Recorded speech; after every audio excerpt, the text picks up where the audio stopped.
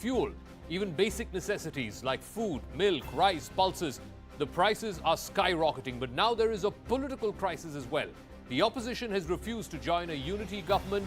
They're saying there has to be a complete overhaul of the Rajapaksa regime.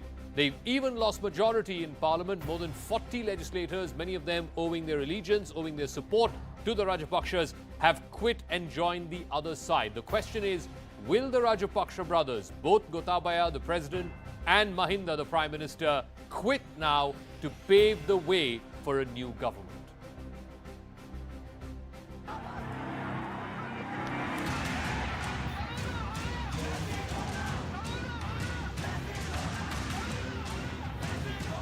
Go Gota Go. These are the slogans ringing out loud on the streets of Colombo. These protesters are demanding President Gotabaya Rajapaksa's resignation over his handling of the country's worst economic crisis in decades.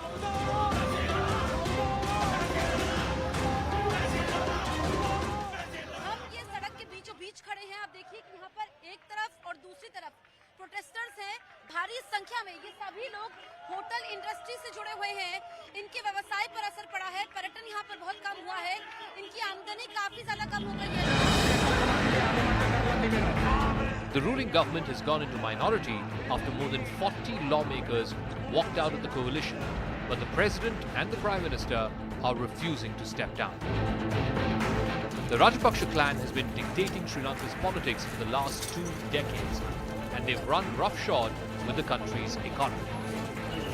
Whether it's about the fuel shortage, food shortage, power cut, all these things are impacting the livelihood and daily life of a common person in the island country. So earlier, these food counters used to be full, but now you can see that there's barely any food for these people, for the owners to serve to their customers.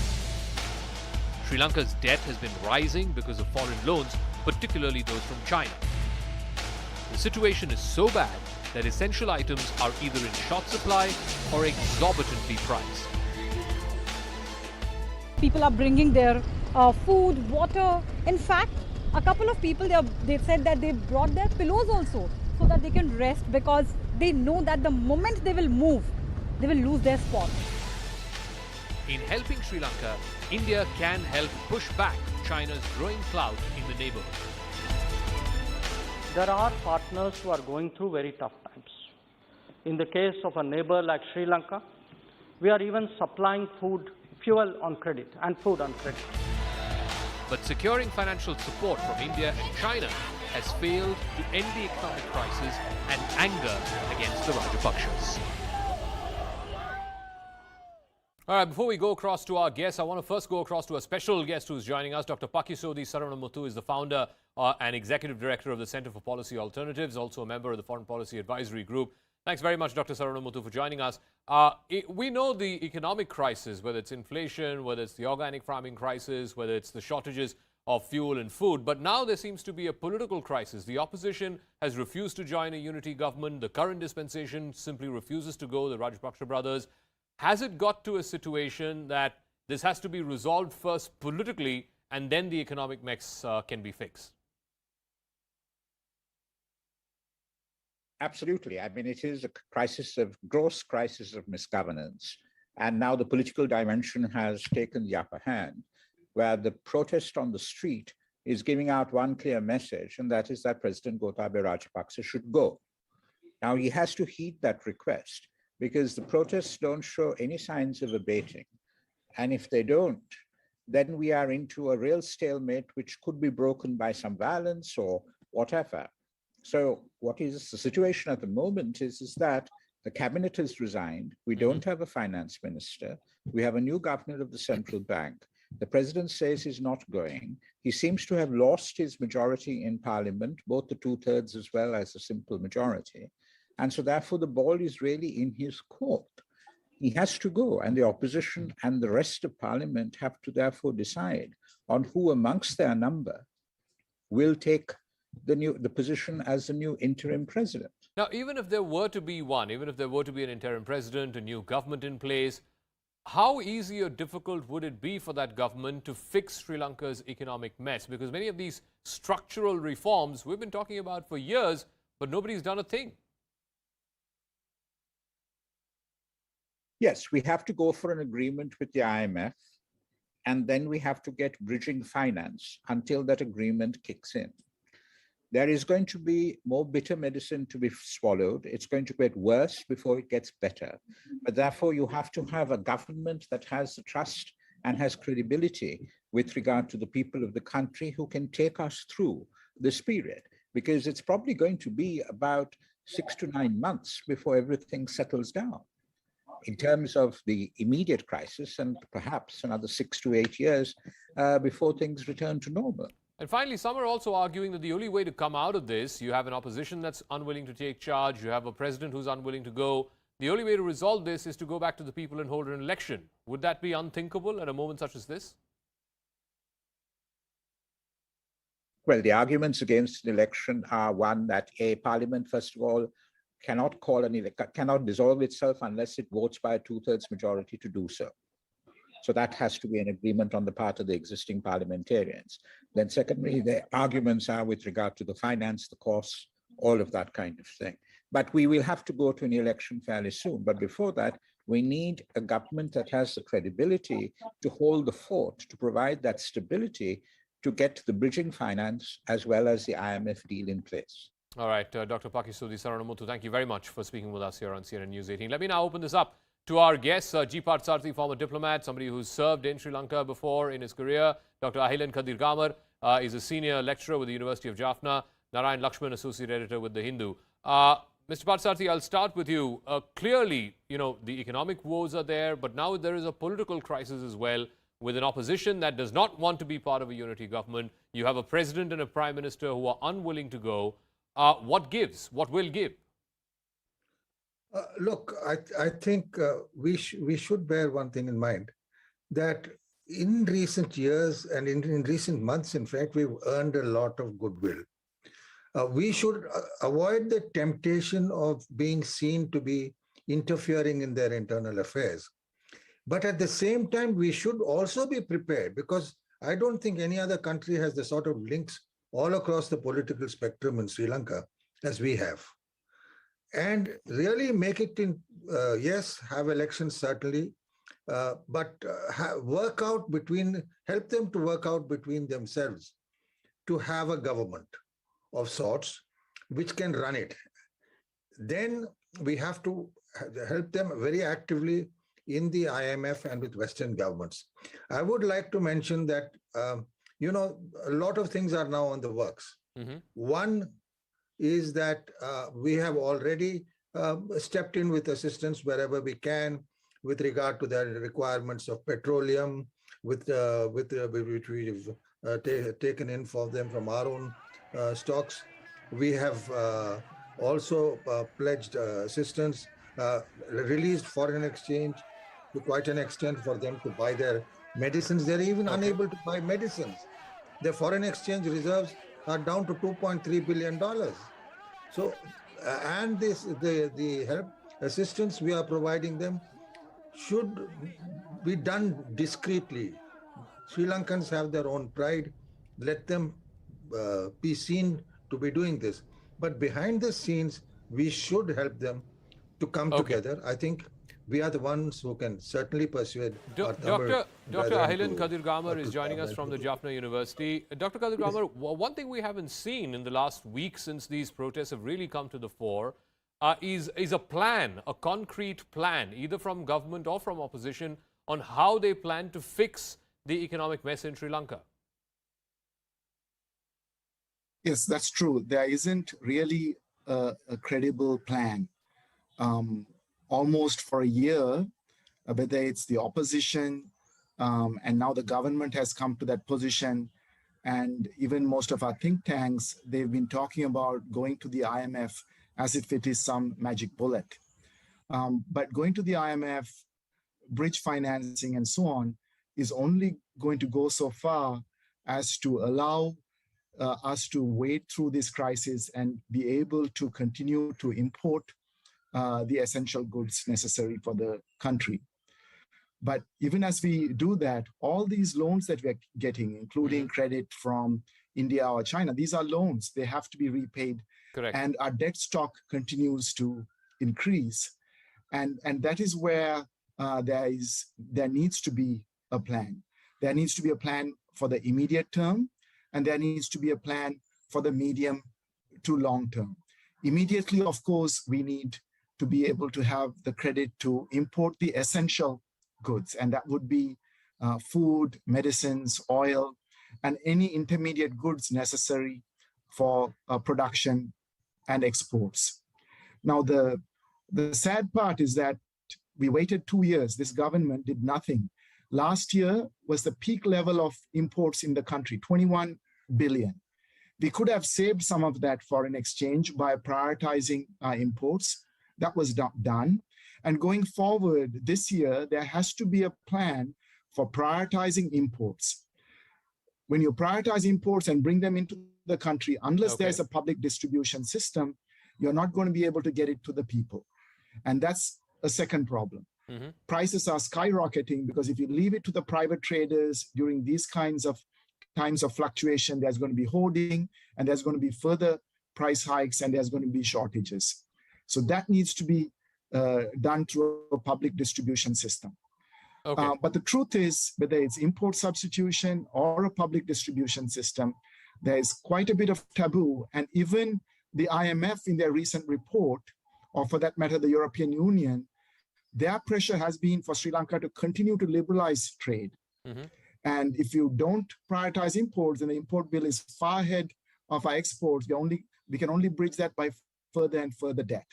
No, thirdly, if we are to provide some relief to the people, there has to be a greater state revenues. Oh. Now, those state revenues, the taxes were cut by President Rajapaksa soon after he came to power, and they fell by a third. But even before that, you were at 14%, 12% of GDP as revenues. Now it's down to abysmally low 8-9%. You cannot run a government with those kinds of revenues. Fidel Fernando, again, I keep coming back to the political question because, like I've been asking all our guests, you have a current dispensation, the Rajapaksa brothers, who are unwilling to go. The entire cabinet has resigned except the Prime Minister and, of course, the President. And you have an opposition that wants to have nothing to do with them. They don't want to be part of a unity government. How does one resolve this political conundrum? Well, I think Ahilan kind of touched on it as well. I mean, there are no easy solutions. You know, there's no, right now the economy is like a grenade with the pin pulled out. No one has come up with a concrete plan. And there is no, I mean, the opposition, for all their grandstanding in Parliament, have not expressed a substantial kind of desire to be part of a government. The one suggestion that's been floated is to have a caretaker government. But before all of that, you know, right now, you've still got a Rajapaksa president. You've still got Mahinda Rajapaksa, the prime minister. You've still got Namal Rajapaksa, who has resigned from his portfolios, but is still part of the government. They are unwilling to go. So you've got protests all around the country, right from the north to the east. Colombo's been a huge hotbed. Kandy has had many protests, and right down to their heartland, voters in south. In Tangol, we saw a major protest a couple of days ago, or perhaps yesterday, when Rajapaksa the core Rajapaksa voting base has turned against them, and they're still unwilling to go. So before anything can happen, I think that is what the people are demanding all around the island. The island, that is. No, so explain this to me, Fidel. In Parliament, they had 2/3 majority in 2020 when Gotabaya won.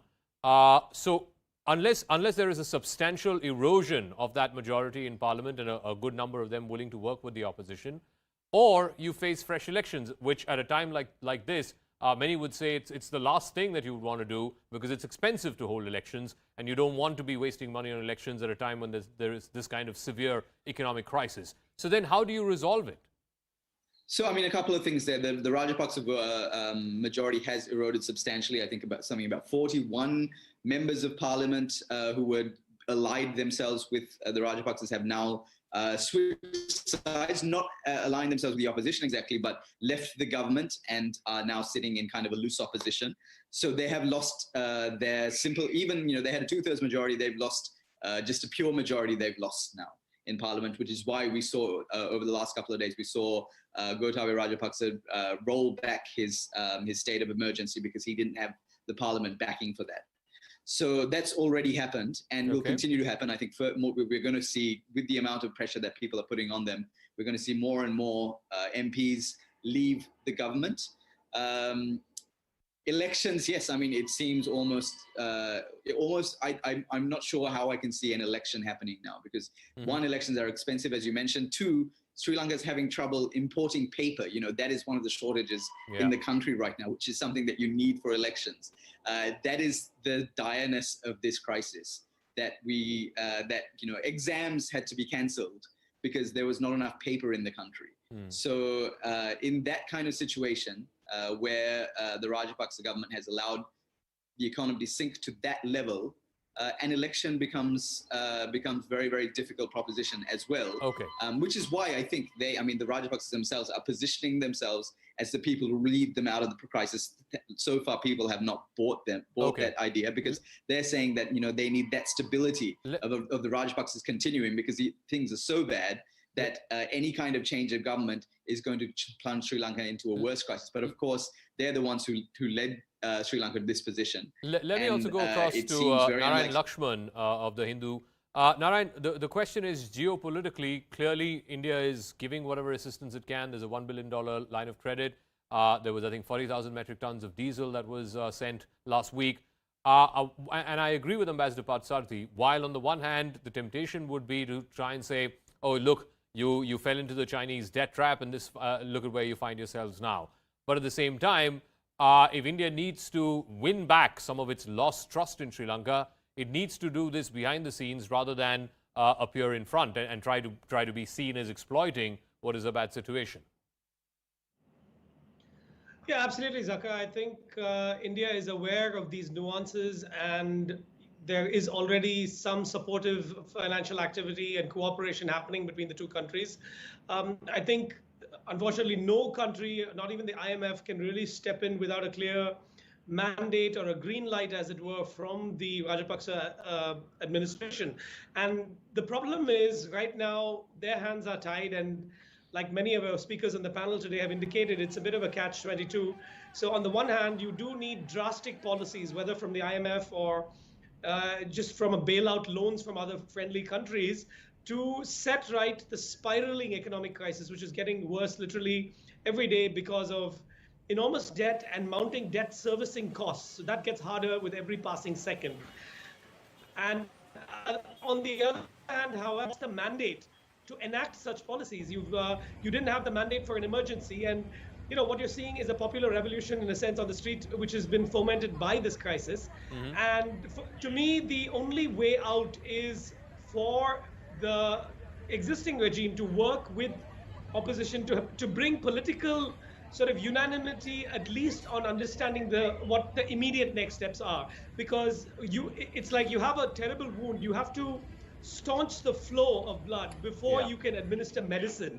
So I think if the administration, if Gotabaya Rajapaksa sees it clearly as those two steps, then he will understand that he has to come down from his high horse.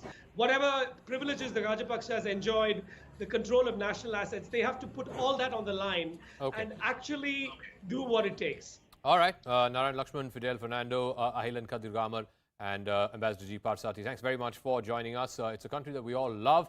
It's a great place, great people. It's really, really sad to see how things have come to this pass in Sri Lanka. Meanwhile, we're getting more breaking news in a neighborhood that seems to be in turmoil.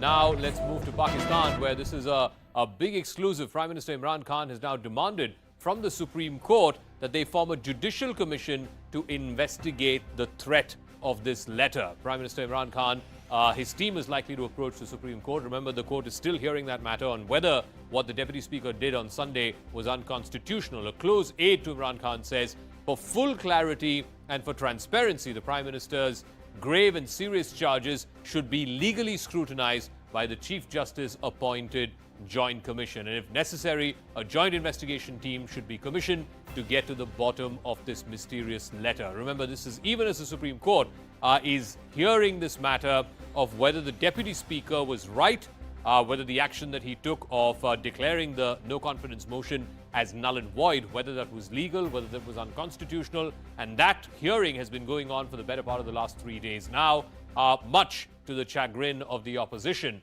Shahbaz Sharif, meanwhile, has also written back to the government expressing his displeasure with the caretaker chief minister choice, the former Chief Justice of the Pakistan Supreme Court, Justice Gulzar Ahmed. That, Shahbaz Sharif has said, is not a choice that he is okay with. Meanwhile, one way or the other, the eyes are on the Supreme Court. The Supreme Court has to give a ruling sooner than later on what the Speaker did, whether it was constitutional or not. And now there is this fresh plea that's being moved by Imran Khan's lawyers asking the Supreme Court for a joint investigation team. Tejinder has more details on this. Tejinder, what is the likelihood that the court might actually oblige Imran Khan and former JIT?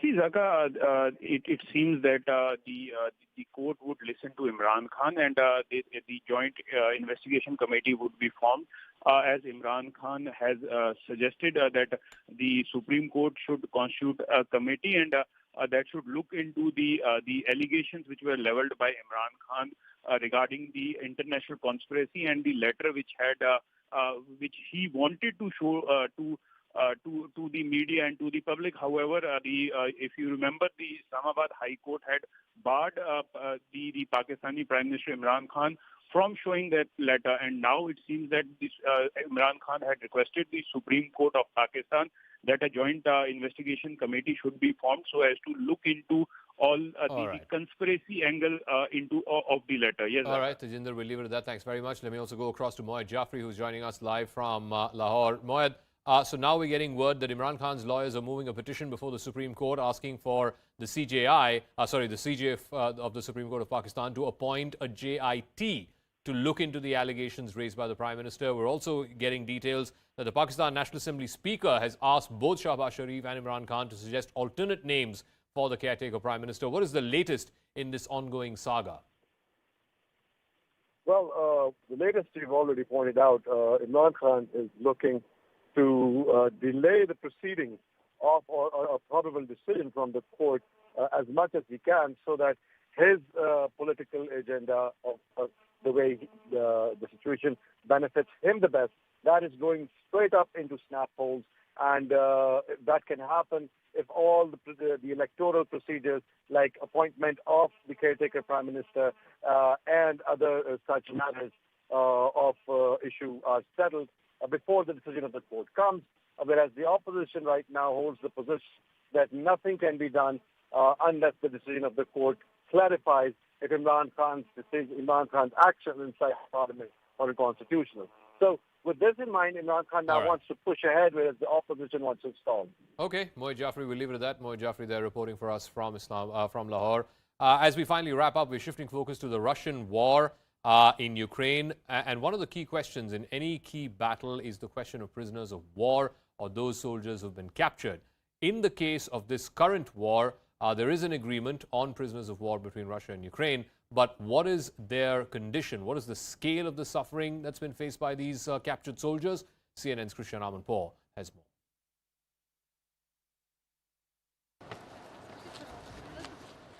Back home and free, these former Ukrainian prisoners of war, once held by Russian forces, are greeted by friends and colleagues in Kyiv.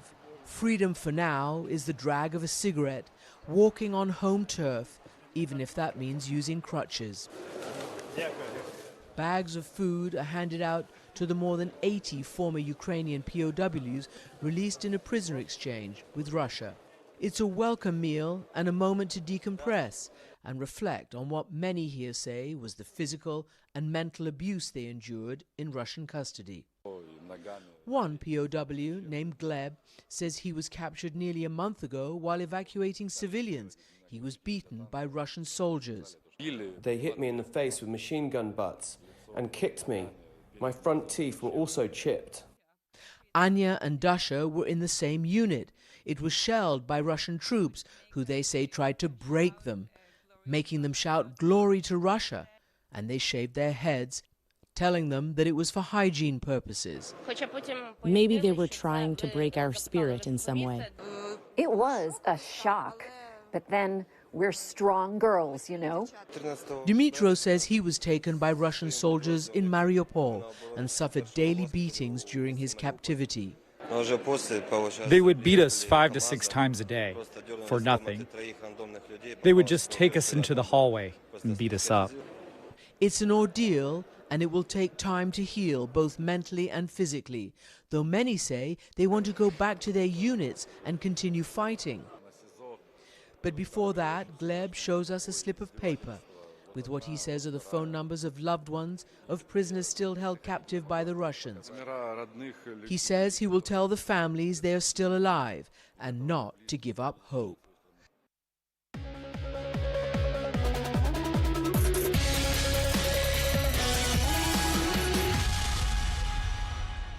That after the deal that was brokered in Istanbul, they in fact left the city on the 30th and 31st of March. Russia claims that its last troops left the city of Bucha by the end of March, and these pictures of civilian killings are coming in only on the 3rd of April. So between the 30th of March and the 3rd of April, their claim is that it's Ukrainian troops themselves who killed these civilians.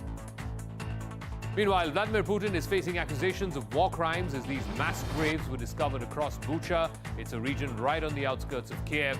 But the horror continues as more bodies of innocent civilians who are caught in the crossfire has been found strewn across abandoned neighborhoods and basements in Bucha. It's day 40 of Russia's invasion into Ukraine, and Russian troops have begun withdrawing from areas surrounding Kiev. The aftermath of this assault is visible in debris across the capital. Homes have been burned down and livelihoods rendered non-existent. As they continue their offensive in Ukraine, Russian forces have left behind a trail of mass destruction in Borodyanka, a region in the Kiev Oblast. Ukrainian President Vladimir Zelensky has warned that after Bucha, Borodyanka's mass casualties are at a much higher scale. Russian forces shelled a children's hospital in Mykolaiv in the southern part of the country. A child and a man were killed as a result of that bombing. The video was released by the head of the Mykolaiv Regional Administration, Vitaly Kim. Remember, a maternity hospital in Mariupol was bombed last month, drawing global condemnation. Russian forces have also withdrawn from Irpin, a region on the outskirts of the capital Kiev. In the trail of destruction, mutilated bodies have been discovered, aside from neighborhood homes riddled with bullet holes. Irpin has turned into a ghost town after residents fled from their city. Reports suggest the Russians are regrouping in both Donetsk and the Luhansk regions. This video from the Donetsk Oblast shows the Ukrainian 54th Mechanized Brigade ambushing a Russian convoy, destroying tank after tank. Putin's troops have been seen practicing with their S-400 anti-ballistic missile system. What will they use it against Ukraine for? Now, the S-400 missile system does not allow enemy aircraft to escape.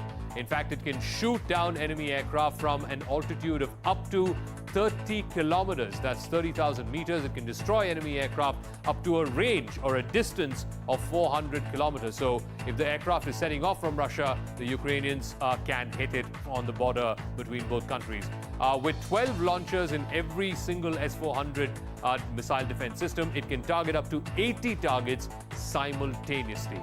Its radar sensors are so powerful that the moment some of these flights leave off from enemy country, it can instantly target them and zero in for a big strike.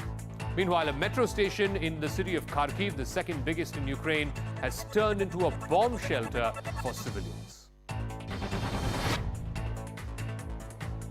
It's like a mini city for hundreds of families in this underground metro station in Kharkiv. There are makeshift homes. School activities continue for kids. There is even a barber shop. These families are trying to bring a semblance of normalcy while escaping from Russian shelling. But if you go out of the streets, Kharkiv looks like a ghost town. Just in that neighborhood, there was something like 34 casualties and 7 deaths. That's just in one Sunday afternoon in one residential neighborhood. So people in this, the second city of Ukraine, are really concerned. Kharkiv has borne a burst of Russia's onslaught with non-stop shelling and firing since the invasion began on the February 24th. Meanwhile, the Intergovernmental Panel on Climate Change has delivered a dire assessment in its latest report, warning that the Earth is hurtling to climate danger zone. Let's see what this report is saying. Number one, it says that temperatures on Earth will shoot past a key point very soon in the next few decades. Greenhouse gas emissions must fall faster than what has been committed by developed and developing countries alike. Temperatures have increased by as much as 1.1 degrees centigrade since the pre-industrial times. Without concrete action, fast action, the planet will see anywhere between 2.4 to 3.5 degrees centigrade higher and warmer temperatures by the end of this millennium, that is by 2100 AD. Meanwhile, the political and economic turmoil continues in Sri Lanka, with the opposition refusing to join a unity government there.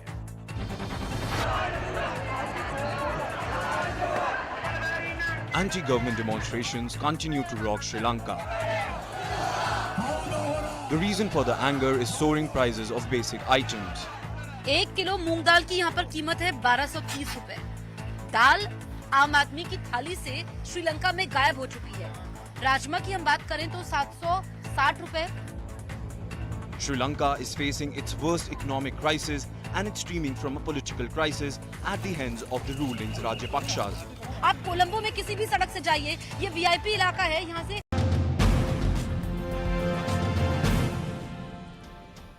Hello everyone, good evening. I'm Shreya Dhondial. Should non-vegetarian food be banned on board flights? It's a very strange question, but one that has taken center stage in the state of Gujarat. It started with a vegetarian passenger being served a non-vegetarian meal, and then, well, of course, all hell broke loose. Forget demanding an apology, a straight ban on non-veg food is now being demanded. In fact, Gujarat's Animal Welfare Department has written now officially to the aviation minister of the country asking for a complete ban on non-vegetarian food on flights. First the halal meat ban, then ban on meat during Navratri, and now a complete ban on non-veg food in flights. Has this ban culture in India gone too far? Is this vegetarian terrorism, as I'm calling it, is it acceptable in a country where 70% people are non-vegetarians? If you have a view on the issue, you can always call us. We are opening up our phone lines. Our numbers on your screen, 0120 134 1895. Let me repeat that for you, 0120 434 1895. That's the number you can call on. First, though, take a look at the video that started it all. This is a passenger whose name is Raghavendra Jain. This passenger has posted this particular video on YouTube. He had reserved a Jain meal for himself.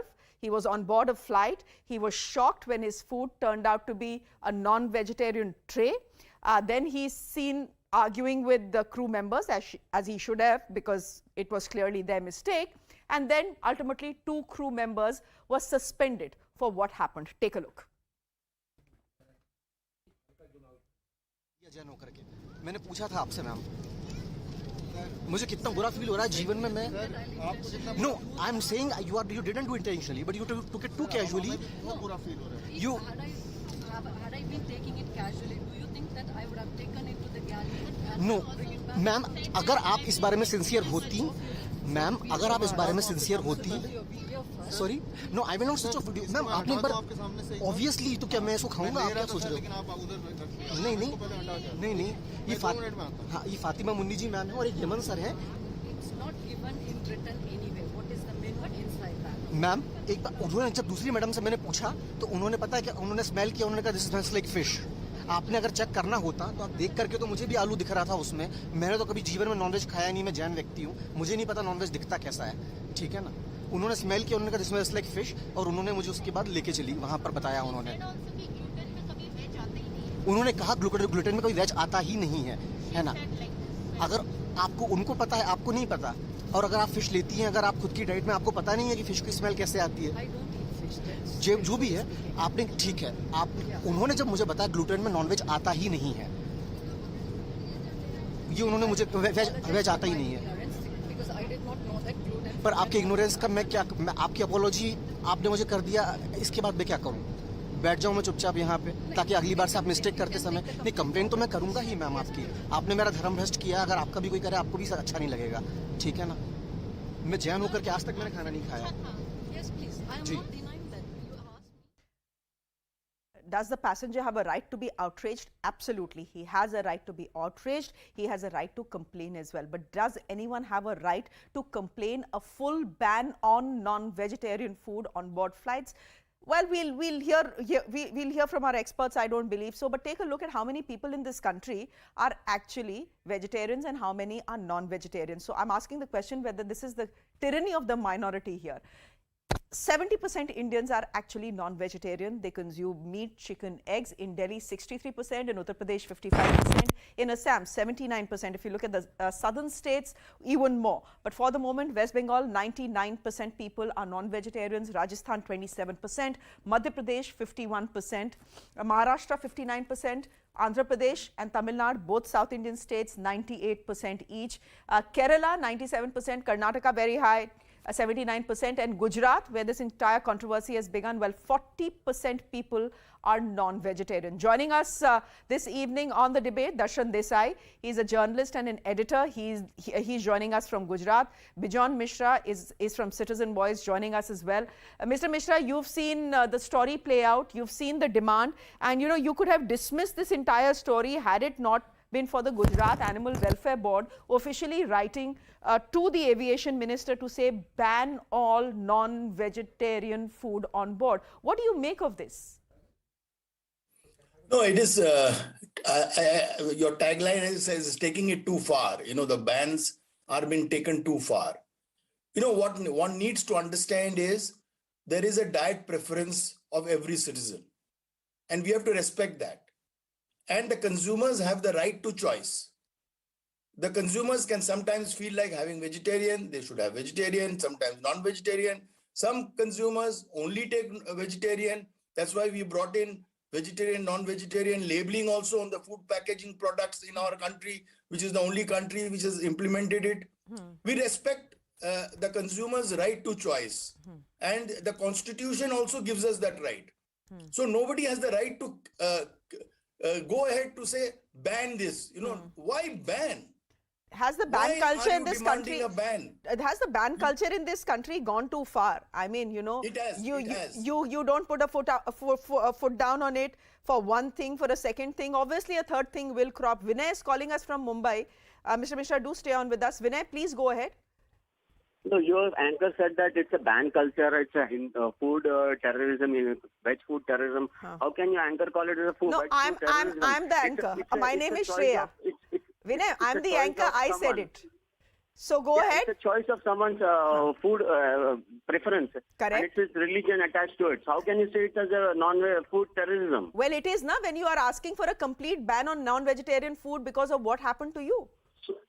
Demand an apology. Why demand a ban? No, what will happen if it's demanding an apology? They have repeated that in past as well. Why just demand an apology? Apology will retrieve what's gone wrong. Suspension will retrieve what's gone wrong. You're wrong, ma'am. No, so, Vinay, okay.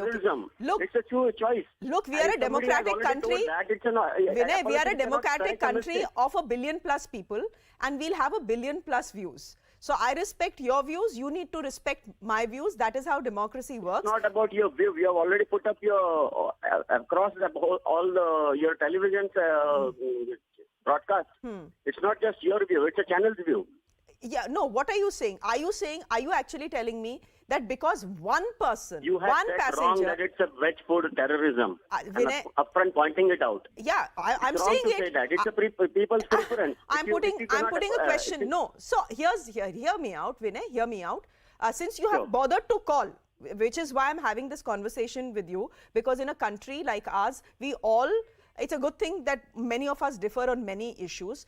The point I'm trying to make is this. There is one passenger who was a vegetarian passenger who had a bad experience with one airline. Does it give anyone, especially the Gujarat Animal Board, to go ahead and write to the aviation minister to demand a complete ban on non-vegetarian food? This is the tyranny of the minority, na Vinay? 70% people in this country are non-vegetarian people. Have you read that whole application which is sent to the board? You must have missed something, or they must have missed something. You can Vinay, have a correction about it, or they can also have a correction about it. Vinay, we leave it there. I have read it, of course, completely, which is why I'm here on the show debating it. But thank you. You have a point of view, as I said, and we respect that point of view. That is what television channels are supposed to do. Respect every point of view, whether or not you agree or disagree with that. So, Vinay, thank you very much for calling us. Let's get in some other viewers as well. Veeru Prakashya is calling us from Karnataka. Sir, please go ahead. Hello, good evening, ma'am. Yes, Veeru, please go ahead. Virupakshaya from Dharwad, Karnataka. Okay, sir. Ban on what? That non-veg on flights. I support ban. Okay. I support ban despite majority of the people are non-veg in the country. But as far as the Air India authority is concerned, and it should have provided him the veg food demanded. Already it was pre-booked, you know. Yeah, denial is wrong on the part of the airlines authority. But should you demand an apology or should you demand a ban? Apology doesn't, that doesn't solve his appetite, or what is that you call? Okay. Yeah, food, you know. Okay, okay. There's a meal, you know. Okay, without, you support the ban. Okay, I understand. You support the ban. Thank you very much. Vandana is calling us from Darjeeling. Vandana, please go ahead. So I was hearing the person who spoke to you before me, and I'm quite shocked what he said. I definitely don't agree to the ban, but definitely an apology. People make mistakes. Everybody in life makes mistakes. Nobody is perfect.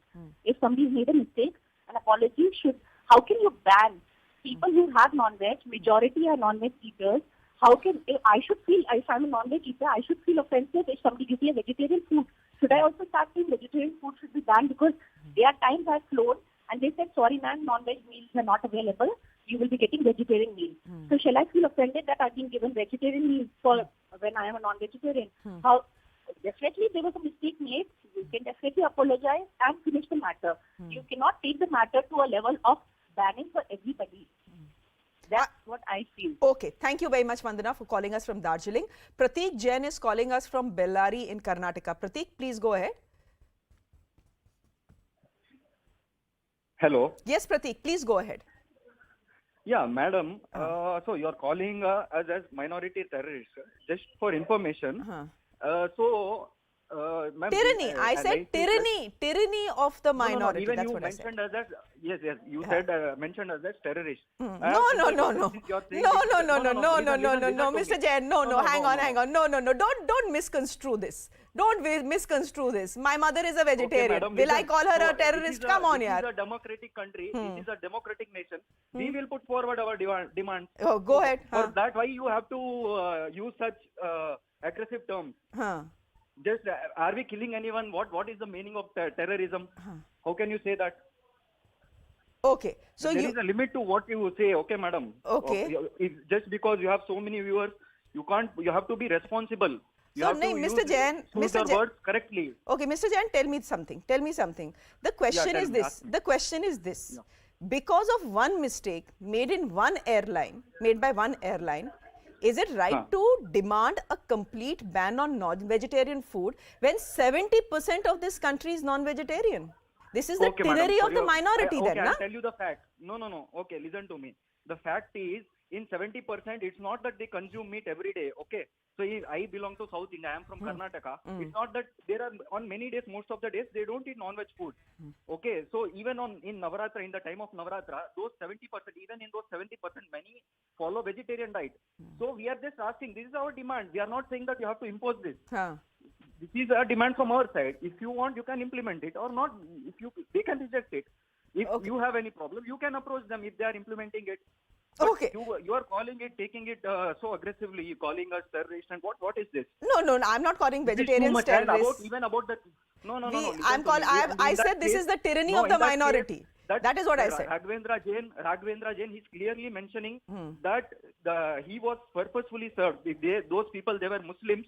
They did it purposefully. That is wrong. Mr. Jain, that is the problem. That is the matter. Conspiracy theories, na? No, nothing conspiring. We live on the ground. We know what will be our doom. Actually, okay. Mr. Jain, conspiracy theories like this will be our doom. No, nothing. There is nothing conspiracy. This is what you are saying is communal. कि जबरदस्ती मुसलमान ने हिंदू को meet खिलाया. हाँ, बस वही बात वही है. Okay, Mr. Jain. नहीं, सच्चाई ये नहीं है. But thank you very much for calling us. सच्चाई वो नहीं है. Just for our viewers, that's not the truth. That is just one conspiracy theory. But anyhow, let's get in Venkat from Chennai. Venkat, please go ahead. Hi, good evening. Good evening. Good evening, Venkat. Go ahead. I'm just seeing your show, and I'm actually appalled at the attempt to try a ban getting imposed. I'll just take a small example. If I had ordered non-veg food, and by mistake I am served a veg food, will they ask for a ban on the veg food on all flights? And will the government go ahead and ban vegetarian food just because of one mistake? Yes, it is possible. It is mistake or not, nobody knows about it. But it has happened in a one-off incident. So how is it fair to ask for a ban? Sure. And what about people who consume non-vegetarian food? Okay. So I think my example will give the right answer. Okay, we'll leave it there for the moment. Thank you very much. Bijon Mishra, is this, as they say, baat ka batangar? Something minor happened and the Gujarat, Animal Welfare Board jumps right into something that they really shouldn't have interfered with. Exactly. The point which I'm making is, it's a clear case of deficiency in service. And the hostess, the crew has been taken to task, they have been suspended. So now the issue is, if the consumer has got hurt because he was served, he has all the right as per legal rights to claim compensation for the deficiency in service. And the government should have moved in that direction. Because the law also says, government can move on behalf of the consumers to claim compensation in deficiency in service. Unfortunately, in India, Shreya, not a single government agency has ever gone to the court of law on behalf of the consumers to claim compensation. They spend their time sometimes on taking up issues which they should not be spending time on, like taking up a ban, kind of a campaign. Okay. That is not the work. The work of the government is to respect the constitution of our country. And our country clearly says, I have the freedom to choice. I can choose what I want to have, on which day, at which time.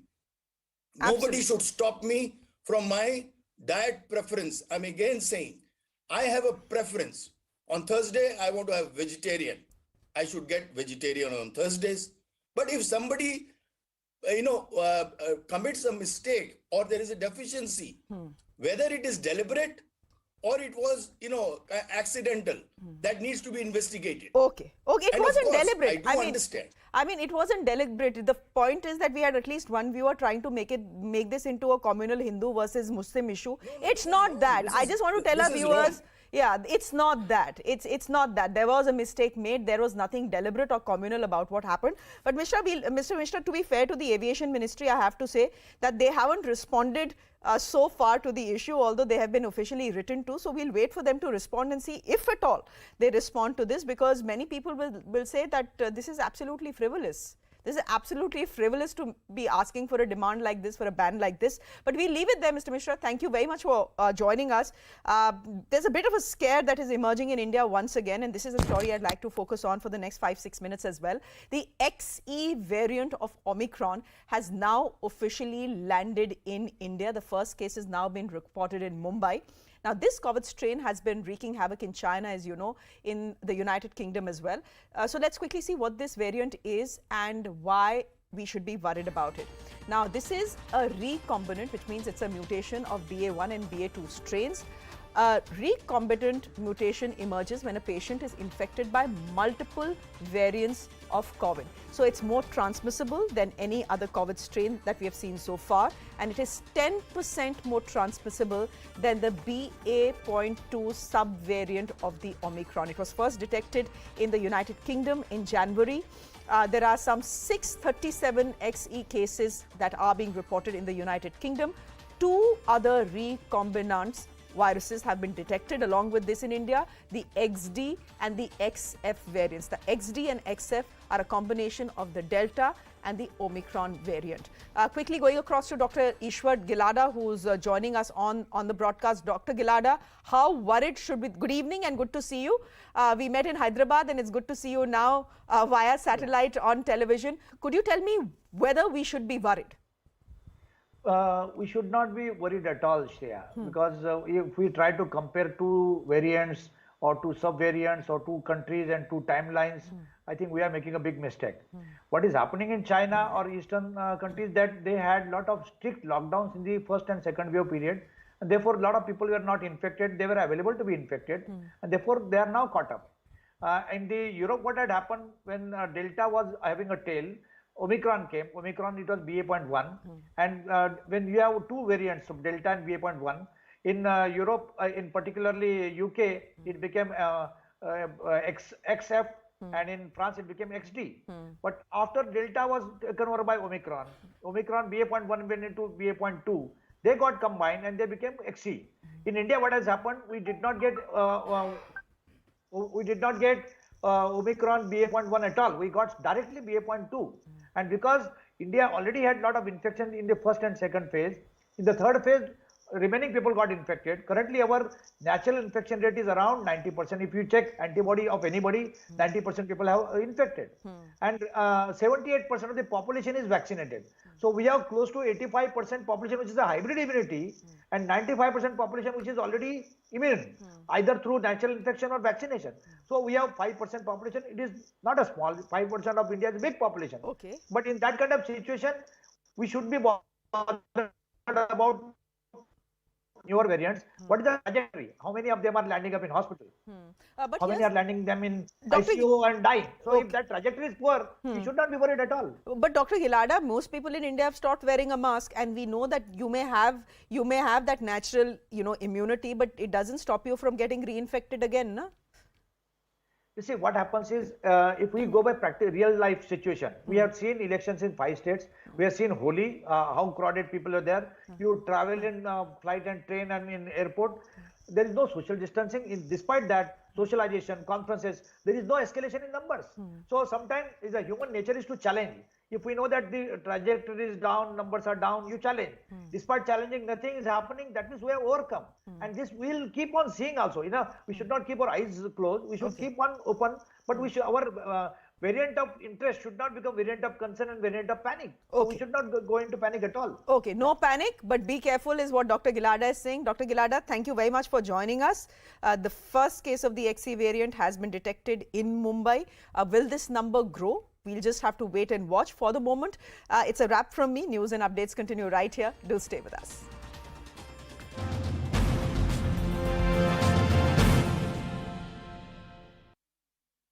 भी army की मौजूदगी है, यानी कि पूरा पहरा है army और पुलिस का.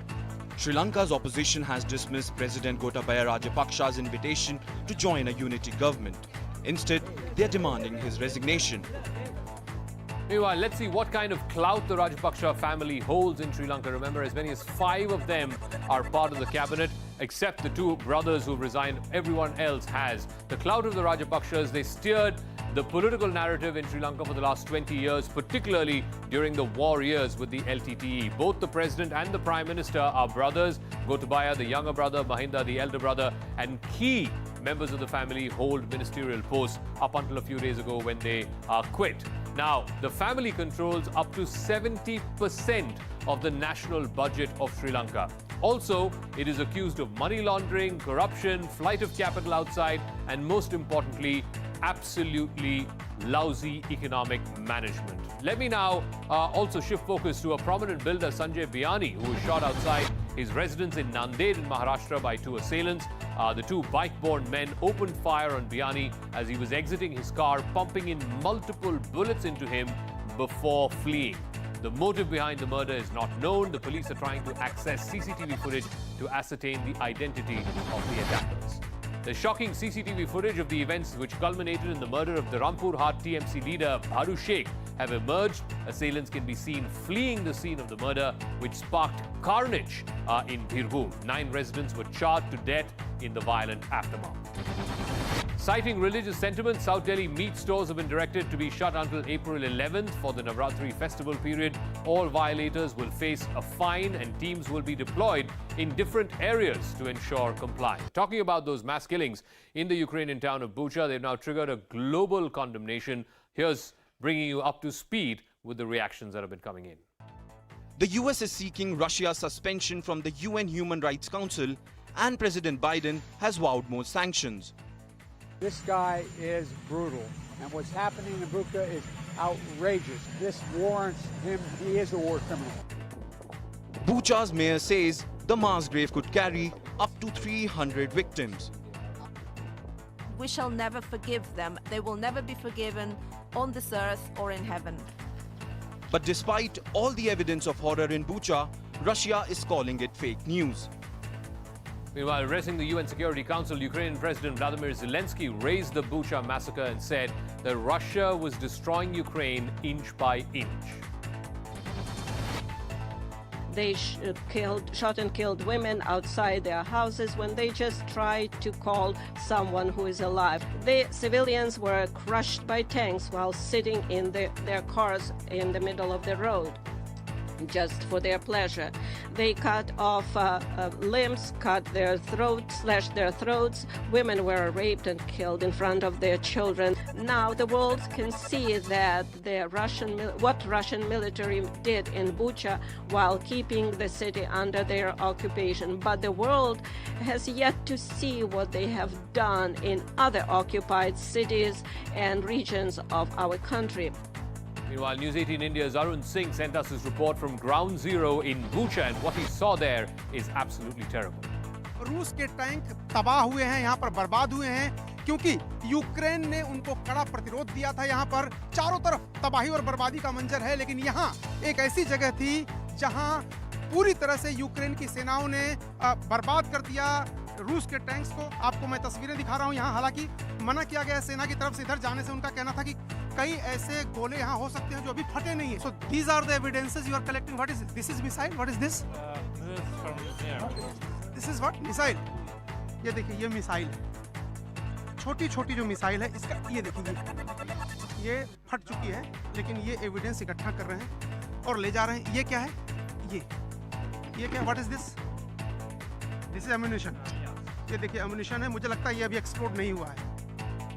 Meanwhile, Russian troops ran riot in Bucha for a month and they finally retreated. But what they've left behind is death and destruction.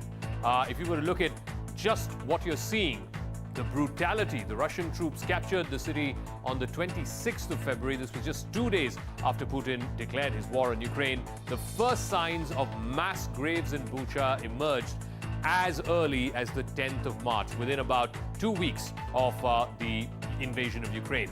Russia denied assaulting any civilians in the city. Russia goes on to say that after the deal that was brokered in Istanbul, they in fact left the city on the 30th and 31st of March. Russia claims that its last troops left the city of Bucha by the end of March, and these pictures of civilian killings are coming in only on the 3rd of April. So between the 30th of March and the 3rd of April, their claim is that it's Ukrainian troops themselves who killed these civilians. Meanwhile, Vladimir Putin is facing accusations of war crimes as these mass graves were discovered across Bucha. It's a region right on the outskirts of Kiev. But the horror continues as more bodies of innocent civilians who are caught in the crossfire has been found strewn across abandoned neighborhoods and basements in Bucha. It's day 40 of Russia's invasion into Ukraine, and Russian troops have begun withdrawing from areas.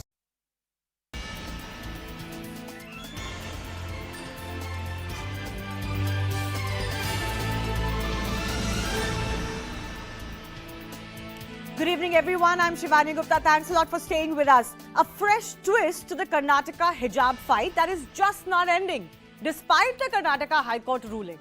Not only have petitioners and other protesters, bodies backing hijab refused to follow the court orders, now dreaded Al-Qaeda chief Ayman al-Zawahiri has also waded into the row.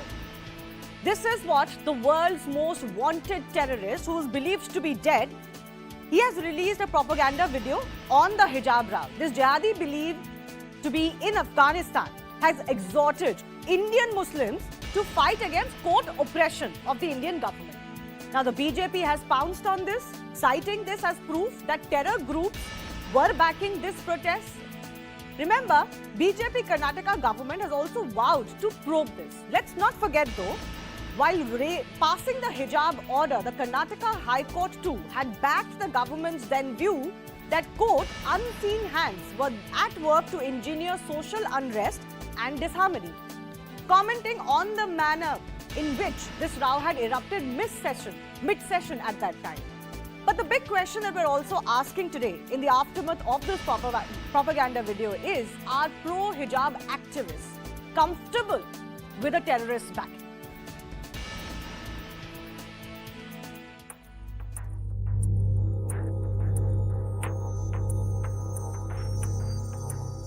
Al-Qaeda chief Ayman al-Zawahiri is out with a propaganda video on the hijab fight. A video that has set the cat amongst the pigeons.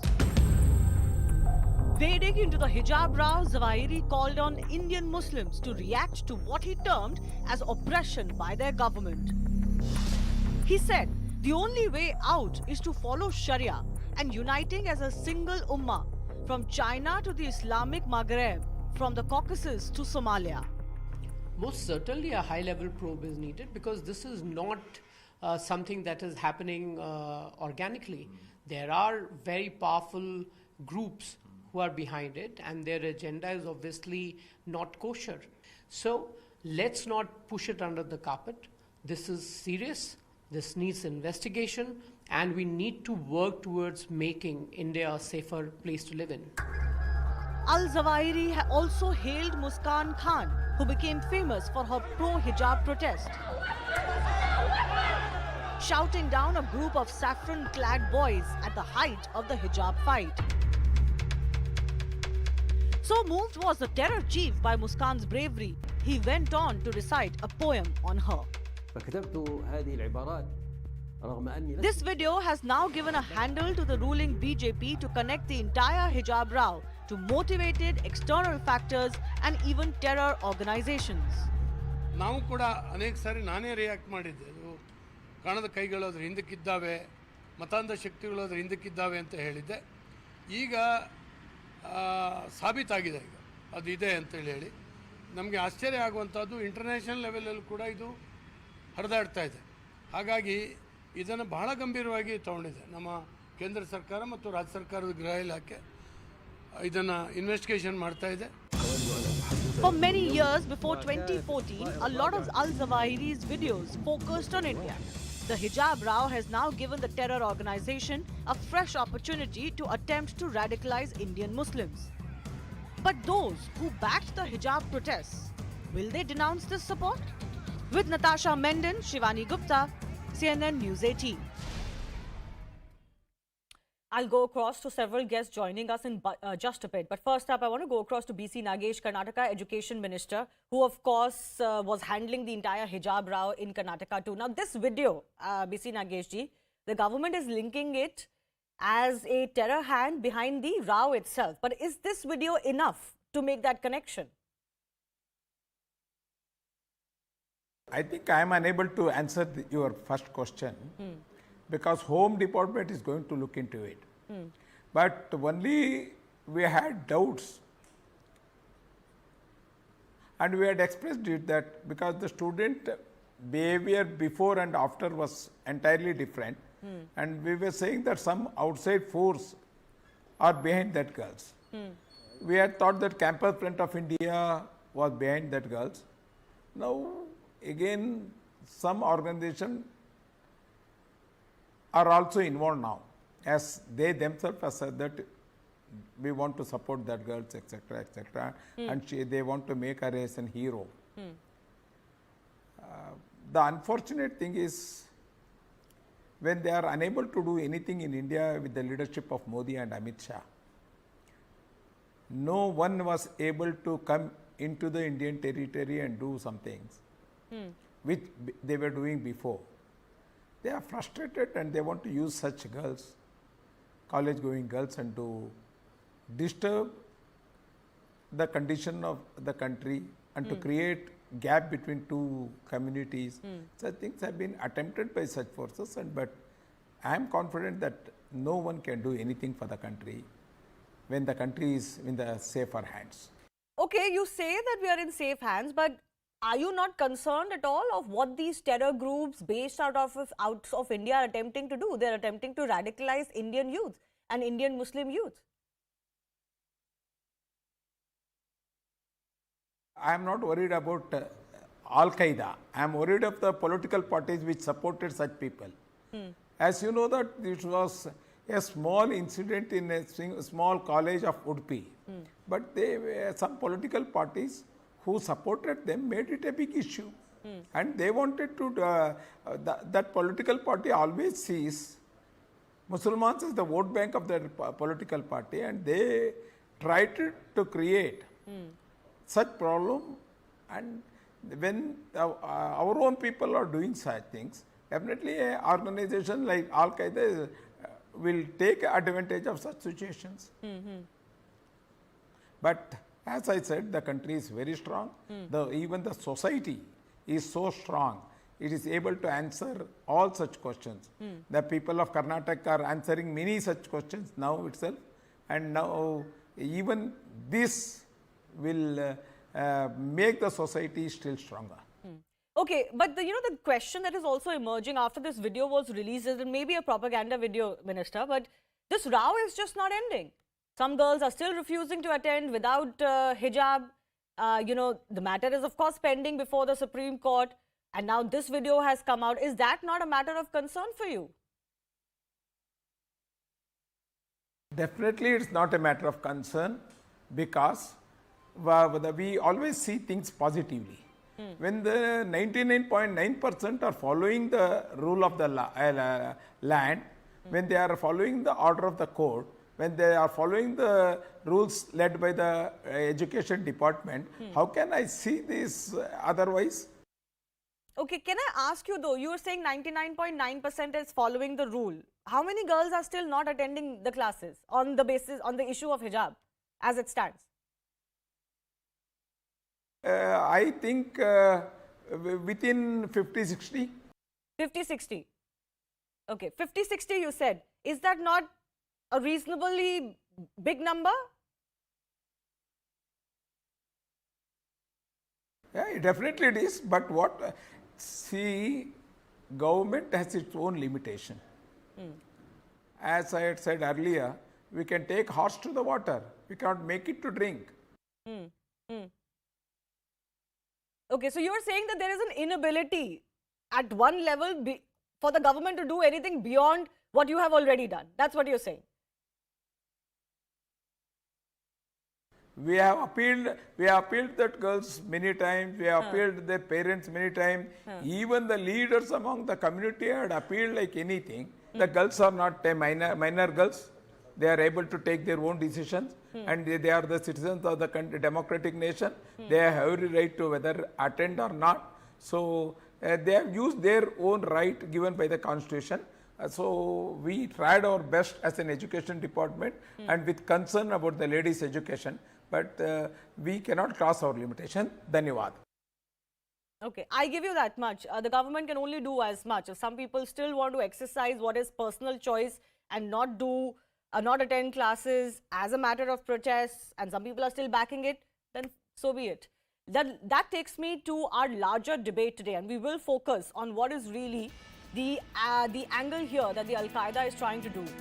Are they trying to radicalize Indians? And of course here the message is to Indian Muslims who may be a little disturbed, little perturbed because of this row and other issues, but to drive a wedge between India and Indian Muslims. Let me take that question to RP Singh of the BJP, Ifra Jan of the Jammu and Kashmir NC is joining us, Sushant Sareen, Senior Fellow ORF, Amana Begum Ansari Policy Analyst, and Nizam Fauzdar, KPCC spokesperson, is also joining us. Nizam Fauzdar, I want to come to you first. In my conversation with the minister, he said that more than Al-Qaeda, I am worried about political parties who have stoked this row in Karnataka, made it pan-India, attempted to make it pan-global. Because obviously if political parties in India try to do this, then obviously others, outsiders will take advantage of it. Are you not guilty from the Congress party of really using this for vote bank politics? Shivani, the answer is very simple. And the answer was given by Mr. Suresh himself.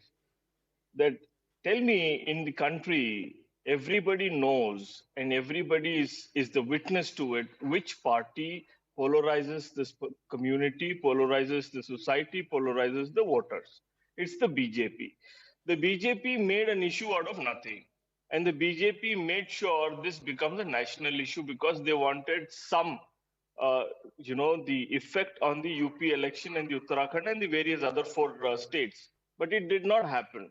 Now, the BJP needs to take responsibility how a person from nowhere and sitting in some corner of the world makes a propaganda. And they need to take cognizance of it. They need to get to the bottom of it and make sure this kind of propaganda doesn't come into the country's political scenario.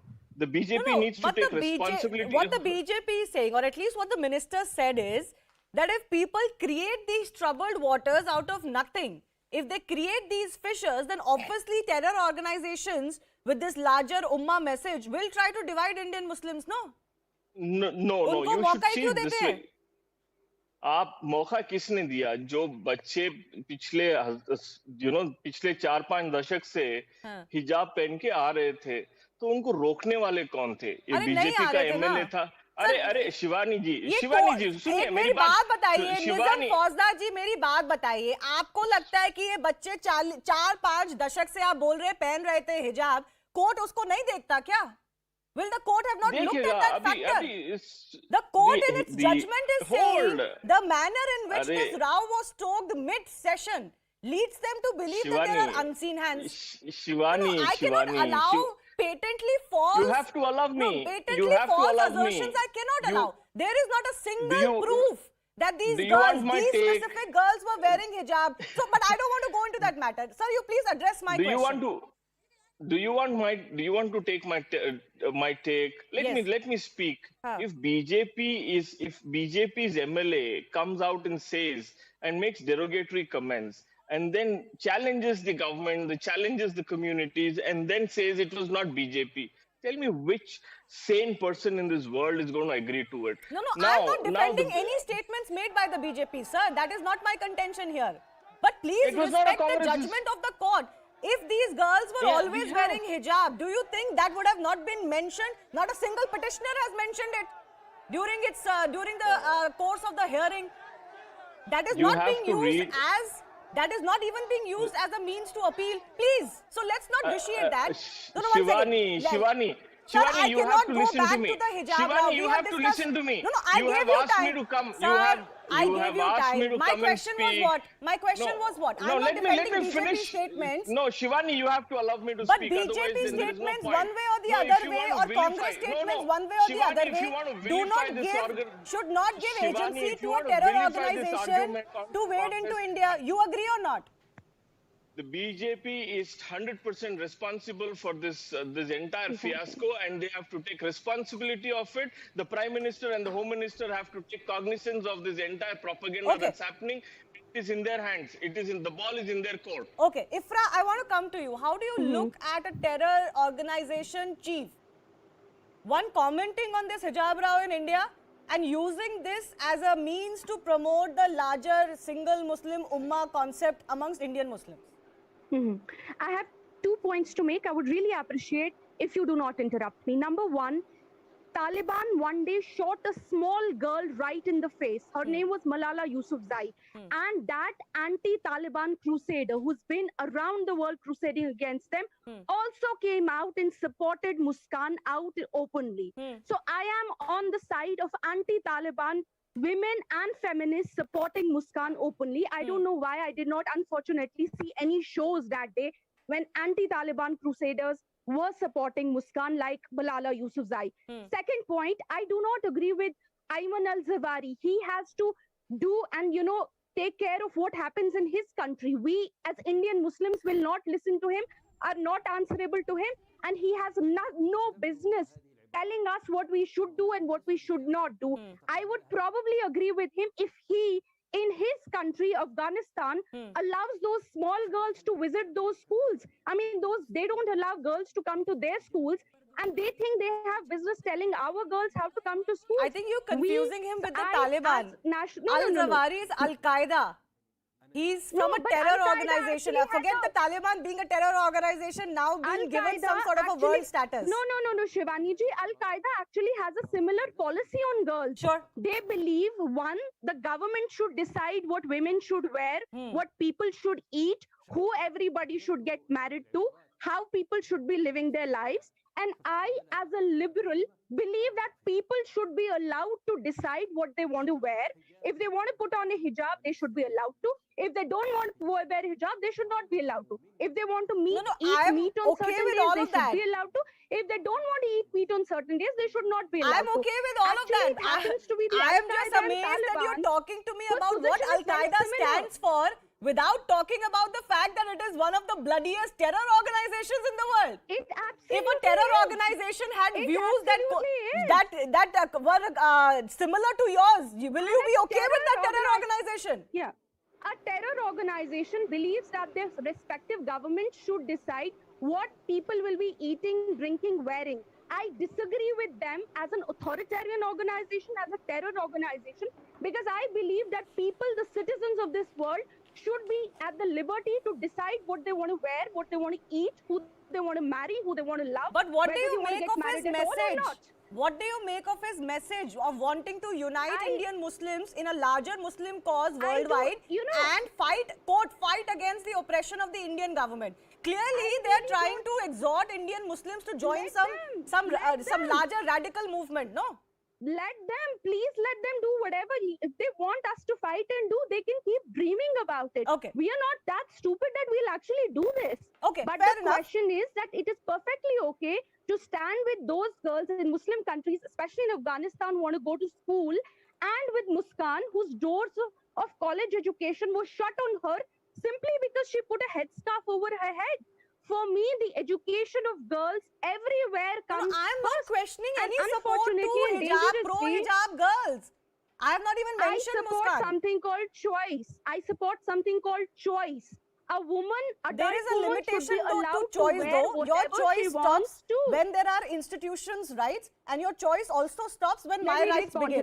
So I think those points have been deliberated upon by the court. Let's not make this about the merits of hijab inside a classroom. Let me respond to you. No, I'll come back to you. Amana Begum Ansari, the question that is emerging today is that all of these people that were so willing to make this a pan-India, a global issue, they seem to be very quiet today when support is coming from a terror outfit chief.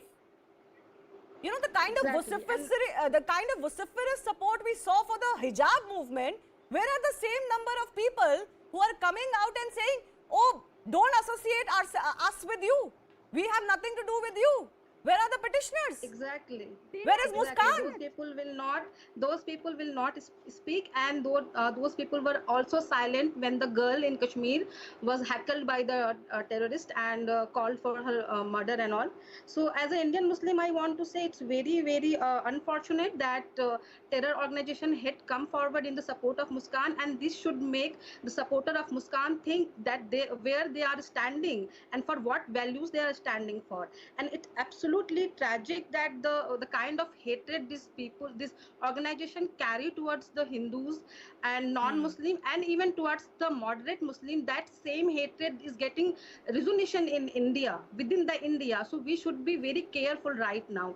You see, this is not some kind of standalone situation where someone is calling Indian Muslim to create an chaos. This happened on a multi-level. What happened within the India, an ecosystem work into misinterpreted everything. There is no ban on a hijab or in burqa. In India, it's about in a school where you have to follow the rule of the school. But this got misinterpreted in some way, like atrocities on Indian Muslims. So yes, so an entire ecosystem work in a way where Muslim day in day out get fit by this notion of Operation Olympics. So when the Muslim of India are getting such information that we are oppressed just because we have to follow the rules of the institution, then the second step is that radicalization, which we have seen already in Kashmir, and hopefully we will not see in the rest of India. Okay. That's what I am hoping for. No, can I go? You make a very good point. And Amara, I must congratulate you. You always speak with great clarity on these very complex issues. And I want to take what you're saying to Mr. Nizam once again. Mr. Nizam, the point is exactly this that I was trying to ask you about. The responsibility is not just of parties that are in power. The responsibility is also of groups that are not in power, of parties that are not in power. By making it as some sort of an oppression, that by making it as some sort of a ban, that देखो क्या हो रहा है कर्नाटका में, लड़कियों के right छीने जा रहे हैं. Was the Congress party also not guilty of building up that hysteria and that fanning that feeling of victimhood amongst Indian Muslims that can then be capitalized on by these terror groups? The Congress party has always worked in the harmony and the peace of the state. Nobody can challenge this. We have kept this nation as one for the last 70 years and nobody can challenge that. Not even BJP, not even the Prime Minister of this country can challenge that the Congress has not kept this country as one. So let's be very clear. इसको रोज हवा कौन देता है, इसमें घी कौन डालता है? BJP डालती है. इससे कोई दूसरा जवाब ही नहीं है. हमने कहा था, अगर उन्होंने कहा कि एसडीपीआई और पीएफआई इसके पीछे, हमने कहा अगर आप में इतनी क्षमता है, अगर आपके पास इतना प्रूफ है, तो आप उसको बैन कर दीजिए. ये बैन करते नहीं है, उन्हीं को सपोर्ट करते रहते हैं और उसके बाद में कहते हैं कि कांग्रेस ने कर दिया. कांग्रेस का इतिहास है कि हमने इस देश को एक बनाकर रखा पिछले 70 साल.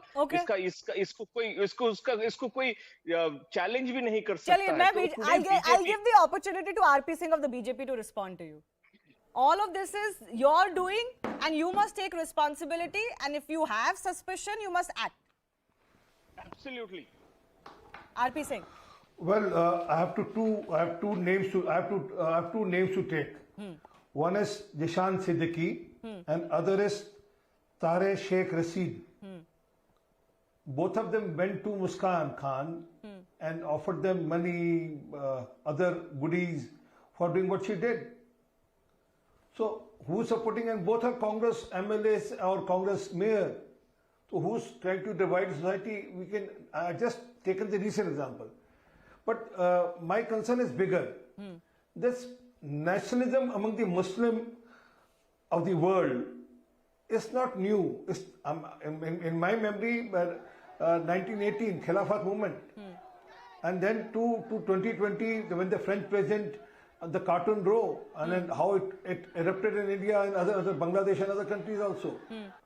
And now, person like Al-Zawahiri who comes and supports Muskan Khan, and Muskan Khan has still has not issued a statement saying that I don't want any support from Al-Zawahiri.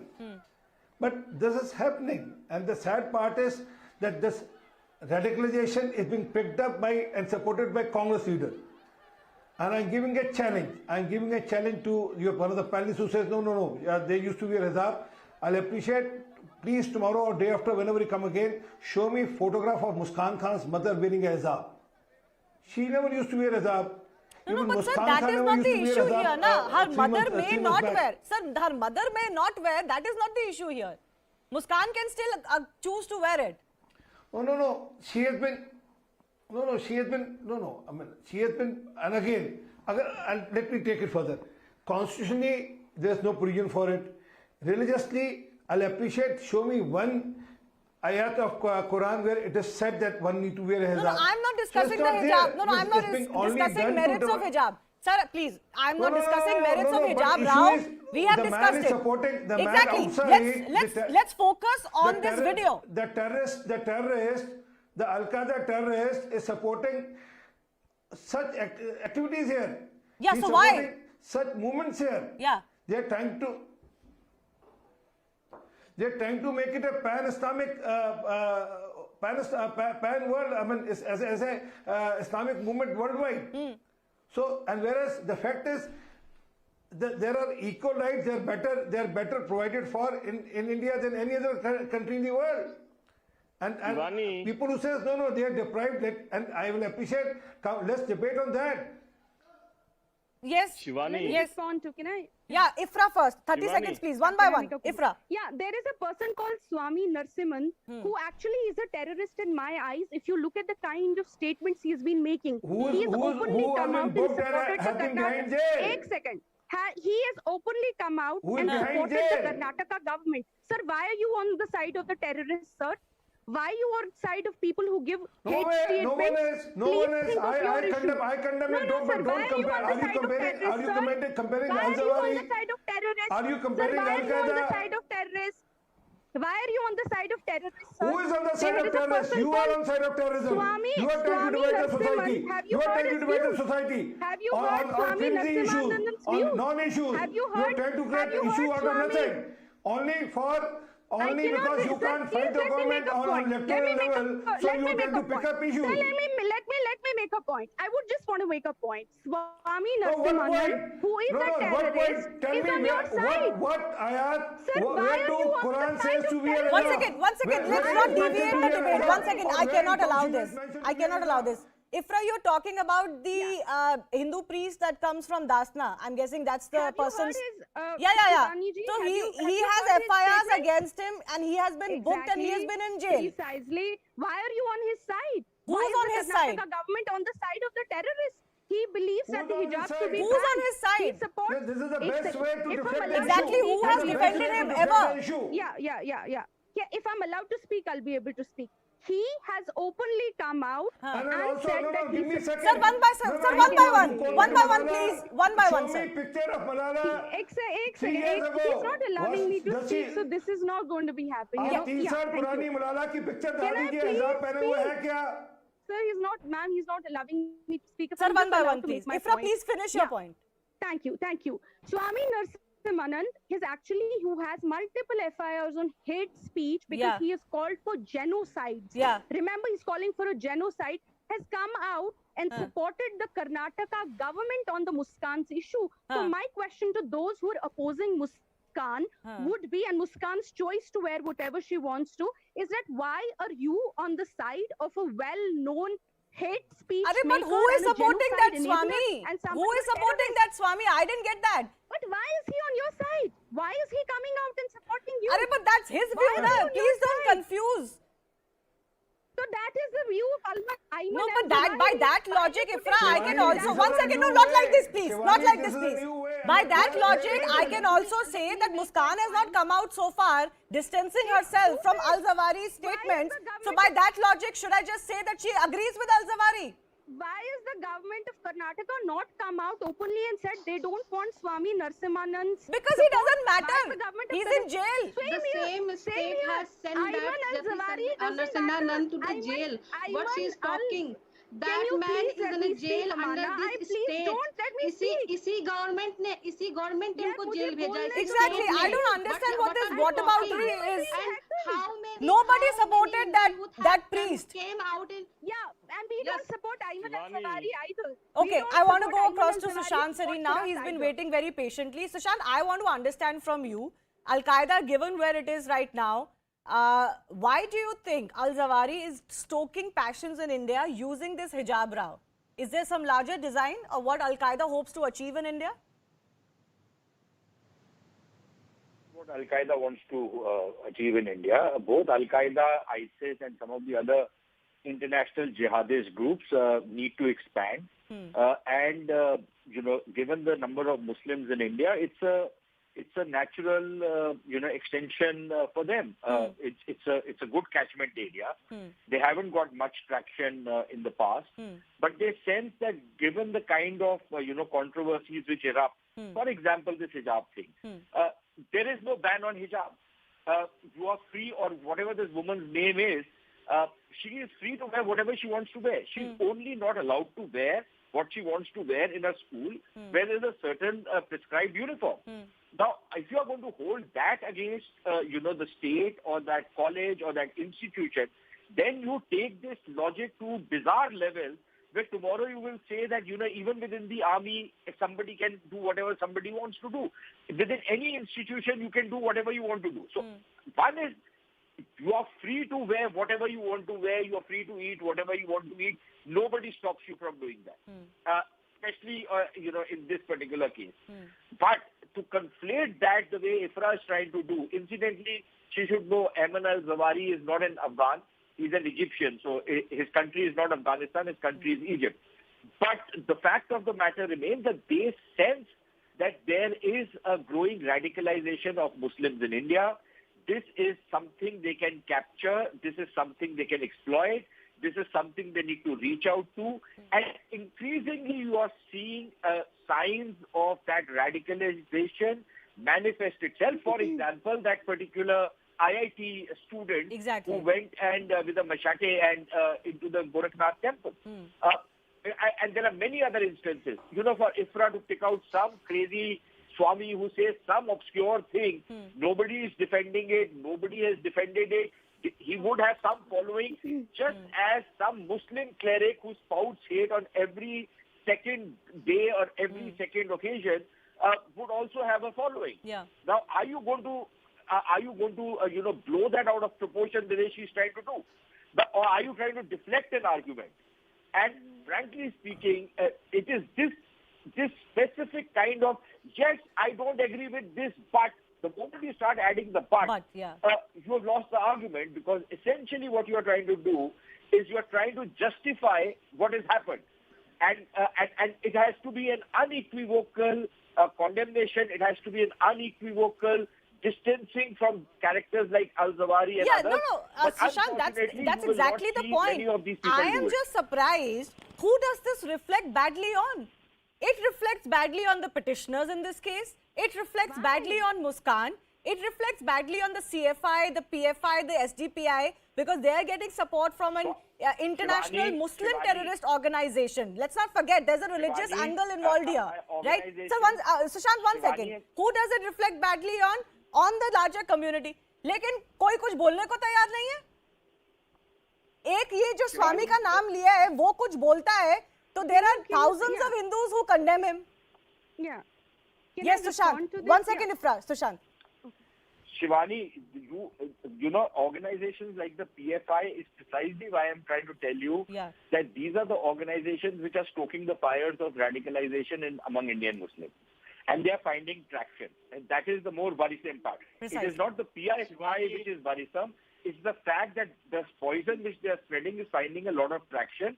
And you are seeing manifestations of it in various things. Right? Okay, Sushant, I'm running out of time now. I agree with whoever in the program said, and I put it on the government of India as well as the government in the states, which is not banning the PFI. Yeah, absolutely. I will take that question to the BJP. Let me just give 30 seconds to Amana also. Amana, where are the large Muslim voices? Why are they not coming out and saying anything on this? Because ultimately, this is about their community, right? It is aimed directly at Indian Muslims. Yeah, unfortunately, we have a very wrong kind of leadership. I don't know why. First thing is that. Second, the silent Muslim who want to speak, they have to pay the cost you can't imagine. You have heard how Muslims just get killed or lynched only for supporting BJP. So there is no dissent allowed among the Muslims. Even a dissent where you condemn a terror organization. You think even that a moderate Muslim cannot do?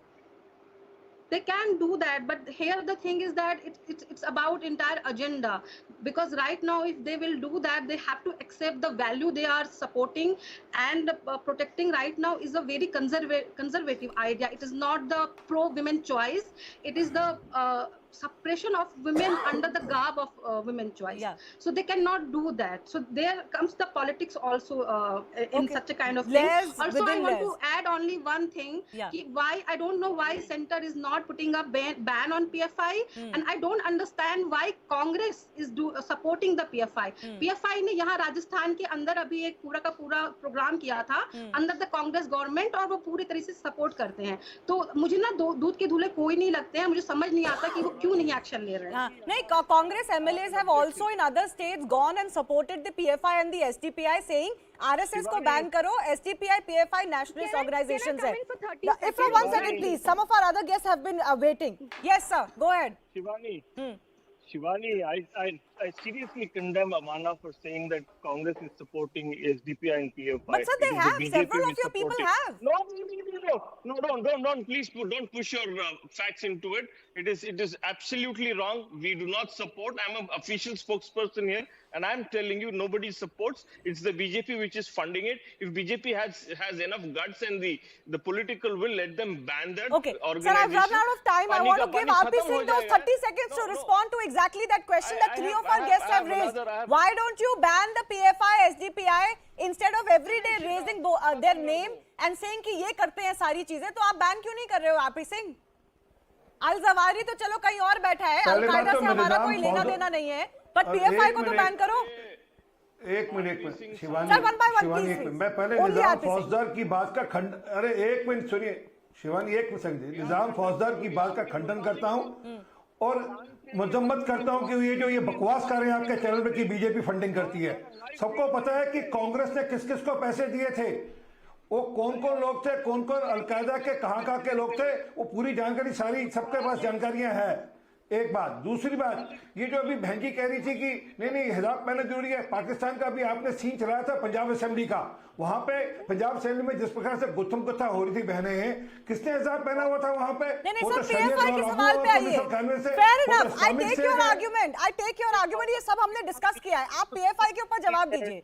Answer me on PFI. Why are you not taking action? बिल्कुल होगा. PFI पे भी ban होगा और सुनिश्चित होगा. चलिए, I leave it at that. I've run out of time. I do thank all of our guests for joining us. Coming up on the other side, we'll get you details of what a new IMF report says on how India managed poverty and related inequality during the pandemic. And authors of the report, all three of them are joining us. That coming up after a very short.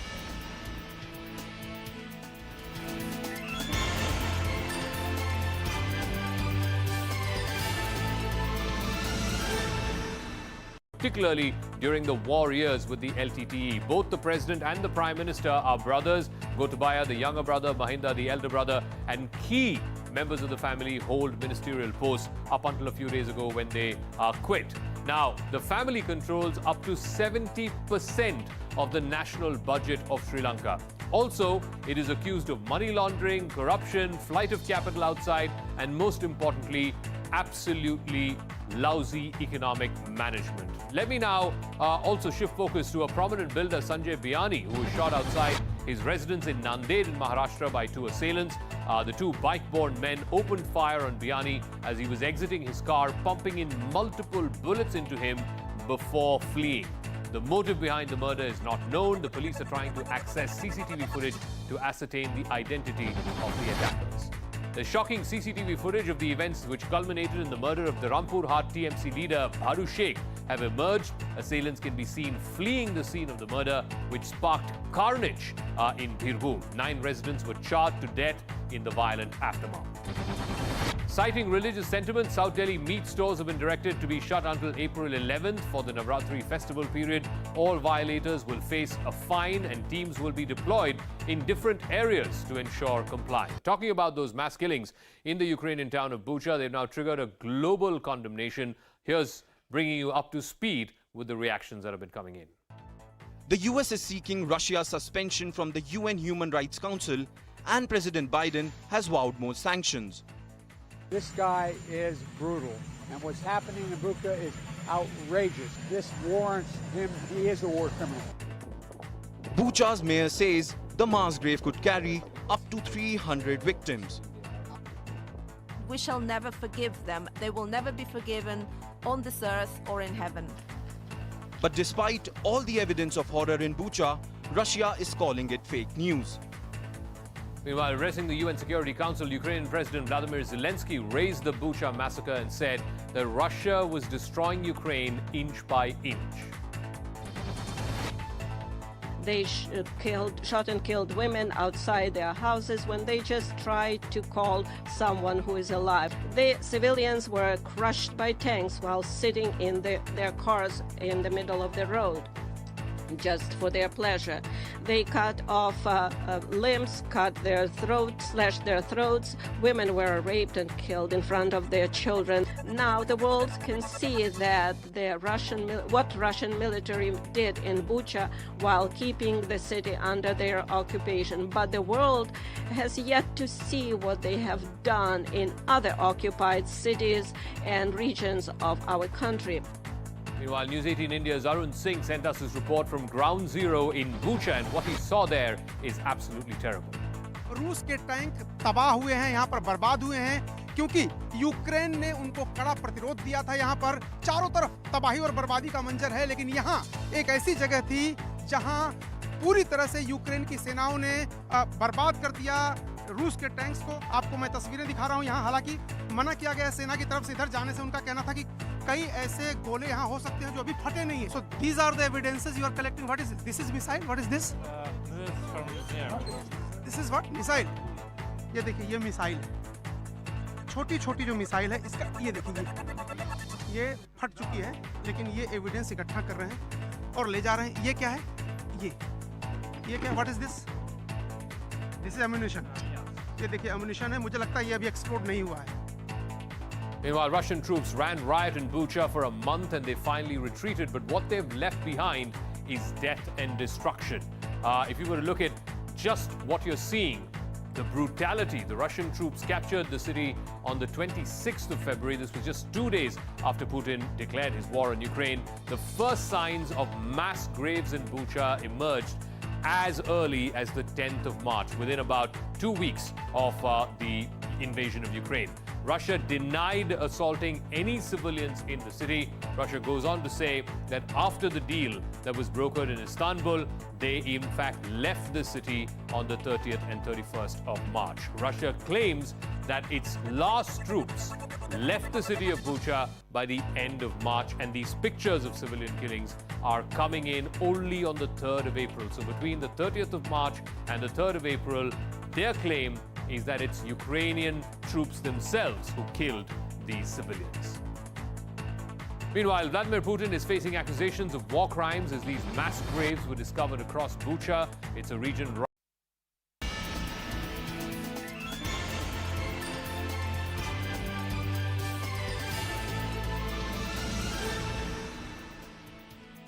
Welcome back. The pandemic that started in 2020 brought several large economies to their knees, bringing with it large-scale suffering, unemployment and disruptions in supply chains. Despite prolonged lockdowns, India faced these challenges and fared much better than most large economies. Remember, the government had launched a 20 lakh crore rupee economic package under the Atmanirbhar Bharat Abhiyan at the height of the pandemic in mid-2020, making it quite clear they want to use this crisis as an opportunity. Now, a new report by the IMF has praised India for its handling of the pandemic situation, especially from the parameters of poverty and inequality. The authors will be joining us in just a bit, but first, the broad findings and assertions of this report. The Pradhan Mantri Garib Kalyan Anna Yojana prevented a rise in poverty in India. That is extreme poverty, where the purchasing power parity of a person per day is less than $1.9, which was under 1% in 2019, remained at the same level even during the pandemic year. That was because the government doubled free food entitlement under the highly successful Anna Yojana. That move helped absorb COVID income shock to the poor. Government intervened with fiscal policies as well. They also have received a thumbs up. Now, this report says that the aversion of extreme poverty is as good as eradicating extreme poverty in the country. This may be one of the more contentious assertions this report is making. The report is also recommending that India moves the purchasing power parity line for extreme poverty from $1.9 per day per person to $3.2 per day per person. Now, this Garib Kalyan Yojana, which was launched in March 2020 under the Atmanirbhar Bharat plan, the Prime Minister last month announced that the scheme will now be extended till September 2022. Let's break down number-wise and see how these food subsidies came as a boon for the poor. In fact, for 2/3 of India. During the pandemic, there were as many as 84.6% households that availed these food subsidies out of the eligible households. The number was even larger when we talk about the rural households. The number was nearly 90% of all rural households. And as far as urban eligible households are concerned, as many as 77.3% of them got the benefits of these schemes. Now remember, this was a large, expansive drive that gave free food grains to as many as 80 crore people in India. So 2/3 of India. The effects of the success of the scheme were that also were lit in Uttar Pradesh, remember, becoming one of the big factors for the BJP's success.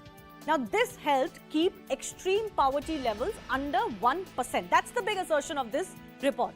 Same as pre-pandemic level of 0.8%.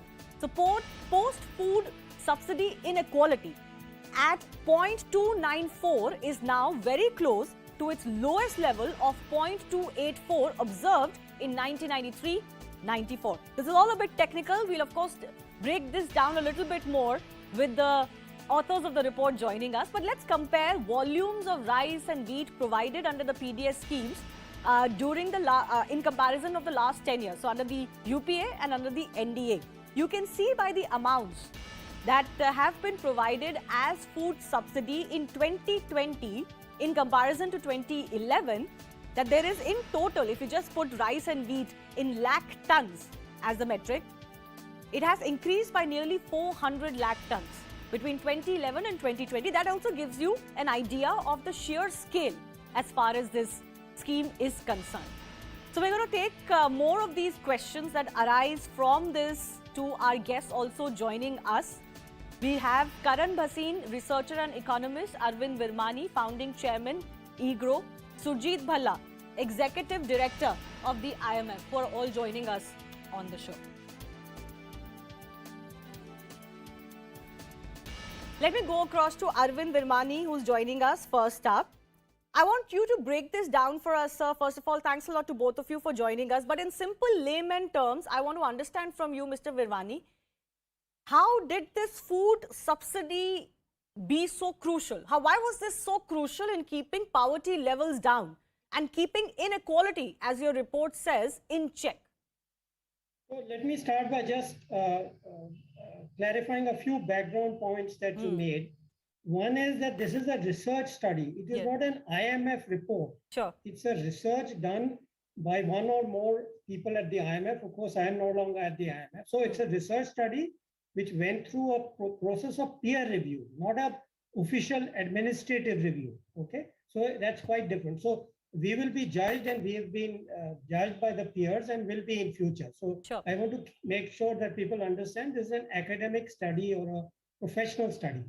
The second point, before I come to your precise question, you must remember that this kind of what we call in-kind transfers have never been adjusted into the poverty. You know, poverty is based on surveys on expenditures which are actually made. So just to give you a very simple example, if wheat is subsidized by up to 80%, let's say just for a simple example, if it costs 100 rupees and you buy it at a PDS for 20, the normal surveys will just measure 20 and base the calculations of poverty on that 20. What we have done in this study is to add that 80, the value which actually the person gets, you know, the total value 100, and use that to adjust the poverty levels, because he's getting that value of wheat.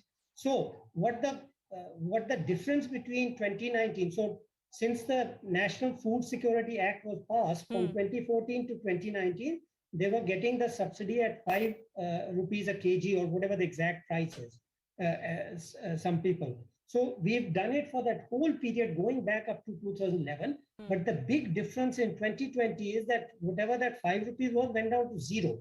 So what is the effect of that change? We can measure it because we put in the effect of the entire subsidy throughout the period to first find what effect it has on poverty calculation, and then used it to say, okay, what's the difference, how it affects the differential. I can go into the results, but that's in simple terms what the paper does as far as food subsidy is concerned. Okay, Sujit Bhalla is also joining us. Sujit Bhalla, the question that comes across in the minds of several people who are going through the findings of the study is, what about other kinds of equality? Having food is one thing, and of course it is crucial to people in a crisis, but many people, for example, lost livelihoods. So when you say that extreme poverty was virtually eliminated in India, I mean, how do you make that assertion? No, so the whole point about extreme poverty, thank you. The whole point about extreme poverty calculations is that it is at a very, very low level. It's $1.9 per capita per day, which comes to something like 1,200 rupees per month now, and per person. So we know that it is extreme. That's why it's called extreme poverty. Now, what we argue, because extreme poverty is no longer, remember, there are other countries also who go through this stage. Extreme poverty in Bangladesh, for example, is about 10%. And what we are finding that in India, extreme poverty is less than 1%. Livelihood has to do with various other things. And mind you, we haven't taken into account the various other benefits that individuals are getting from the state. And the whole point about the pandemic was that your work income declined, and this supplemented. So, you know, there are 2 points to note over here. Even in 2019-20, before the pandemic, poverty was extremely, extremely low in India, less than 1%. So that's the first point to note. And, you know, we have to graduate. So the fact that we are finding livelihood is much more than just pure, very basic standard of living. So the livelihoods have gone up, and you know, there's income growth. For example, in 2004, 43% of the population was extremely poor. Then it came down to 23% in 2011-12. And then it go on, so on and so forth. So, you know, I think that question that whether they can't afford livelihoods is a separate question as to how you define livelihoods. And livelihoods should include, in our opinion, one last point, various other parameters rather than just simple food or simple basic standard of living. Okay. Sir, I have to interrupt you here. Just stay with me. I'm getting a breaking update right now. Prime Minister Narendra Modi has tweeted over the Ukraine situation. He has gone on to say, over the last few days, Parliament has witnessed a healthy discussion on the situation in Ukraine and India's efforts to bring back our citizens through Operation Ganga. I'm grateful to all MP colleagues who enriched this discussion with their views. The rich level of debate and constructive points illustrate how there is bipartisanship when it comes to matters of foreign policy. Such bipartisanship augurs well for India at the world stage. It is our collective duty to care for the safety and well-being of our fellow citizens, and the government of India will leave no stone unturned to ensure our people do not face any troubles in adverse situations. This is a fairly lengthy tweet, a series of tweets that the Prime Minister has put in. Largely, I go across to my colleague Mario also joining us. He has, in a way, appreciated the role of the opposition and the bipartisan discussion that has taken place on this matter. Yes, absolutely, Shivani. And let's not forget that Congress President Sonia Gandhi had, in fact, backed the government's move of maintaining neutral position in this war between Ukraine and Russia. So the Prime Minister saying that the kind of discussion that was there on the floor of the House is the larger reflection of how India has taken its position vis-a-vis foreign policy. When the Indian Parliament speaks in one voice, there may be difference of opinion, but it should not, be on issues of foreign policy. And at the same time, the effort of that has been undertaken, that was undertaken, in fact, by India with regards to Operation Ganga, in which evacuation exercise, a mammoth evacuation exercise was undertaken. We did see 4 ministers going to neighboring countries of Ukraine for ensuring that the logistical challenges are really sorted out. All that and much more being appreciated by MPs from various states. All of them were talking about their respective, citizens of those states who were rescued and brought back. So overall, the message that is coming from the Prime Minister is that this was a rich debate, something that Parliament may not have seen for a long time. But the fact that MPs across party lines participated and shared their thoughts, and at the same time spoke in unison and sending a message that as far as India's stand is concerned, the politicians may be having difference of opinion within, but when they have to have a common projection of thought, they are standing with the government of India.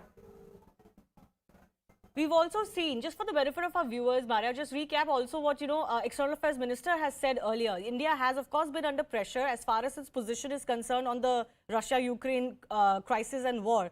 But the External Affairs Minister also earlier stressed on why India is taking the position that it's taking. Yes, absolutely. Dr. S. Jaishankar elaborated why India has taken this position, and also highlighted the fact that India has gone ahead and decided to, get oil from Russia. That, the first batch has already come in the last few days. All those aspects of India first has been highlighted, but at the same time, why India took a position of neutrality and why India has abstained during multiple votes at UNSC and UNHCR has also been pointed out. But at the same time, what happened in Bucha has been condemned by India. And India has backed the independent probe because we are as a nation of the opinion that that was a massacre which should be investigated and accountability fixed. So I think overall various aspects as far as India's position in this war is concerned, it has been evolving, Shivani, while maintaining the position of neutrality. And Prime Minister Modi every time he had a conversation with President Zelensky or Vladimir Putin of Russia, he did communicate that the only way forward is of dialogue and diplomacy, and that is what India believes the two countries have to come back to the talking table for a proper solution. Right. Well, reiterating the government's stance and also, of course, appreciating the opposition's role here. Going back to our guests who are joining us on that report that has, in fact, lauded the big scheme of the Prime Minister, where a lot of thrust was put. Karan, you haven't spoken. I want to ask you, this report is being contested by some. So what will you say to, those who may contest? And also the recommendation this report is making, as Surjit Bhalla said, that extreme poverty was already very low. It is continuing to be low. So the benchmark can now be increased from $1.9 to $3.2 per person per day. So can you quickly respond to both of those things? How landmark is that, as your report suggests? Right. I think it's quite a big achievement, more so that it comes in the 75th year of independence. Actually, it happened 2 years prior, but that we're discussing this in that year. I think it's a tremendous achievement for elimination of extreme poverty, because this is extreme destitute and it should not exist anywhere in the world. So we should take a step and celebrate this achievement and remember that ultimately we need to improve living standards of all Indians. And to some extent, that has already been happening, as Surjit sir was mentioning, that when we are talking about livelihood, it has to be a more broad-based kind of assessment. So if you look at electrification... The reason, one second, Karan, the reason I brought in that livelihood question, I have 30 seconds left, is that when you say that inequality was kept under check, several people will say that the lived reality would be possibly different because a lot of people lost their livelihoods and suffered. So can you respond to that? Right, but the thing that we need to keep in mind, and I keep coming back to this because a lot of people don't get this, that the COVID shock was a very temporary shock which existed during some months. And then, even if you look at the unemployment data, you see that unemployment levels start coming up and labor force participation rates start going up after the lockdown period, which is the immediate reopening period.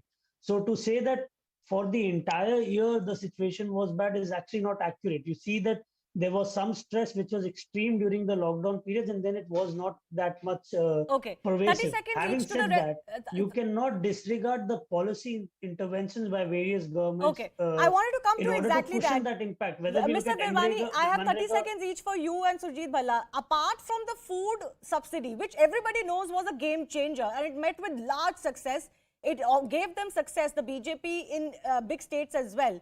What are the other factors that you feel helped India in absorbing the shocks of COVID better than most large economies? Very quickly, sir. So, of course, we also have, like, in response to your first question, we also have other subsidies, the housing, toilets, LPG, etc., which we are not accounted for. But those didn't change dramatically after the pandemic. So it won't make a difference from 2019 to 20, but they are still there and will be important when we measure poverty, the higher levels of poverty, which if we switch over. That's one point. Second is, what else was good? Again, in our research papers, we had pointed out that India needs a well-targeted fiscal policy and monetary policy focusing on providing credit to those companies, etc., which may go bankrupt. So we perhaps have discussed with you earlier, but that was very unique about India. I still remember everybody was saying, oh, America is doing 3 times, 4 times what we are doing. Britain is doing twice, thrice. But what we had argued was that a well-targeted fiscal policy would be much better for India. And that's what India did. So these are the two things. The targeting, careful targeting has kept us from overblowing our deficits and having problems like many other countries. All right, I have to leave it at that. Unfortunately, I've run out of time. I do thank all three of you for joining us and just trying to explain this a little bit more to us.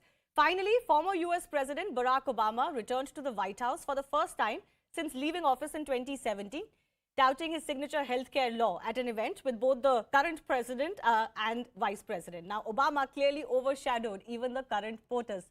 We leave you with this video that shows Biden feeling a little snubbed. Goodbye.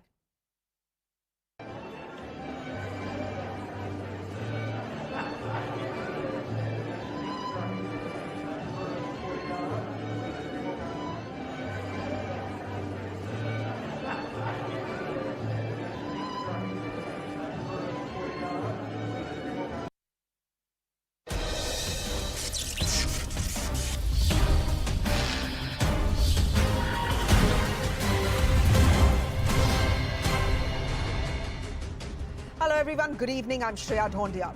The hijab row in Karnataka is seeing a very dangerous escalation. The head of the world's most dreaded terrorist organization has resurfaced and dwelled at length on the issue and has asked Indian Muslims to react to what he calls his oppression. Al-Zawahiri, who succeeded Osama bin Laden as the Al-Qaeda chief, has heaped high praises for Muskan Khan, the young student in Udupi who had shouted Allahu Akbar in response to Hindu boys heckling her with Jai Shri Ram at her college. He has even written a poem for her. Why is Al-Zawahiri picking up an incident in India and deliberating on it at such great length? This may be a propaganda video, definitely is, but does it have a larger design as well? Is this an attempt by terror organizations to fish in troubled waters to exploit communal fault lines in India, real and imagined?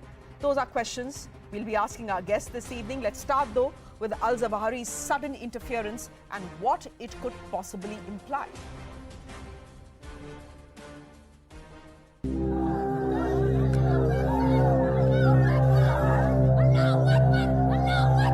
She hit headlines early March for this. Also becoming a symbol of sorts for what was touted as an external hand blocking empowerment of women to free them from enforced hijab.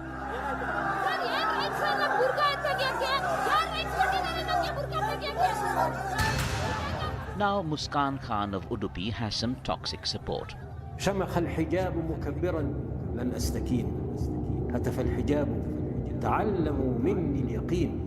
Elusive Al-Qaeda chief Ayman Al-Zawahiri coming out with a video singing her praises as good as underlines the bigger external anti-India conspiracy. Zawahiri's support for Muskan and a poem in her name is inciting Muslims to react to what he calls Hindu oppression.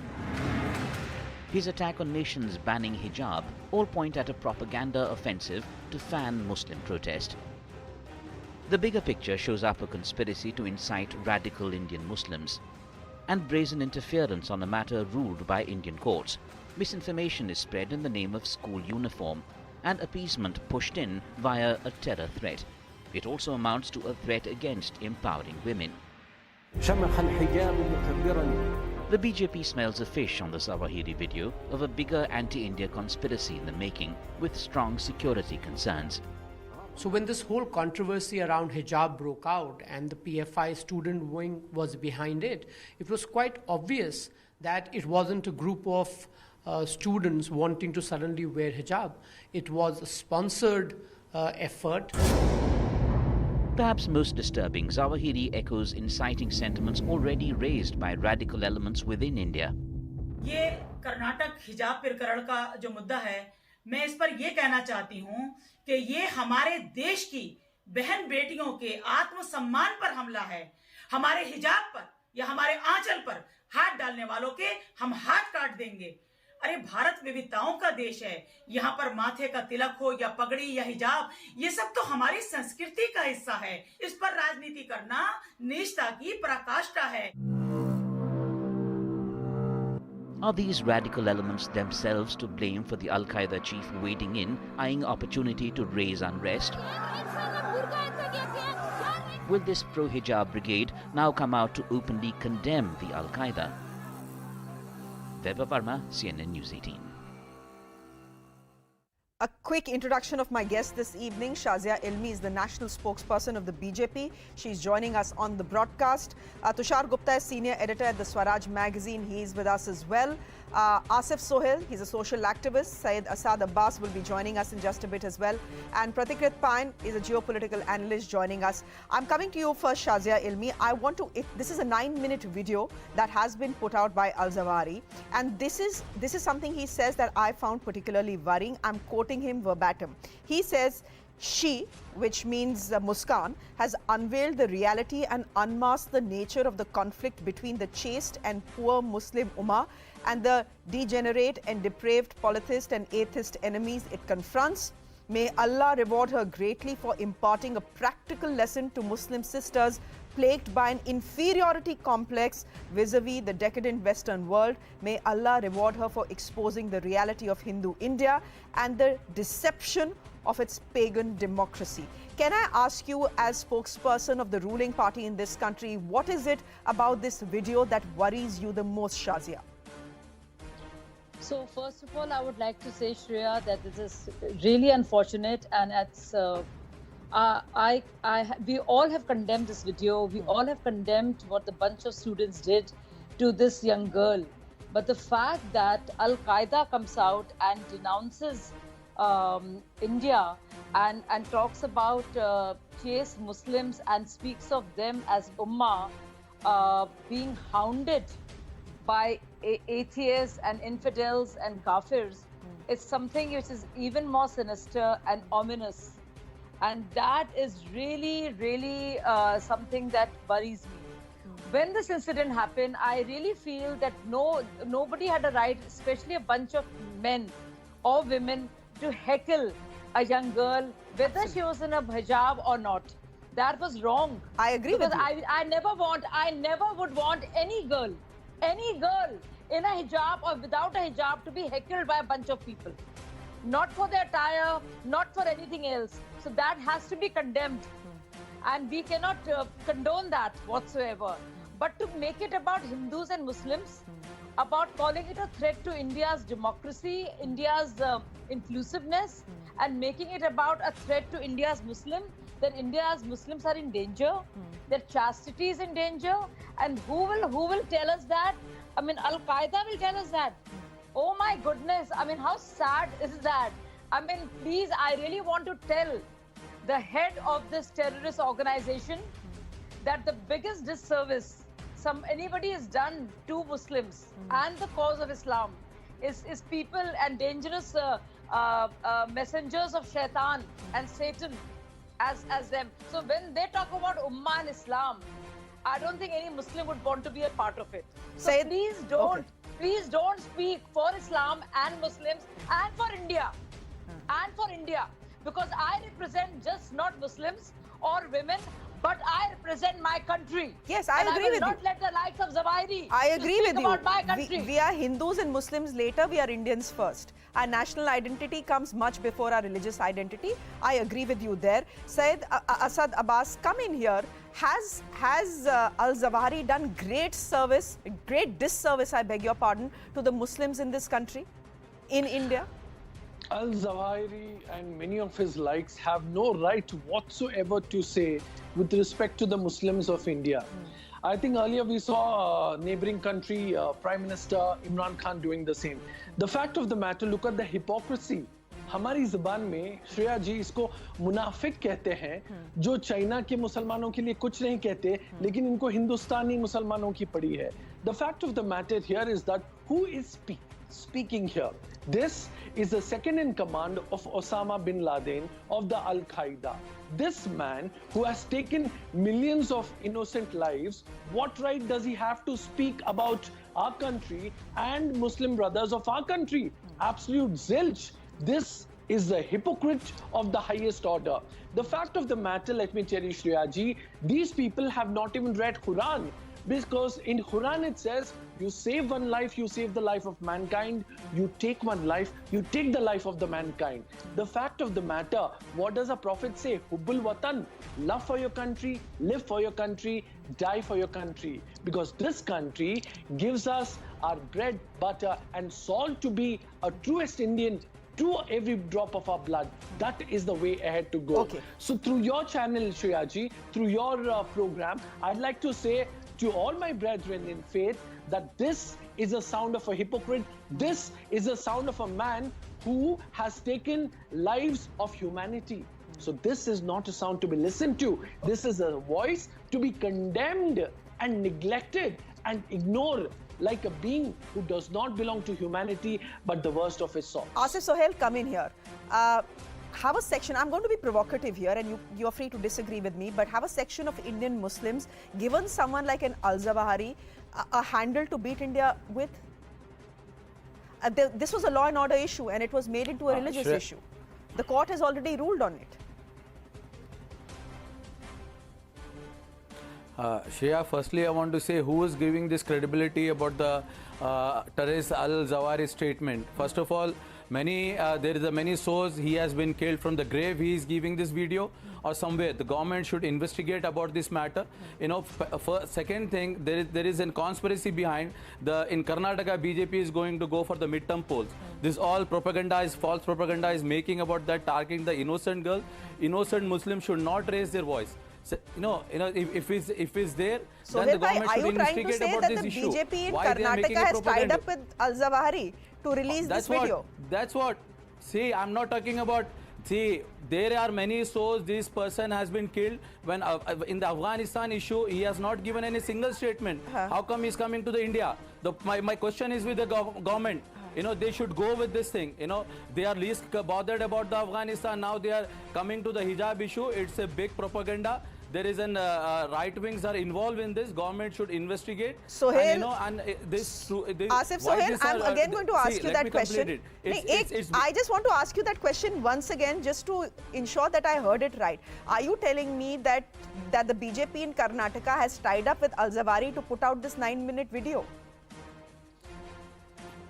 I'm telling you, see, this is a false propaganda. It's not whether it's true or wrong, you know, the Zawahiri is alive or not, that's the question. First thing, you know, how come the other sources, FBI source, other source, No, Zawahiri, we thought in 2020 November, Zawahiri was dead. He clearly was not dead because he's put out multiple videos. Even in your channel also, see, in your channels also, it's been telecast about this, he has been killed. My question is from his grave, he is giving this video? Or else, if he is alive, he's also, in Afghanistan, just by the way. Internal matter. Why this? Why this happening? Why the other sources are coming in India? Why? Because of the atrocities against the Muslims. You know, the government should stand what for atrocity? Everyone. The matter went to court. Issue, we will handle it. What atrocity? The matter went to court. Whether you can wear hijab in a classroom or not, the court decided the matter. What is the atrocity here, bhai? See, there are a lot of matters been decided by the court. It's nothing new for it. You know, why only one religion has been targeted? My question always. Where is one religion being targeted? Why is restriction for the clothes? No, that's what, it's with the food, clothes and everything. Food Why only one? We are not hai? second-hand citizen. We have equal. Of course. Muslims are not second-hand citizens. They are citizens of this country. See, we are equally citizen of this country. We are paying the equal taxes, you know, and our blood has been given for the freedom of this country. Why they have been, this is all, see, they are trying to divide Hindu Muslim in this country. There is nothing. Tushar but Gupta, we will stay okay. united. Okay. We will stand for our country and the constitution. Okay, you will stand for the country and the constitution, Asif Sohail. Tushar Gupta, do you want to come in here? Because yes, what Sohail is saying is this is one big conspiracy that the BJP has hatched in Karnataka ahead of the elections. But I mean, I don't know what to say to that. I'm sure the BJP hasn't tied up with the man on your screens right now.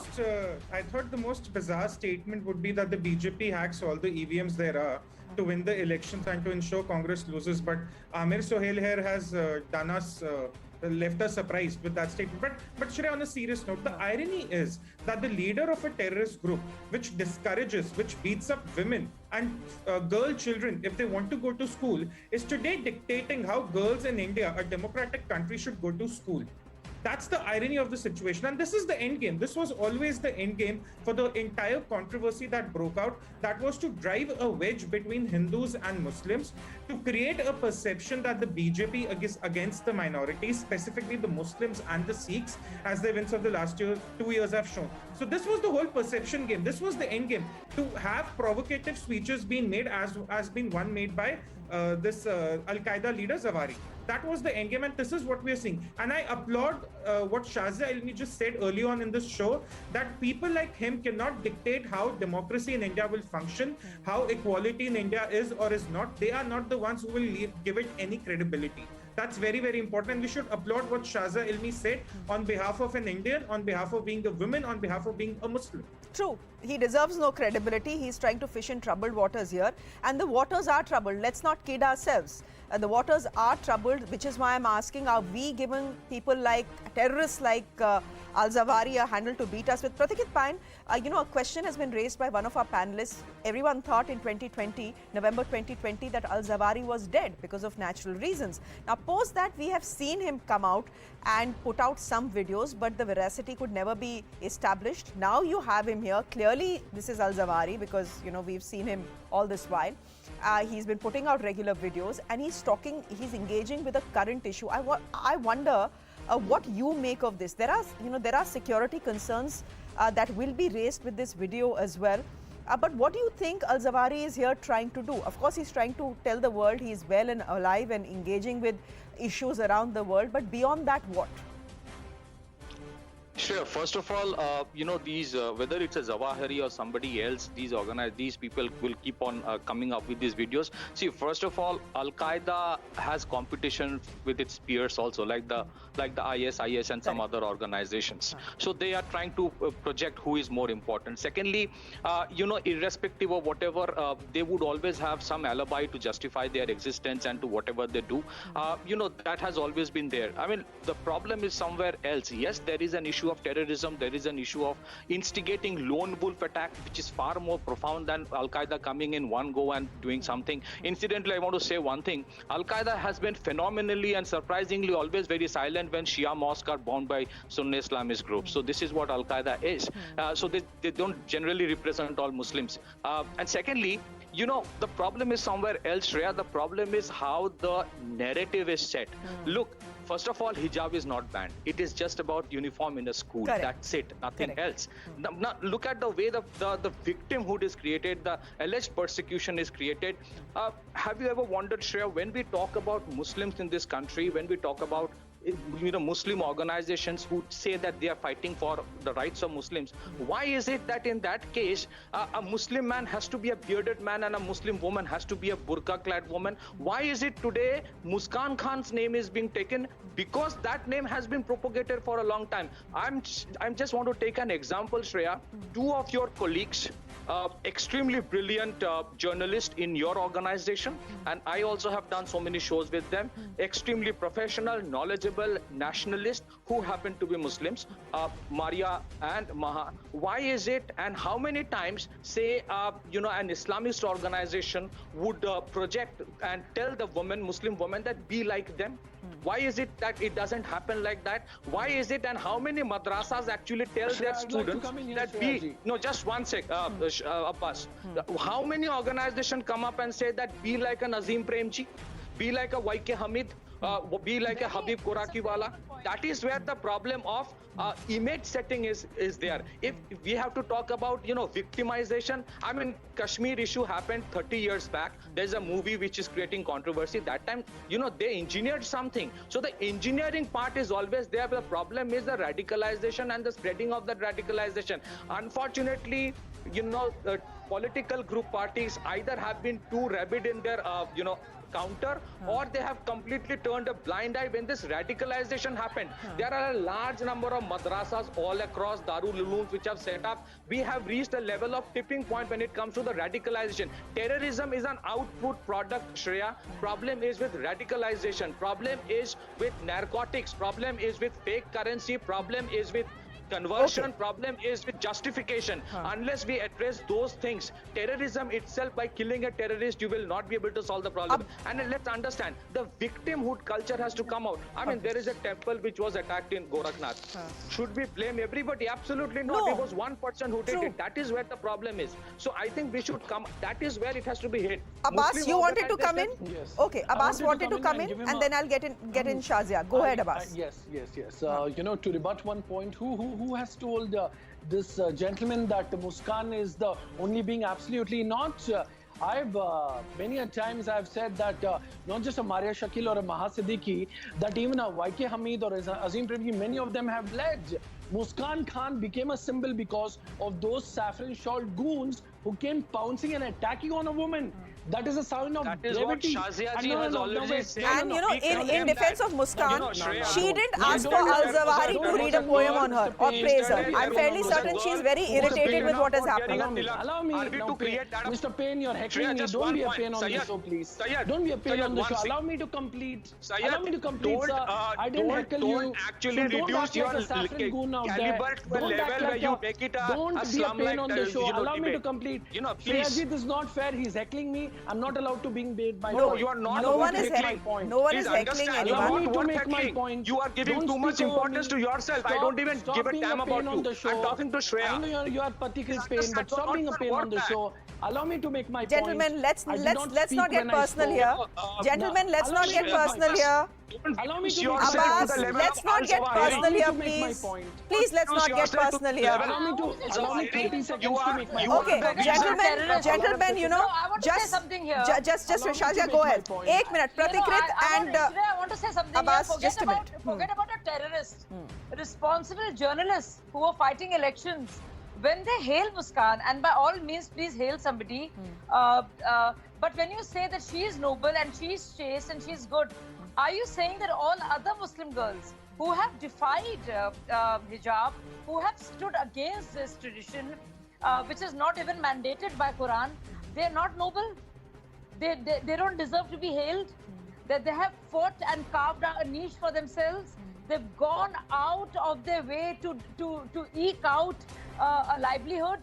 It's very tough out there. You don't know how tough it is out there in the by-lanes and gullies and the mohallas of small towns, and still the girls do it, just to get a better life, and to slam it upon them and just say these are good girls, these are noble girls. So what is this by saying this is a noble woman and this is not a noble woman? Okay, I'd like to answer that. And I'm anyway saying what these people did was wrong. But do you know what goes on? There was a camera, and there were these hooligans who were, because his religious identity is being used. And those boys, they were saying, if you're going to use hijab, we will use hijab. And this is what happens.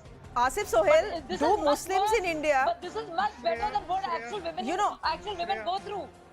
This is much better. Okay, Asif Sohail, I know that Muslims in India, Indian Muslims are patriots, and they don't need to respond to what Al-Zawahiri is saying. But given the sort of polarized fault lines we have seen in this country, given the hangama that we have seen over the hijab, do Indian Muslims need to step out and say, this guy is not speaking for us? He's a terrorist and that's how we treat him. Maybe a Muskan as well. You know, she's a young girl. I don't want to put her in a spot. We did try and get in touch with her. She obviously didn't want to speak. I mean, if you have a terrorist praising you and that video is going viral, you'll be in a very, very tough spot. You wouldn't know how to react because this is not something you asked for. Asif Sohail? See, if it's about some other's opinion on the hijab or on the International Times magazine, once it has mentioned the divider in chief about the Narendra Modi ji, you know, that means that we are accepting that. It doesn't mean some other terrorist or non-terrorist people they have their opinion. See, but my question is why they are interfering? Because of this kind of issues are going here. The government should concentrate on that. And they should take a strict action against those who are, trying to interfere in anyone's religion. Okay. Let me finish it off. Otherwise, let him talk then. नहीं, अच्छा सोहेल भाई गुस्सा मत होइए भैया. आज आप सब रोजेदार लोग हैं, आपको गुस्सा नहीं कर सकते हम लोग. Finish what you're saying and then I'll go. गुस्से की बात ही नहीं है. See,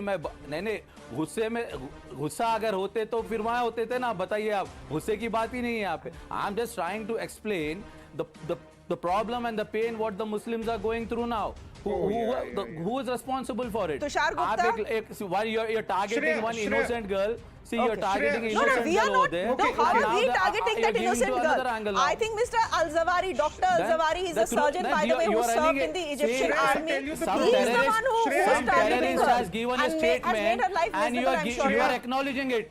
You are acknowledging it. Shreya, you are acknowledging a terrorist statement.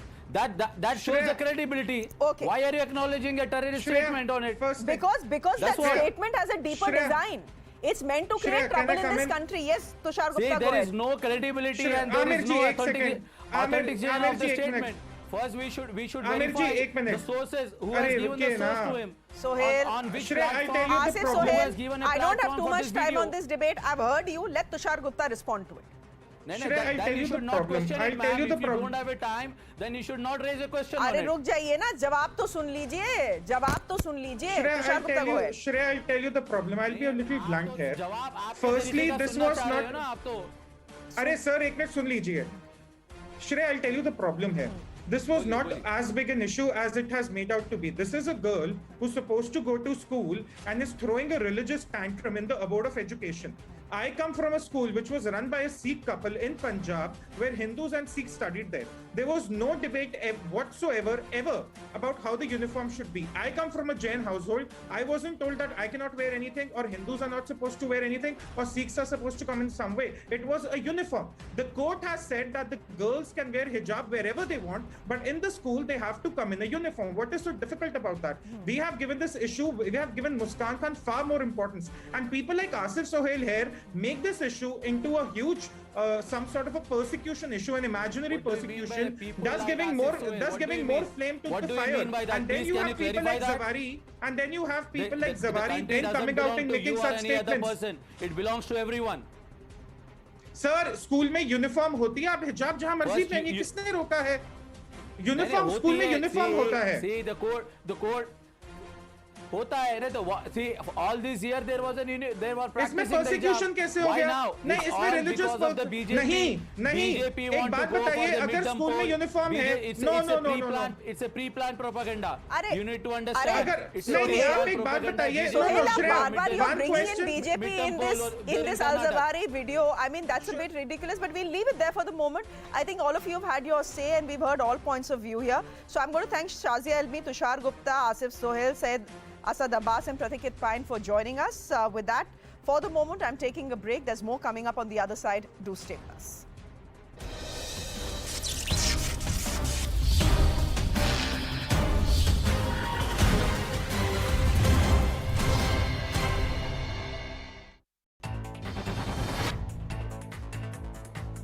It's like a mini city for hundreds of families in this underground metro station in Kharkiv.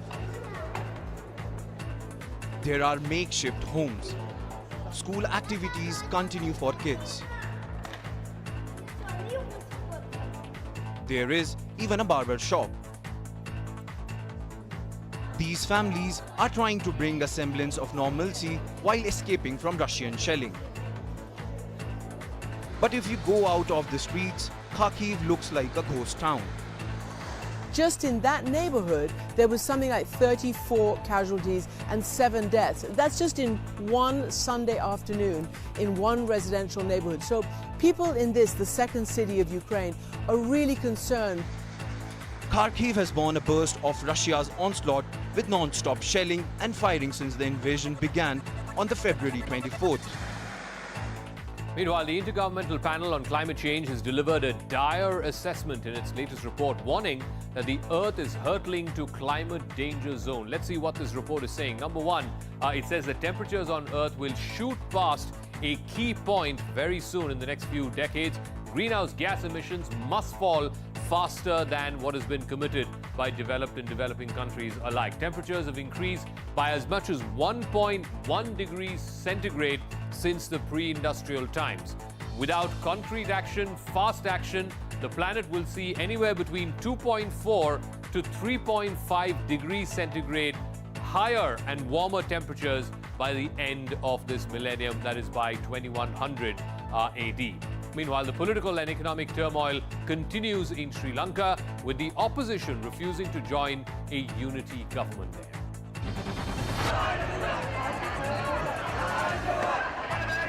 Anti-government demonstrations continue to rock Sri Lanka. The reason for the anger is soaring prices of basic items. 1 kilo मूंग दाल की यहाँ पर कीमत है 1230 रुपए। दाल आम आदमी की थाली से श्रीलंका में गायब हो चुकी है। राजमा की हम बात करें तो 760 रुपए। Sri Lanka is facing its worst economic crisis and it's streaming from a political crisis at the hands of the ruling Rajapaksas. आप कोलंबो में किसी भी सड़क से जाइए, ये वीआईपी इलाका है, यहाँ से कुछ दूरी पर ही राष्ट्रपति आवास है। ऐसे में जगह जगह आपको आर्मी नजर आएगी, वहाँ पर भी आर्मी की मौजूदगी है, यानी कि पूरा पहरा है आर्मी और पुलिस का। Sri Lanka's opposition has dismissed President Gotabaya Rajapaksa's invitation to join a unity government.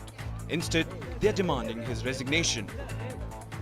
Meanwhile, let's see what kind of clout the Rajapaksa family holds in Sri Lanka. Remember, as many as 5 of them are part of the cabinet, except the 2 brothers who resigned. Everyone else has. The clout of the Rajapaksas, they steered the political narrative in Sri Lanka for the last 20 years, particularly during the war years with the LTTE. Both the president and the prime minister are brothers. Gotabaya, the younger brother, Mahinda, the elder brother, and key members of the family hold ministerial posts up until a few days ago when they quit. Now, the family controls up to 70% of the national budget of Sri Lanka. Also, it is accused of money laundering, corruption, flight of capital outside, and most importantly, absolutely lousy economic management. Let me now also shift focus to a prominent builder, Sanjay Biani, who was shot outside his residence in Nanded in Maharashtra by 2 assailants. The 2 bike-borne men opened fire on Biani as he was exiting his car, pumping in multiple bullets into him before fleeing. The motive behind the murder is not known. The police are trying to access CCTV footage to ascertain the identity of the attackers. The shocking CCTV footage of the events which culminated in the murder of the Rampur Haat TMC leader Bharu Sheikh have emerged. Assailants can be seen fleeing the scene of the murder, which sparked carnage in Birbhum. 9 residents were charred to death in the violent aftermath. Citing religious sentiments, South Delhi meat stores have been directed to be shut until April 11th for the Navratri festival period. All violators will face a fine and teams will be deployed in different areas to ensure compliance. Talking about those mass killings in the Ukrainian town of Bucha, they've now triggered a global condemnation. Here's bringing you up to speed with the reactions that have been coming in. The US is seeking Russia's suspension from the UN Human Rights Council, and President Biden has vowed more sanctions. This guy is brutal, and what's happening in Bucha is outrageous. This warrants him, he is a war criminal. Bucha's mayor says the mass grave could carry up to 300 victims. We shall never forgive them. They will never be forgiven on this earth or in heaven. But despite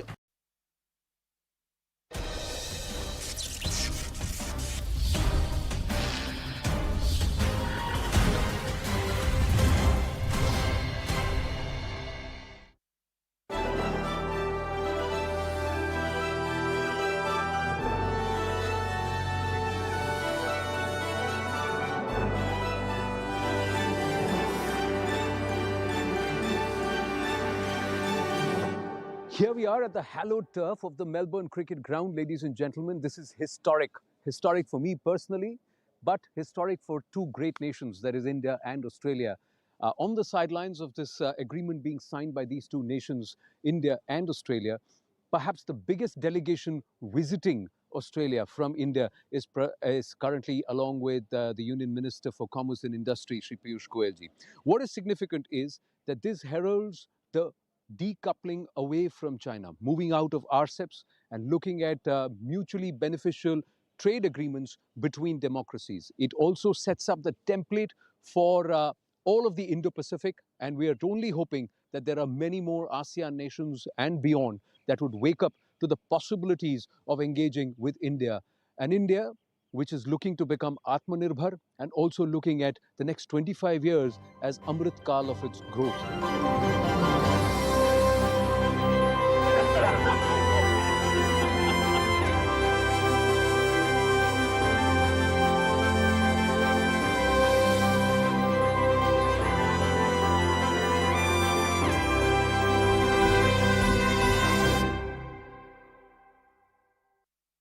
Gentlemen, we are on hallowed turf.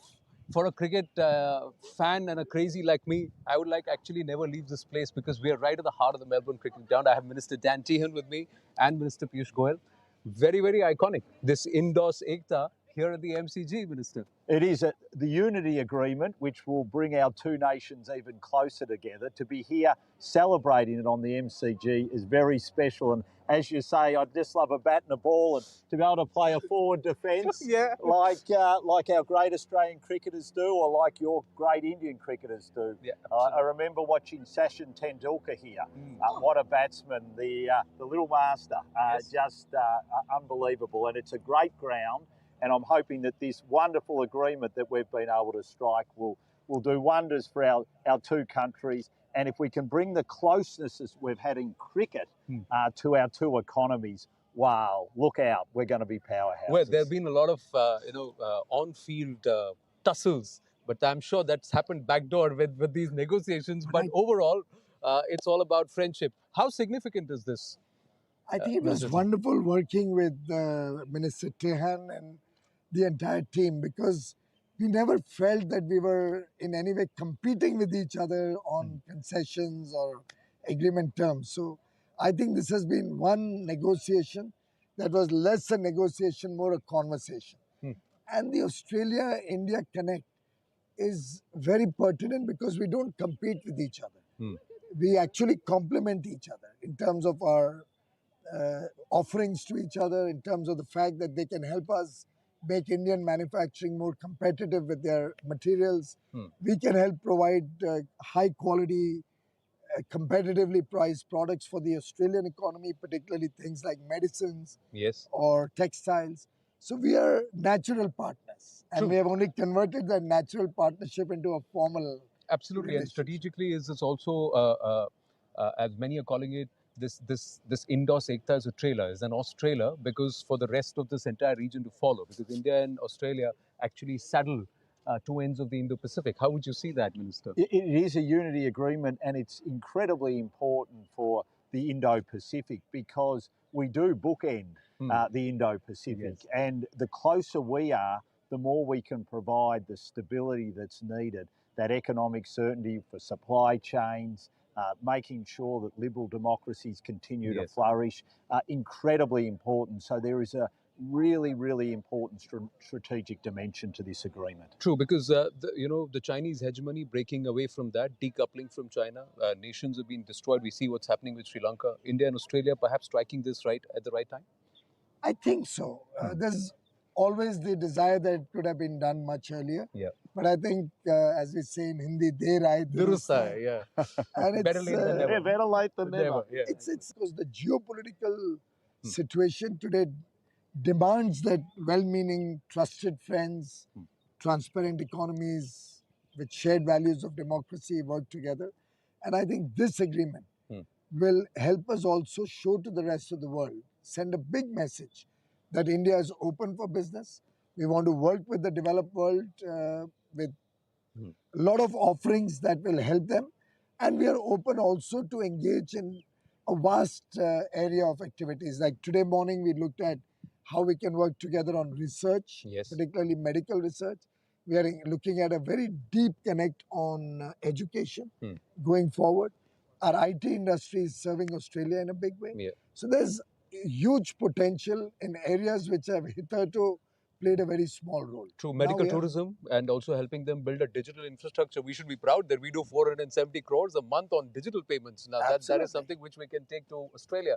But Minister, your constituency is in Victoria. You're also getting into election mode. So this agreement, is this going to withstand the test of ballot scrutiny? Oh, absolutely. Absolutely, because it's such a great agreement.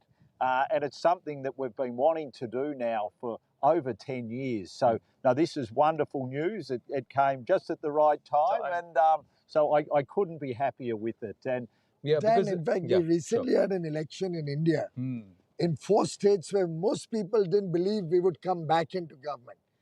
And I think the victory with very good results in these 4 states has actually sent a message that now in India, and I suspect in the rest of the world, good economics makes for good politics. How do you see this developing with other nations per se? Now, what you've agreed with India, and where do you see it all started? I believe over a 3-hour lunch between the two of you. So, are we seeing permanency in the near future? Are we seeing a full free trade agreement? Because this is supposed to be interim, but it's quite enhanced. So, let me ask you, Minister. Well, it ended up.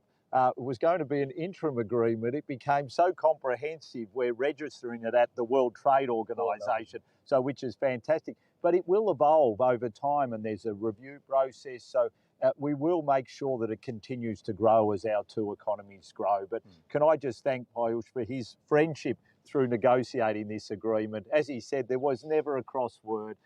We did it with the best interests of both countries at heart, and that's why we've got such a wonderful, wonderful agreement. So in this interconnected world, our international engagements are going to define us. And if you look at all the developed world, they've all grown on the back of greater international engagement, and that's always two-way. And I've been saying it on more occasions than one that we have to work together with different nations. Everybody has their own strengths. We have to pool all of that for the wider benefit of humanity and the people of our countries. And I tell you, the role Prime Minister Modi and Prime Minister Scott Morrison played in this was phenomenal. They were there to support our efforts. They were there to encourage us. They were there to iron out any issues that would crop up. And I think in the end, what has come out is a very balanced, fair, equitable arrangement which will certainly help both countries and the people of both countries. Well, UAE last week, Australia this week. So where are we off to next? UK or Canada? Miles to go. Miles to go, promises to keep. So like they say, this is just the trailer of beginning. Indus has also got a very civilizational message and a feel to it. So let's just work. Let's hope this is a revival of Indus in the true sense of it. Minister Tihan and Piyush Goyalji, thank you. Thank you so much. Thank you very much. Thank you so much for everything. Multiple trade delegations representing multiple councils. The ambit of this trade agreement is very, very vast. It started as an interim agreement, but it's quite enhanced in terms of the field of cooperation. So from gems and jewelry to agriculture to IT services, where they've done away with the double taxation aspect of it, to, of course, staples of coal, steel. There is engagement at various levels, even garments, ladies and gentlemen. So much so that Australia has quite literally opened up 97% of its sector, and India has opened up about 85 to 90%. So protectionist as far as the staples are concerned in terms of agricultural produce, paddy, wheat, and some of the others, but opening up in terms of oilseeds, olive oil, and sheep meat that is going to come in from Australia. The larger engagement is to try and capitalize the investment surplus or the dividends from both nations and create a better exchange of trade and economic cooperation. So on the sidelines of this historic agreement that's been signed between two great nations, I've got some industry bigwigs, those who've been plying their wares in Australia, working through the challenges in the past, and how much of it is going to become easier, and what are the opportunities? More importantly, where will India have to step up, and where will the Aussies also have to deliver as far as making this a fruitful partnership, which can eventually move towards an FTA. So it's all work in the process, and but the fact is that what is supposed to be an interim agreement has become quite an enhanced level of cooperation. And what we see is a delegation put together in less than 72 hours, but perhaps the biggest delegation to visit Australia. So I've got with me Chandrajit Banerjee, CIA Director General with me. I also have with me Gautam Nair, Chairman of the AEPC. With me is also Ashok Mysore, Australia Head of Infosys. And I have with me Ketan Panchal. Ketan Panchal is the MD Tech Mahindra Australia. Beg your pardon. So let me start with you, Chandrajit ji. This is a big delegation and a big agreement. Especially in Indo-Pacific, when you have two of the largest countries in this region signing a deal like this, does that set the template for other nations to follow in terms of engaging with India?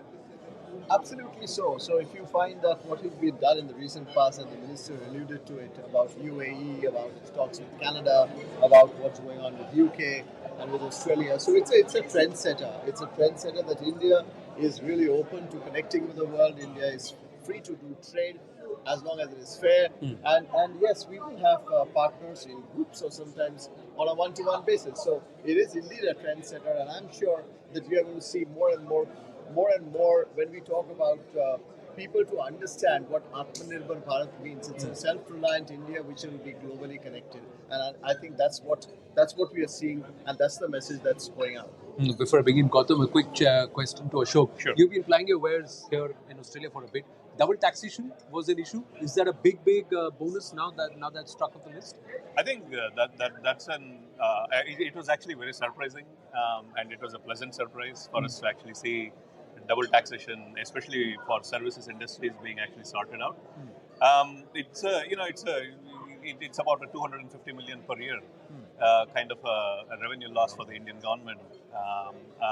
But what it makes is it actually allows services, which is a big part of what India can offer, and tech, of course, the startup economy. So it basically opens up, a plethora of opportunities for tech companies to actually come and do work in Australia, and for Australia also to actually take advantage of, the human resources and the talent pool that India can offer. So it's a big win, I think, for the IT industry. We'll talk about the contours with you also in just a bit, Mr. Panchal. Sure. But Gautamji, let me ask you, export. Generally what we do, what we've seen historically is when India enters into trade agreements, it ends up being lopsided. We end up importing more than we export. But what do you see as the opportunity with Australia? I don't know, first, by way of small correction, I'm not the chairman of the Apparel Export Promotion Council. I'm the chairman of the Export Promotion Committee in the council. I also chair the CII National Committee on Leather.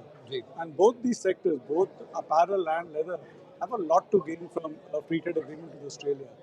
We currently pay a duty of a little less than 5%. But for a variety of reasons, we're looking at tremendous possibilities for growth. Right. Specifically, the largest market share in Australia, for example, in the import of apparel, something like a 74% market share is like China. Wow. And for a variety of reasons, India has only less than 5%. I look at that positively, that there's a lot of scope to grow. Yeah. And for a variety of reasons, Australian business is now, if not moving away from China, but at least looking for an alternate source. And India ticks so many boxes. Yeah. A couple of things we have to watch out for. We have to be, our product mix from India is a little too restricted right now. We've got to learn to expand that. Yeah. The Chinese have done. And number two, logistics is still agonizingly slow from India. Correct. And that's one thing we'll be working with the government to see how we can correct that. If we can do that, we are looking at terrific scope. India has done a little less than $300 million in apparel exports last year. There's no reason why what our Honorable Minister was saying, we should go from 25 billion to 100 billion. Correct. There's no reason why in the next few years, we'll have to decide how few years we can do that. Why we shouldn't be able to take apparel exports itself to $1 billion. Do we have the strength to deliver, the quality and also on time? A lot of times we lost out to nations like China, Vietnam, Bangladesh, because of competitive cost and taxes, etc. The other one was also quality and delivery. So things have changed phenomenally over the last 1 decade or so. If you really look at what happened in 1991, India underestimated its own indigenous industries' capability. We were shy of opening up. We did, and we won. So similarly, now as we are looking at it, as we are connecting globally, and we talk about the supply chain, it makes our industry competitive. It makes you manufacture products which are globally competitive. And secondly, there are a lot of internal reforms which are also taking place, which are extremely important. You just heard about internal logistics, say, for instance. Yeah. That really reduces our costs and makes us competitive. We used to say that Indian products are very competitive up to the gate. And from the gate to the port, that's where we lose out. You start losing out. But those are the things, the logistics and all of that is being addressed extremely well. And therefore, it's a huge opportunity for Indian small and mid-sized companies, besides the large companies, to actually get into these markets. Getting into these markets. But when we look at tech services, the gamut the possibilities are infinite. One of the things which I noticed in my very, very short stay here in Australia is that there is a huge opportunity in terms of healthcare services. We can be not just a service provider, but we can also be an enabler. Do you recognize that here operating in Australia? Yeah, I think so, absolutely. Healthcare is one of the biggest sectors where there is transformation happening, and I must say that over the last 5 to 10 years, what has happened in India is basically outpacing what is happening in Australia and many other developed countries, right? So healthcare is certainly one of those sectors. And if you look at just beyond healthcare, travel, hospitality, those sectors are also opening up. If you look at companies like Ola, who are now operating here in India, if you look at companies like Zomato, you go and find the restaurants and which is best for you. So I think the trend is changing. So obviously all these sectors are booming right now. So I think this is the right Does that time. also provide an opportunity for tech-based entrepreneurs or techpreneurs to come in here, not just as service providers, but also enabling Australia as a nation to get more tech-friendly? It's a huge opportunity. I mean, when you actually look at just the startup economy, Australia have probably 10 unicorns. Okay. I think India produced 48 unicorns in the first quarter. Yes. So, just the size is big. I think what has given confidence to the world, especially also in tech sector in Australia, is that if you look at the top 10 tech companies, a good 60-70% of them have Indian heritage CEOs. So then also what has happened in the recent past over the last 7-8 years under Prime Minister Modi's government is brand India has become extremely strong. So I think there's a lot that India can actually offer Australia in terms of services, in terms of thought leadership on some of these technologies. But I think there's a lot to also learn and take up from Australia. I mean, again, space is one, which is a very, very mature one here. Australia is doing extremely well around blockchain and provenance and things like that. So there's a learning for that. So I think, I think as the ministers pointed out, it is very complementary. I think, there are very few places where I think the two countries will actually compete. Yeah, because now Australia, I just got to know they're getting into hypersonic missiles. Now we are already there into that tech. As a country, we are already ahead of them. Space tech, we are ahead of them. You guys between Infosys and Tech Mahindra are handling almost everything. So you see that as also a possibility where India can actually come as an equal and not just look at Australia as a source of business, but tell Australia, listen, these are the things which we can tell you, we can teach you. Oh, absolutely. There's no question about it. I mean, we were talking about healthcare and many other industries. If you look at, say, Tech Mahindra as a company, we have given, I would say, new life or the wings that a lot of Australian startups and companies which are in their midlife crisis, a new life to sort of do business here in Australia and globally. So there is no question about it that, right now, defense as well as many other industry verticals, there is awful lot that both the countries can do together. True. Today, we're looking at SIM cards, to operate in Melbourne and in Australia. And I was wondering, why can't there be a QR code which can directly link to my bank account and I can make the payment straight? Why do I have to tap a credit card or pay in Australian currency? So that's a possibility which we can look. And when I said, do you have a QR code? They looked at PayPal and beyond that, they did not have any other option. They did not have a multi-platform single code which will enable, which is an enabler. So something which we are far ahead there. Yeah, 100%. I mean, look, if you just take micropayments and if you take the entire, payment economy, India basically is the largest. By far in the world. And when I want to actually, buy, something from a hawker on the roadside, it's a cashless society. Correct. In terms of the leather industry, are we looking at finished goods? Are we looking at half-finished goods? Are there other categories where we can actually benefit?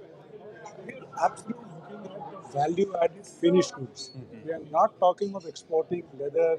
We want to get out of the colonial mindset of exporting a raw material. Yeah. India has got tremendous capability in manufacturing, exporting finished goods. And you mentioned quality. Would quality be a concern? Quality is definitely a concern in the international market. It's a concern when you don't match it. Correct. In India, we are working with some of the best international brands in the world. Manufacturers are completely in sync on quality. We don't expect quality to be an issue at all. On delivery, you mentioned China and Bangladesh, for example. India is like China, but unlike Bangladesh. It's a completely vertical country. Correct. When it comes to, as our Prime Minister says, from fiber to fashion, we actually do everything in-house. So, from a delivery point of view, we don't expect any issues either. Two caveats. One, we still have a somewhat narrow product mix. Yeah. And while the government is pushing the MMF, that is the man-made fiber sector, it's just started now. It's going to take some time to mature, etc. So that's the area we have to work on. And the second is, with CB also talking about logistics. If you can get your goods onto a ship, but if it's sort of reaching in 25 days, if it's going to take 60 days to reach, then you're losing that much marketing advantage, which China is a little ahead of the curve on that. What do you see is the biggest challenge? Somewhere it goes back to, are we as a nation ready to deliver what is expected of us? One. Two, one aspect with the Chinese is not just the state also backed investment via the soft power, that is the corporate and the industry. Are we going to get a little more aggressive on that front? Do you have many people who are willing to invest in Australia to ensure that we get more deeply embedded? So it's just I mean, I'm sure there are more people who would be interested in investing in Australia. But the way I see this operate is, we talked about tech. So there are huge advantages that we have seen in one of our reports that was referred to in the meeting just concluded. We talked about sectors like gaming, animation, and of that kind. And I see that's an area where we can have a lot of collaboration between our countries. There's a huge opportunity. India is a big market. So I think that's one area. Those are second. When you talk about the challenges, I see the challenge of huge information and knowledge deficit of our mid-sized companies and small companies, both in Australia and in India, about each other's countries. And I think that's the job that we have at hand now. That we have inked this, and that we are going towards a free trade agreement. I think there needs to be much more meetings of this kind, bringing them together, making them understand the market. And I think that's going to, we'll have to overcome that, and we'll have to get going on that. What's in it for India in this agreement, from your perspective? From our industry's point of view, we are looking at tremendous growth for both the apparel and the leather sector for India. And these are really labor-intensive sectors. So when we're looking at growth, we're not just talking of growth per se, which adds to the country's GDP or adds to foreign exchange. We're talking of creating jobs in India, and we're talking of creating jobs for the most vulnerable and most vulnerable of India's population, women, for example. This is a big.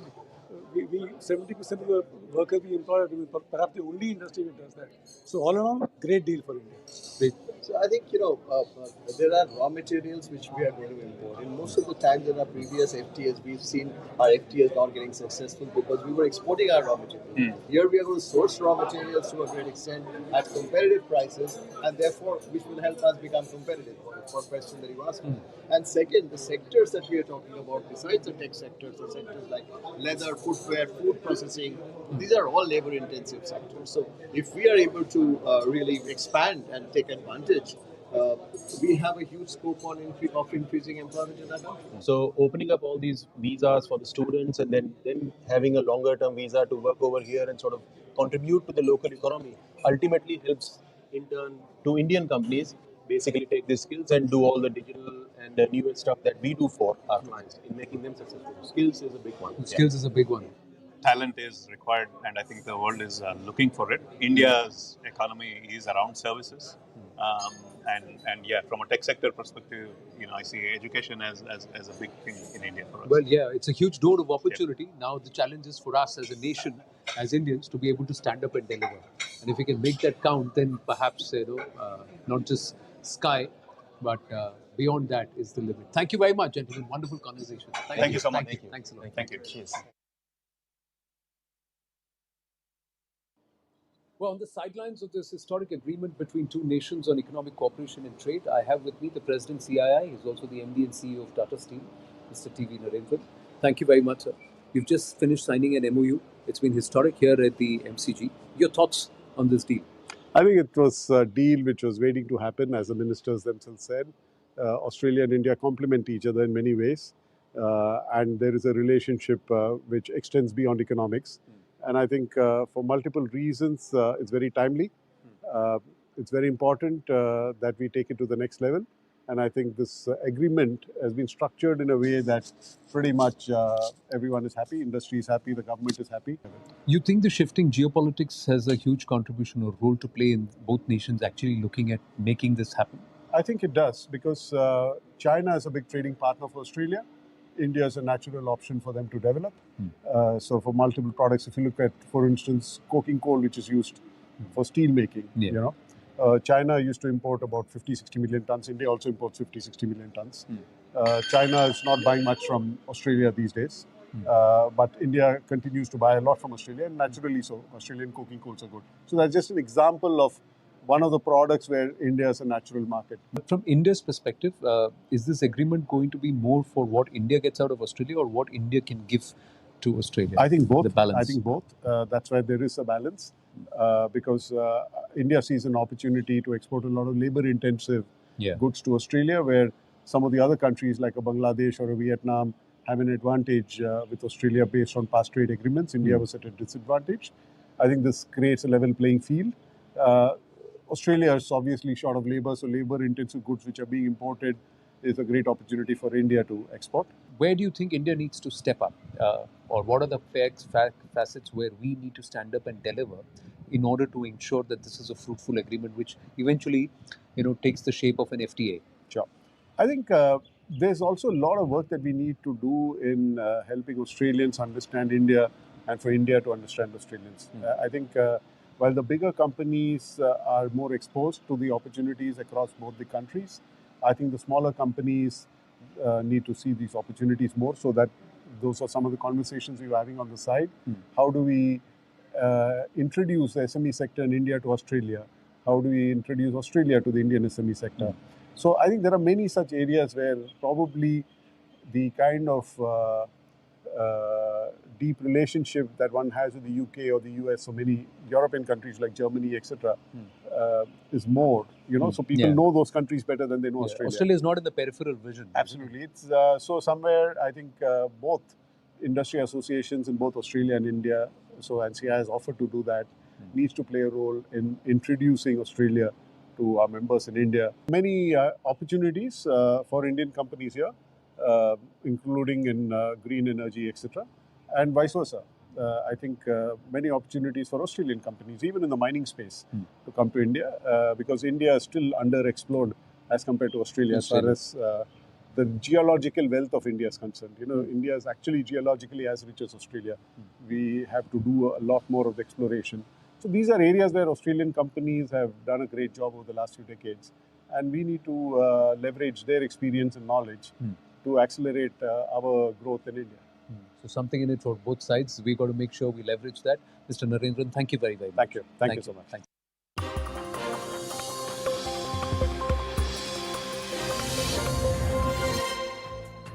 Good evening, this is Brass Tacks. I'm Zaka. Jacob. The hijab row has now got an international dimension with the Al-Qaeda wading in.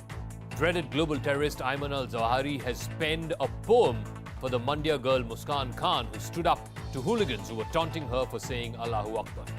What is the job of a terrorist in commenting on an internal matter of India, a matter that's been ruled by no less than a high court of the land? Will we be following what a terrorist says or what a court of law allows in this country? Why have we not heard a pipsqueak from either the PFI or the CFI or the SDPI or any members of the ecosystem that has enabled and created this fear psychosis amongst young Muslim women, so much so that many of them are now refusing to go to college, refusing an education, despite the High Court ruling, and saying that they are willing to give up on their life and their education because they think hijab and wearing the hijab is more important inside the classroom. We have not heard either from Muskan, the girl who is at the center of this poll that has been supposedly written by the dreaded Al-Qaeda terrorists. But before we get into all of that, first the story.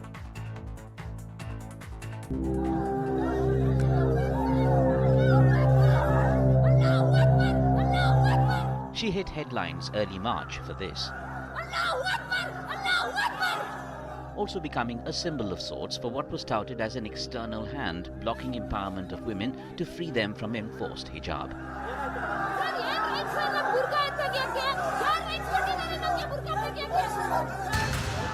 Now Muskan Khan of Udupi has some toxic support. شمخ الحجاب مكبرا لن أستكين هتف الحجاب تعلموا مني اليقين. Elusive Al-Qaeda chief Ayman al-Zawahiri coming out with a video singing her praises as good as underlines the bigger external anti-India conspiracy. Zawahiri's support for Muskan and a poem in her name is inciting Muslims to react to what he calls Hindu oppression.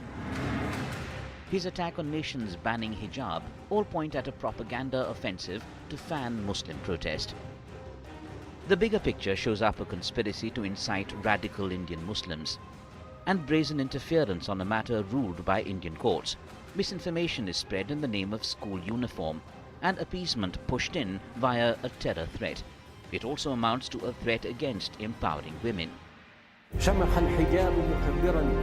BJP smells a fish on the Zawahiri video of a bigger anti-India conspiracy in the making with strong security concerns. So when this whole controversy around hijab broke out and the PFI student wing was behind it, it was quite obvious that it wasn't a group of students wanting to suddenly wear hijab. It was a sponsored effort. Perhaps most disturbing, Zawahiri echoes inciting sentiments already raised by radical elements within India. ये कर्नाटक हिजाब प्रकरण का जो मुद्दा है, मैं इस पर ये कहना चाहती हूँ कि ये हमारे देश की बहन बेटियों के आत्मसम्मान पर हमला है। हमारे हिजाब पर या हमारे आंचल पर हाथ डालने वालों के हम हाथ काट देंगे।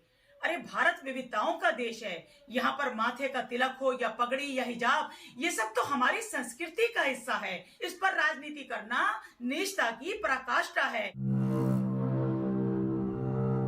Are these radical elements themselves to blame for the Al-Qaeda chief wading in, eyeing opportunity to raise unrest?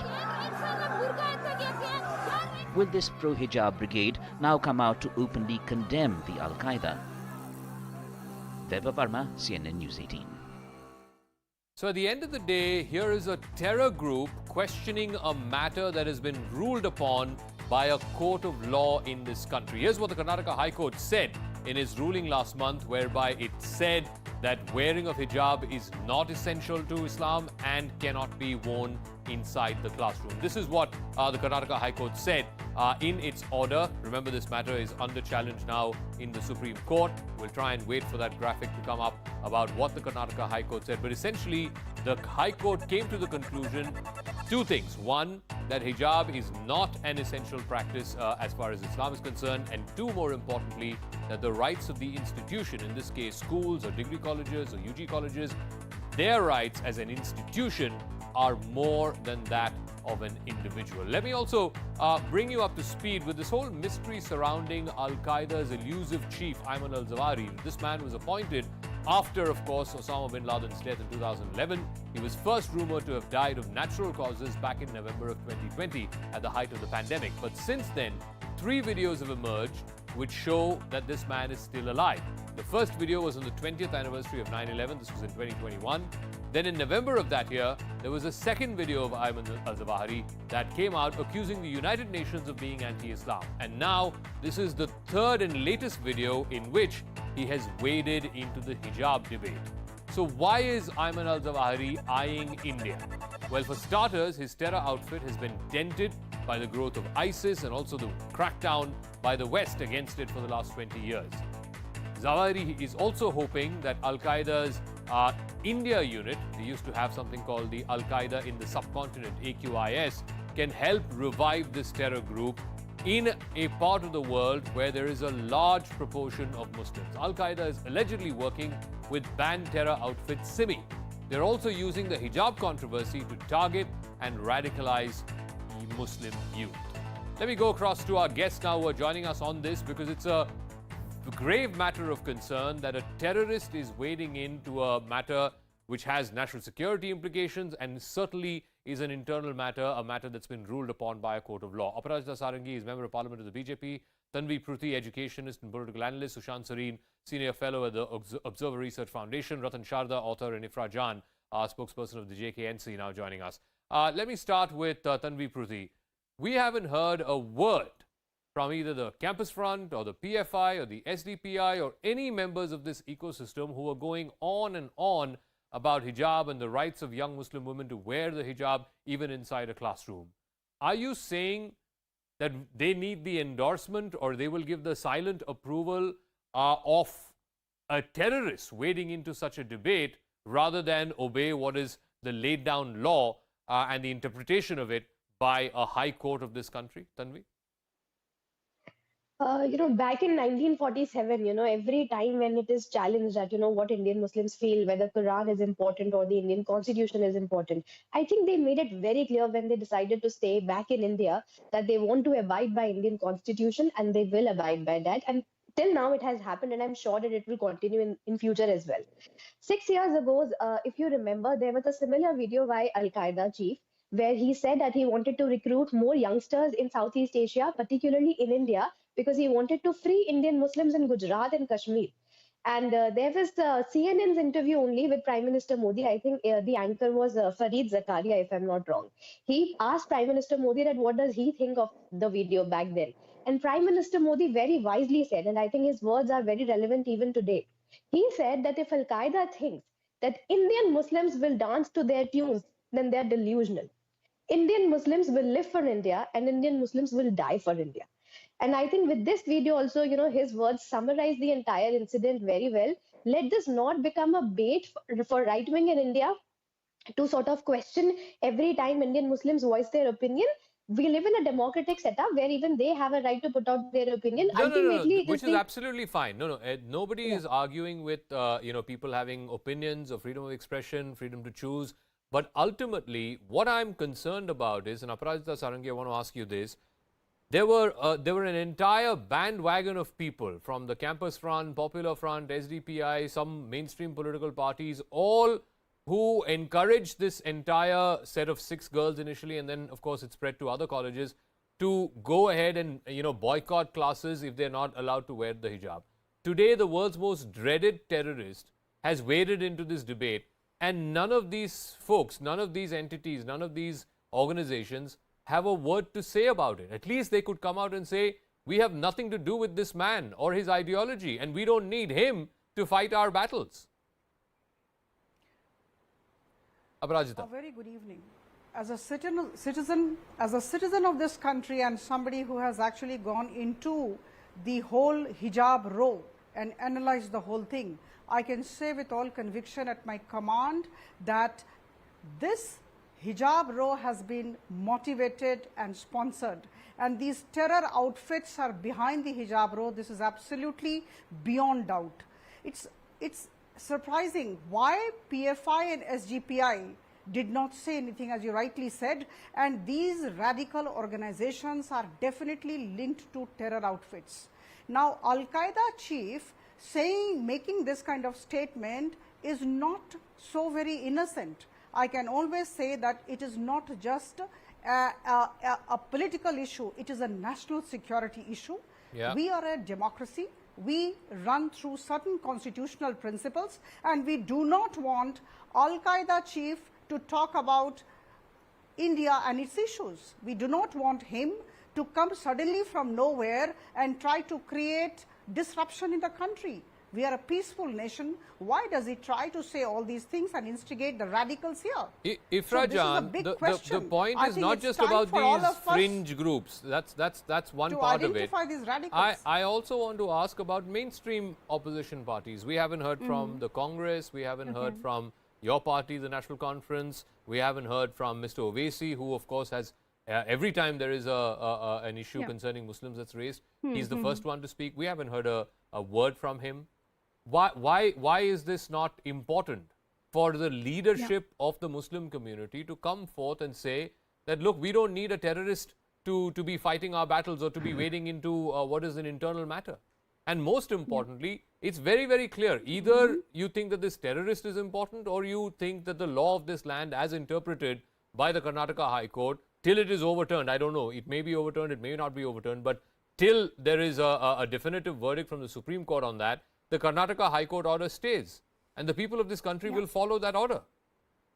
If Thank Rajan. you, Mr. Zakaria, for calling me to the show, and I would request you to let me speak without interrupting me. The first point you made was that you've not heard the National Conference come out and condemn this statement. Actually, on your channel, I, the spokesperson of National Conference, just literally 2 hours back, openly and outrightly condemned this statement and said we do not need anybody's support. Ma'am, where is your leader, Mr. Omar? Have we heard from him? I am the spokesperson. Excuse me, sir. I am the spokesperson of my party. And what the spokesperson of the party says is the line of the party. I'm sure you know this basic point about how political parties work. I am the spokesperson.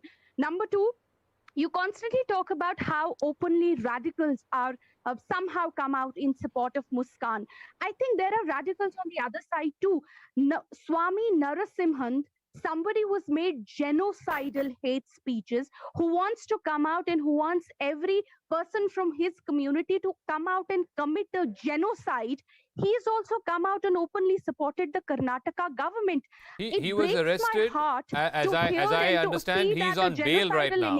That's my understanding. He's been arrested for that case that happened in Haridwar, and he's on bail in that case right now. Have you heard, Mr. Zakaria, have you heard his views? Why is a genocide enabler on your side? What do you mean enabler? Have you heard me or anybody on this channel endorse him? What is this? What is this ridiculous accusation you're making? What do you mean enabler? When Yati Narsingh Anand, his name is, when he said the deplorable things he said, we had a debate and we called him out. And it is because of the media pressure that the state also acted and arrested him. I said, please do not interrupt me. No, but you are making baseless allegations against the media. As a representative of the media, it's my job to clarify. Now go ahead. Yeah, go ahead. Let me speak. No, go ahead.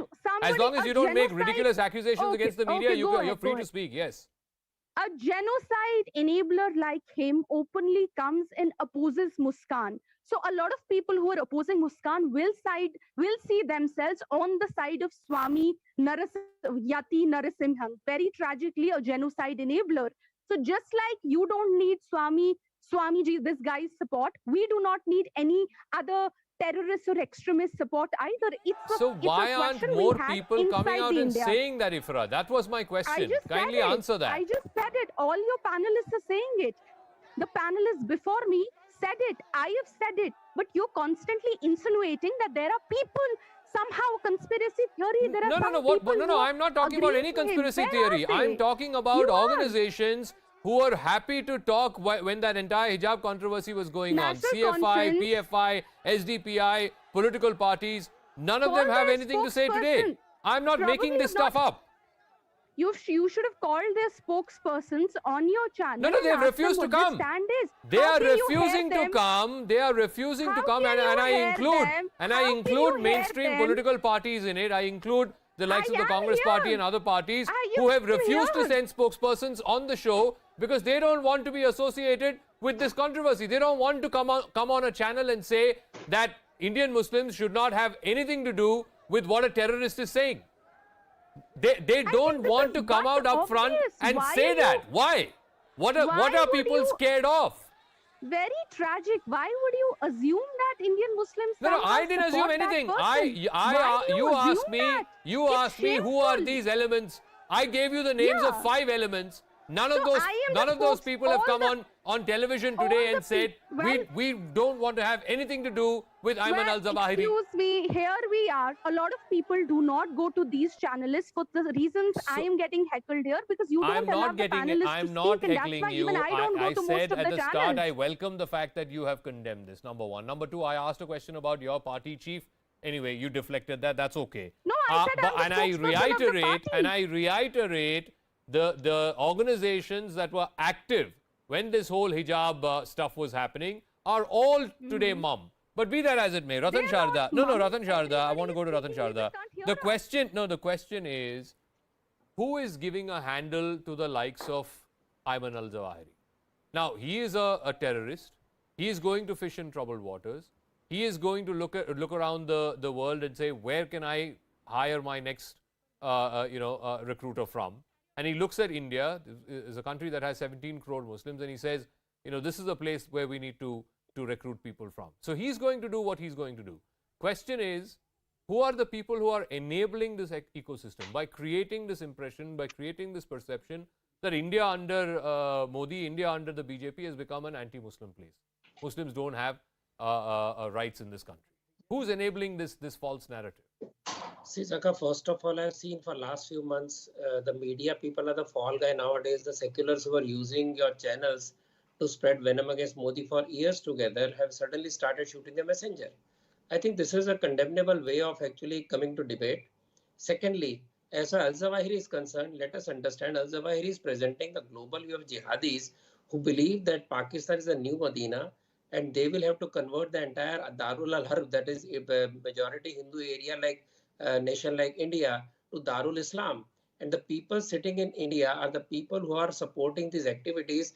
Now, if PFI could create a ruckus around hijab, if PFI could create riots in Rajasthan and give a warning letter to government saying that Hindus should not celebrate the new year, you can understand how deep the rot is. As far as talking about, these external forces, I think we have local forces, as I talked about, PFI and their illiberal secular friends who lose their tongue, who have paralytic attack when people like Zawahiri speak. Zawahiri will, as you rightly said, fish in the troubled water. But why are our people quiet? So, if there are a whole force coming on the TV screen, shouting on the screens all the time, and we keep on talking of this girl called Muskan. See, Muskan could shout Allahu Akbar, arrange a religious slogan and get into the crowd because she knows she's facing a Hindu youth. They will not attack her. Imagine a reverse situation. A Hindu girl getting into a Muslim mob and trying to shout, Jai Shri Ram, are you in Pakistan? Why even India? Okay. So let us credit Hindus with a tolerance. Thirdly, minorities have been in a worse condition under Al-Zawahiri, whether it's Pakistan, whether it's Bangladesh, whether it's Afghanistan. Jihadi people have no place for minorities. For them to speak about minorities is the biggest joke of the year, of the entire youth. Sushant Sareen, I think it was George Bush who had said this many years ago, that India has 17 crore Muslims but not one known recruit of Al-Qaeda. And here you have Ayman al-Zawahiri trying to use an internal matter of India, trying to use some kind of perceived slight, some kind of perceived discrimination to try and recruit more and more people into his dreaded terrorist organization. There was supposed to be something called the AQIS, the Al-Qaeda in the subcontinent. That did not take off. Today, Al-Qaeda itself is fighting for relevance from the likes of Daesh, ISIS and so on. The question is, like I asked Ratan Sharda, what is he trying to do? Is he trying to fish in troubled waters? Is he trying to convert some of these disgruntled elements into radicals in his organization? And why are we not hearing enough from the top Muslim leadership, political leadership, spiritual leadership, community leadership, coming out and saying, we have nothing to do with this man? So, Zaka, a couple of things. Number one, I don't hold any brief for that guy Yati, but really comparing a man like Yati who makes a stupid speech with somebody who actually practices genocide and kills people for a living as part of his ideology, I think it's ridiculous to make a comparison between the two. But if Rajan is free to do this, because she lives in India, it's a free country. Secondly, Zaka, I want to ask you a reverse question. If an organization like the PFI had actually come out and condemned Al-Zawahiri, would it mean that it actually is not what it actually is? Would it change the reality of a PFI? So I'm glad they have not condemned it, because it shows them for what they are. Otherwise, they would confuse a whole lot of people about the reality of what that organization represents, which is a kind of a radical version of Islam, a kind of a militant version of Islam, which is actually taking roots. Which brings me to your main point about why Al-Zawahiri is doing it. Number one, this is nothing new. The Al-Qaeda in the Indian subcontinent incidentally continues to exist. and I think let us not underestimate its potency. Number two, the Al-Qaeda has got a major leg up with the victory of the Taliban in Afghanistan. And you are seeing a whole lot of literature coming out of the Al-Qaeda ever since the Taliban have taken over in Afghanistan. Number three, the Al-Qaeda as an organization has shown that it is far greater resilience than even the ISIS. And in fact, the Al-Qaeda footprint has expanded over the years rather than decreased over the years. It might not have the same kind of media traction, but its footprint has certainly increased. So I think what has happened is extremely serious. And I personally think that Al-Zawahiri knows that there is a fertile ground for these guys to tap into it. What people like Mr. Modi said, what Manmohan Singh said, what George Bush said is what responsible leaders say. But that does not mean analysts like me should turn a blind eye to the reality of the radicalization of Muslims in India. I want to go across to a piece of breaking news that's coming on this front. Intelligence sources are now confirming to CNN News 18 on this provocation by Ayman al-Zawahiri. They are calling this a pure propaganda video in a bid to try and increase Al-Qaeda's support base in this country. Earlier, Al-Qaeda was restricted to making inroads only in Kashmir, but now they are eyeing potentially other areas as well. The question that's being asked of the government as well, Aparajita Sarangi, is why are you not banning organizations like the PFI, the CFI, the SDPI? They were all openly backing these hijab protests. Their funding has been called into question. Their modus operandi has been called into question. The way they instigated these 6 girls, that is out there in the public domain. And now you have a dreaded terrorist coming to their defense and they have nothing to say. Why are these organizations still allowed to operate in India? Ms. Sarangi. I entirely support what you say. In fact, the Ministry of Home Affairs has a procedure to follow. We are observing the activities of these so-called radical organizations, and they have been trying all the while to create disruption in the country. And now this gentleman comes from nowhere, and then suddenly he issues a statement, which, as I said earlier, I would reiterate, it's a national security issue. He's trying to disrupt the peace of the country. He's trying to instigate the radicals. As far as taking action against these radical organizations is concerned, as I mentioned earlier, there is a procedure to follow, and we would definitely take appropriate steps when time comes. No, so this whole perception that's been created that since Mr. Modi came to power, you know, India has become a country, no country for Muslims. Muslims are being treated as second-class citizens. I want to ask Ifra Jan, and I'm going by CSDS data, by the way. This is not my data. After the Uttar Pradesh elections, Ifra Jan, the recently concluded ones, CSDS post-poll survey found 8% Muslim women had voted for the BJP, which is almost 1 out of 10 Muslim women who were voting for the BJP. If it was such an anti-Muslim party, and if Muslims were being treated as second-class citizens across India since Mr. Modi came to power, why are 8% Muslim women voting for this party in Uttar Pradesh, the biggest state in this country? Well, they probably know the reasons why they were voting for the party, but I did hear a BJP MLA right after the elections come in an open rally come and say because Muslims did not vote for us, therefore our bulldozers will run faster over their homes. Maybe you need to ask that BJP minister. Of course, Sushant Sareen sir does not believe he's radicalized because he's part of the state. We had a sitting chief minister come out and say that Muslims should be disenfranchised, and that person happens to be a sitting chief minister.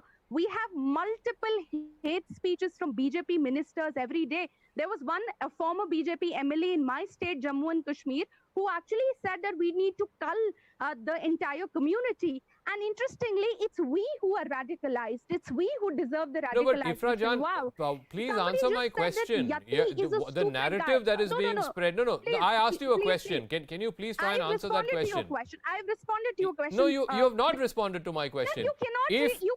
If this whole narrative is BJP is anti-Hindu, Mr. Modi's government is anti-Hindu, why have 8% Muslim women voted for the BJP in the Uttar Pradesh elections? Zakaria, please do not. So you need to ask this question to those women that why did they vote for an MLA who says that because the Muslims didn't vote for us, we'll run bulldozers over their homes faster and faster. I did not vote for them. You need to ask this question to them. I think it's at some level this has become a convenient caricature for some people, and obviously it's being done for political reasons.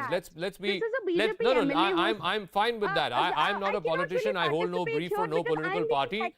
This is a political ploy. This is a political strategy. Absolutely fine. Absolutely fine. But let's not confuse political narratives for reality on the ground. Political narratives. Acha, jab aap genocidal speech de Tanvi Pruti, no, again this false equivalence that's being created by Ifra. Whenever in the case she referred to Yati Narsinganan, every channel, including CNN News 18, did shows after shows calling out Yati Narsinganan, and that's why the police were forced to arrest him. I don't know why Ifrajan keeps going back to this false equivalence. But anyway, be that as it may, that's not my question. Please answer the question I asked, and I want to ask Tanvi Pruti this. There is a political narrative being created, and I don't have a problem. That's what opposition parties do. That's what the opposition narrative is. But that is not the reality on the ground. So 2 points I want to make here. I'll just take 1 minute. You said that in the instant case, you feel really disheartened that why hasn't PFI or the other organizations who were so active during the hijab ban, they haven't come out to outrightly sort of condemn the statement, right? Similarly, the Indian Muslims, and I was the ma'am who just spoke before me, she also, she feels sometimes, that Prime Minister Modi or Home Minister Amit Shah, sometimes they need to come out and condemn these sort of politicians who make such nasty statements. So comparing the Al-Qaeda chief to them, of course, is completely insignificant. But this condemnation sort of should come, and I agree with you. So, but that holds for both the sides. Point number 2. You just mentioned UP. Just very 30 seconds, I'll just take. UP, in fact, there was this one constituency, I'm forgetting the name, where the SP candidate and the BJP candidate both were Muslim women. And the SP candidate was against the was sort of in favor of the hijab ban, and the BJP Muslim candidate was against the hijab ban, and she used to wear hijab while going for her campaigning and everything. So such is the divide, in this entire issue. I don't think that the hijab issue per se was between BJP and other parties. Okay. It was sort of the identity of the Indian Muslim woman that was being questioned. And the fact that it happened in Karnataka, and the fact that everyone went to town saying Hindu groups are out against Muslim women, they're stopping Muslim women from wearing the hijab, and so on and so forth. And ultimately, it got settled by a court of law. That is my point. Yes. I mean, a court of this country, and no less than a high court, has said that you cannot wear hijab inside the classroom. But I'm getting another piece of breaking news. I'll thank our guests. This again coming in from Karnataka. There was this massive movement against loudspeakers being used for the azan. Now the Karnataka DGP has issued a notice to all police stations inside the state to check noise levels at all religious institutions, pubs as well as commercial establishments. If found violating, they have been asked to take appropriate action. It comes in the backdrop of various right-wing organizations demanding a ban on loudspeakers at mosques. And remember, multiple judgments from the Supreme Court in 2005 to the very latest one, the Karnataka High Court in 2021, have ruled as to how the noise level outside mosques should not exceed more than 10 decibels of the ambient noise in that locality. And oftentimes the reality is it far exceeds 10 decibels. And now the Karnataka police, through this order issued by the DGP, is cracking down on that very high levels of noise pollution, as it were. We'll take a quick break here on the program. When we come back, we will shift focus to the other stories that have made the headlines, including the crisis in Sri Lanka. What started off as an economic crisis is today now a political one. The opposition does not want to form a national unity government. The Rajapaksas are refusing to go. What will give? That's on the other side.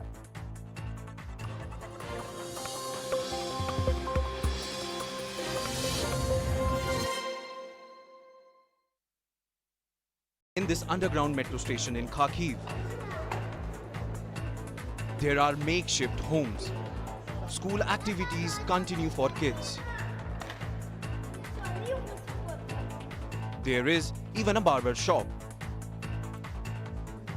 These families are trying to bring a semblance of normalcy while escaping from Russian shelling. But if you go out of the streets, Kharkiv looks like a ghost town.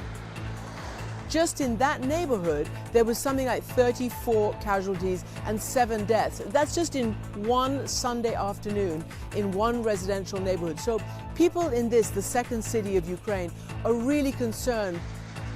Kharkiv has borne a burst of Russia's onslaught with non-stop shelling and firing since the invasion began on the February 24th. Meanwhile, the Intergovernmental Panel on Climate Change has delivered a dire assessment in its latest report, warning that the Earth is hurtling to climate danger zone. Let's see what this report is saying. Number one, it says that temperatures on Earth will shoot past a key point very soon in the next few decades. Greenhouse gas emissions must fall faster than what has been committed by developed and developing countries alike. Temperatures have increased by as much as 1.1 degrees centigrade since the pre-industrial times. Without concrete action, fast action, the planet will see anywhere between 2.4 to 3.5 degrees centigrade higher and warmer temperatures by the end of this millennium, that is by 2100 AD. Meanwhile, the political and economic turmoil continues in Sri Lanka, with the opposition refusing to join a unity government there.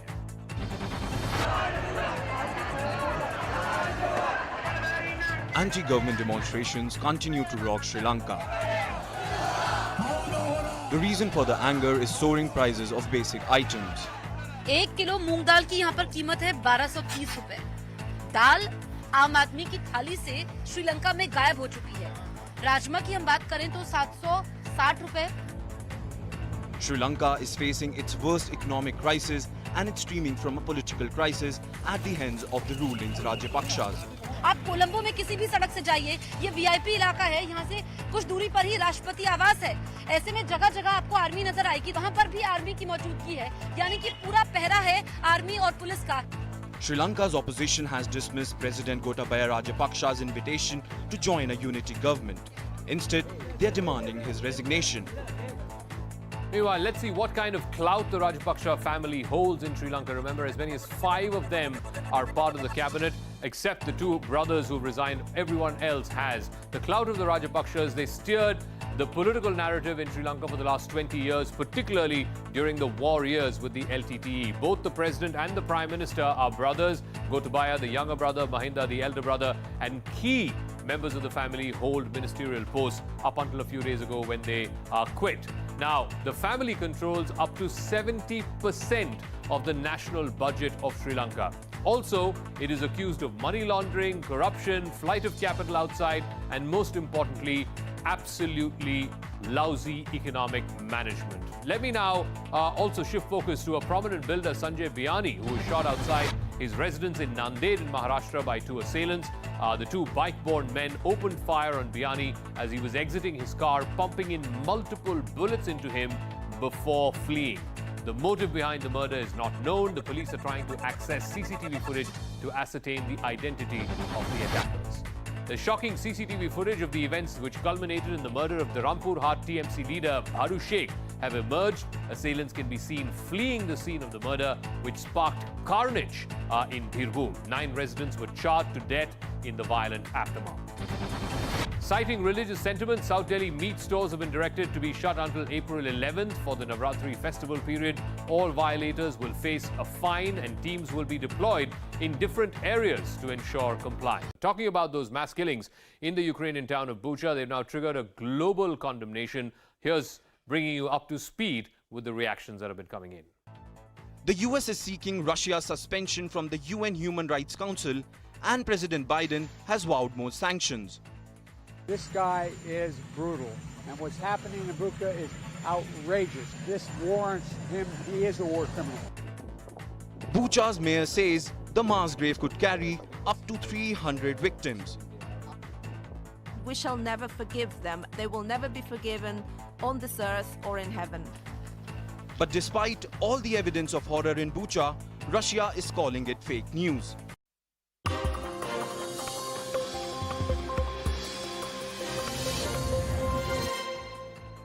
Welcome back. Sri Lankan President Gotabaya Rajapaksa has revoked the state of emergency that was imposed last week, but that is not stopping the anger on the streets against him and his family.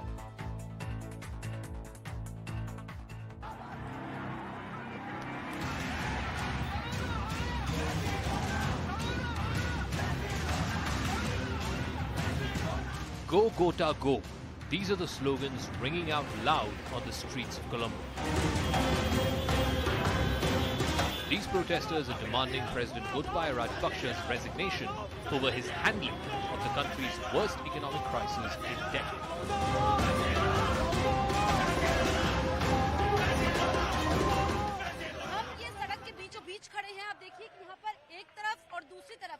Protesters हैं भारी संख्या में, ये सभी लोग hotel industry से जुड़े हुए हैं, इनके व्यवसाय पर असर पड़ा है, पर्यटन यहाँ पर बहुत कम हुआ है, इनकी आमदनी काफी ज्यादा कम हो गई है. The ruling government has gone into minority after more than 40 lawmakers walked out of the coalition, but the president and the prime minister are refusing to step down. The Rajapaksa clan has been dictating Sri Lanka's politics for the last 2 decades, and they've run roughshod with the country's economy. Whether it's about the fuel shortage, food shortage, power cut, all these things are impacting the livelihood and daily life of a common person in the island countries. So earlier, these food counters used to be full, but now you can see that there's barely any food for these people, for the owners to serve to their customers. Sri Lanka's debt has been rising because of foreign loans, particularly those from China. The situation is so bad that essential items are either in short supply or exorbitantly priced. People are bringing their food, water. In fact, a couple of people, they've said that they brought their pillows also so that they can rest, because they know that the moment they will move, they will lose their spot. In helping Sri Lanka, India can help push back China's growing clout in the neighborhood. There are partners who are going through very tough times. In the case of a neighbor like Sri Lanka, we are even supplying food, fuel on credit and food on credit. But securing financial support from India and China has failed to end the economic crisis and anger against the Rajapaksas. So the Rajapakshas may be clinging on to power, but for how long? Because the numbers clearly seem to be stacked up against them in parliament. Now, in the 2020 election, Mahinda Rajapaksa, he won 146 out of the 225-member House. 113 is the halfway mark. So that was almost a 2/3 majority. This is the SLPP coalition that he heads. The opposition had only 79. But now, 41 members of parliament, many of them backing this ruling coalition, have decided to sit as independents in parliament. So if you knock off that 41, the SLPP coalition then falls down to just 105, which is below the halfway mark of 113. The opposition stays at 79. The question is, will they join hands with the MPs who have defected, that is 41 of them, or will the provisions of anti-defection kick in? The question is also, and ultimately, not just a numbers game, the question is also how and why the opposition is not willing to bring a no-confidence motion if they are clear that the Rajapakshas have lost their political majority. But what are the reasons for this meltdown? Number one, there is massive debt that's been incurred from foreign loans, IMF loans, loans from China and other countries, and that just debt servicing itself is taking so much out of Sri Lanka. Tourism was badly hit. First by the 2019 Easter bombings, the first attacks by ISIS in that country, and second by the pandemic. There is also soaring prices because the currency was devalued, and then of course you had taxes being brought down. The foreign exchange reserve, which used to be $7.5 billion at the start of this year, has come down to just about $2 billion as far as Sri Lanka is concerned, and it has come down 70% in the last 2 years. There was a drop in the rice crop because there was an ill-advised ban on the use of chemicals and fertilizers and pesticides, a big shift for organic farming. That completely flopped. Let me now go across to our guest, because this has become as much a political issue as much as it is an economic one. Rohan Samarajiva is the chairman of Liren Asia. Harsha De Silva is a member of parliament from the main opposition alliance, the SJB. Mr. Harsha De Silva, let me start with you.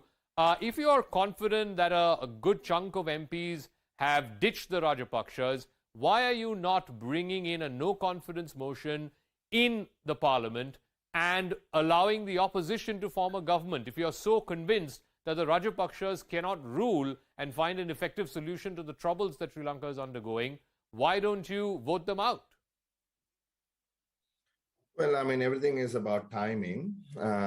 We need to make sure that we have the 113, and we are working on that number. The moment we are able to ensure that we have the majority, we shall do so. But in the meantime, we are forming the necessary coalitions. So that's the delay. It's not a delay. It's just a procedure. Have you denied, joining a national unity government as the president had sought the opposition to do? Why is that not a priority? Look, the people on the street, thousands, tens of thousands, are protesting, asking President Gotabaya Rajapaksa, Prime Minister Mahinda Rajapaksa, and all the Rajapaksas to step down. They have lost confidence. Okay. So therefore, there is no way in which we can form a coalition government with the Rajapaksas in it. So there lies the catch. Okay. So how do we form a government without the Rajapaksas? No. Okay. If the president remains, what is the compromise we are going to have to make with him, or rather he's going to have to make with us? Mm-hmm. One major issue, bone of contention really, is the 20th Amendment of the Constitution, where pretty much all the power is concentrated in the office of the president. And certainly we don't want that. Okay, I so want to ask therefore, Rohan Samarajiva, because here you have a situation where the opposition does not want to have any truck with the Rajapakshas. They don't want to get into some kind of unity coalition government. The Rajapakshas are refusing to leave power. You have this spectacle of the entire cabinet quitting except the president and the prime minister. When, in fact, if the opposite had happened, if the president and the prime minister quit, then maybe we would have had a chance of a national unity government. So something's got to give in either of these two, Mr. Samarajiva. Something's got to be done, not something's got to give. The people are asking for accountability and a change in leadership. And if the current leadership is not willing to go, it is the responsibility of the opposition to speak on behalf of the people on the street and take specific actions to push them out. In my view, what they should be doing is every day, instead of engaging in futile placard waving and sloganeering inside Parliament, they should be bringing a motion on one day to change the 20th Amendment and remove the executive presidency, chop the powers of the president. The second day, they should be cutting his appropriations, because Parliament has got the authority over finance, over public finance. They should be cutting his appropriations. They should be creative. They should be assertive, not placid and inert, because if they continue to behave in this manner, the street, the young people on the street will lose patience with them. They lose patience with all of Parliament, with the entire governance structure, and we will descend into anarchy. No, but have you seen a plan from the opposition? What is the opposition's economic plan to save Sri Lanka from this mess? Whoever the next government is, assuming there is a next government coming, they will have to do the long and arduous task of negotiating with the likes of the IMF and other international bodies. That is not going to be an easy task. Have you seen a plan, Mr. Samarajiva? As far as we know, I have in my possession 9 plans from various civil society groups and people connected to Parliament, but not from the main opposition. I don't know what they have been doing all this time. But with this sort of raw material of 9 plans that we have, some very specific, some relatively broad, I think we can come up with a common minimum program to which the various factions, we believe even inside the main opposition, there are factions. Mm-hmm. The various factions can come together and move together in a united fashion, giving voice to the frustrations of the people on the street so that we can save this country. Because we have debt payments due. We have a $1 billion one-off ISB payment due on the 25th of July. That is the moment of truth. The moment of truth may come before that, but it will definitely come in July. Mr. De Silva, why don't you respond? what Mr. Samarjiva is saying. Certainly I will respond. Do you have a plan? Why is the public not aware of your plan, and what is your plan? Look, it is easy to criticize from the outside. Rohan is my dear friend, but it is not that easy to get what he wants done inside the parliament. We need 150 MPs to agree to change the constitution.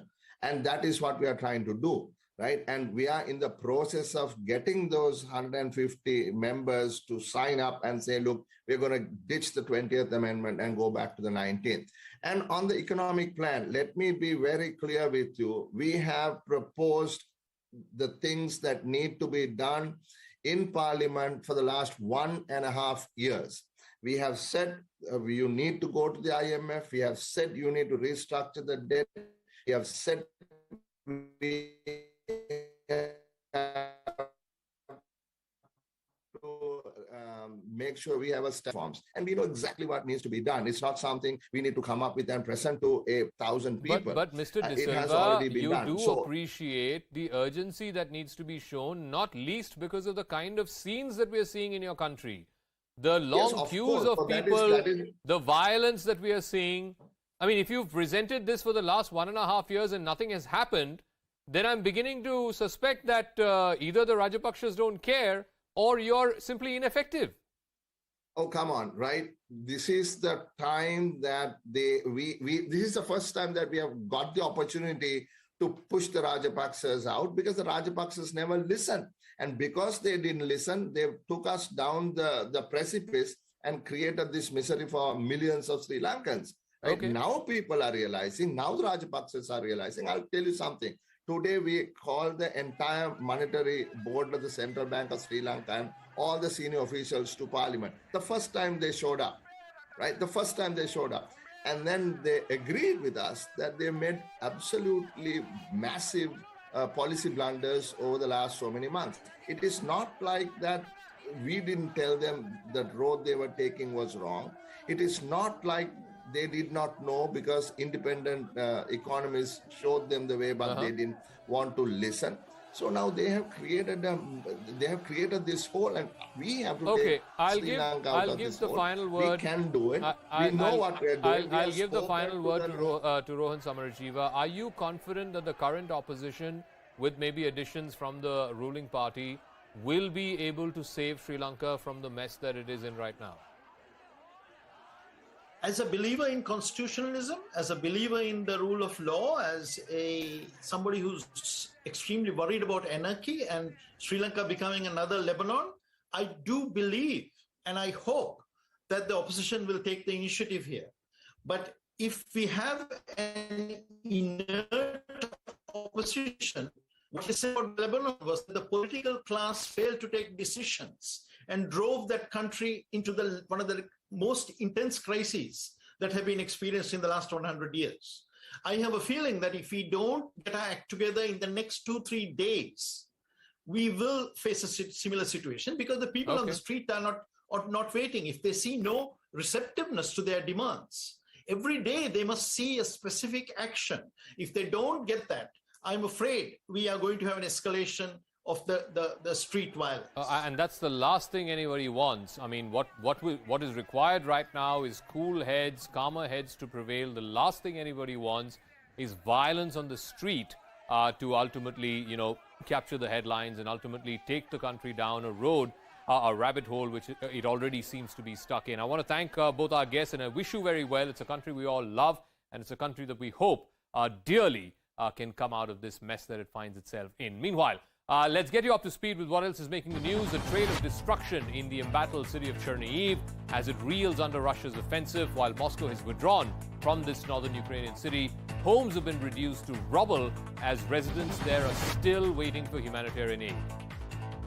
Blood-stained streets mark the horrors of war in Mykolaiv. It's a strategic city in the south. It bore the brunt of Russian shelling for weeks.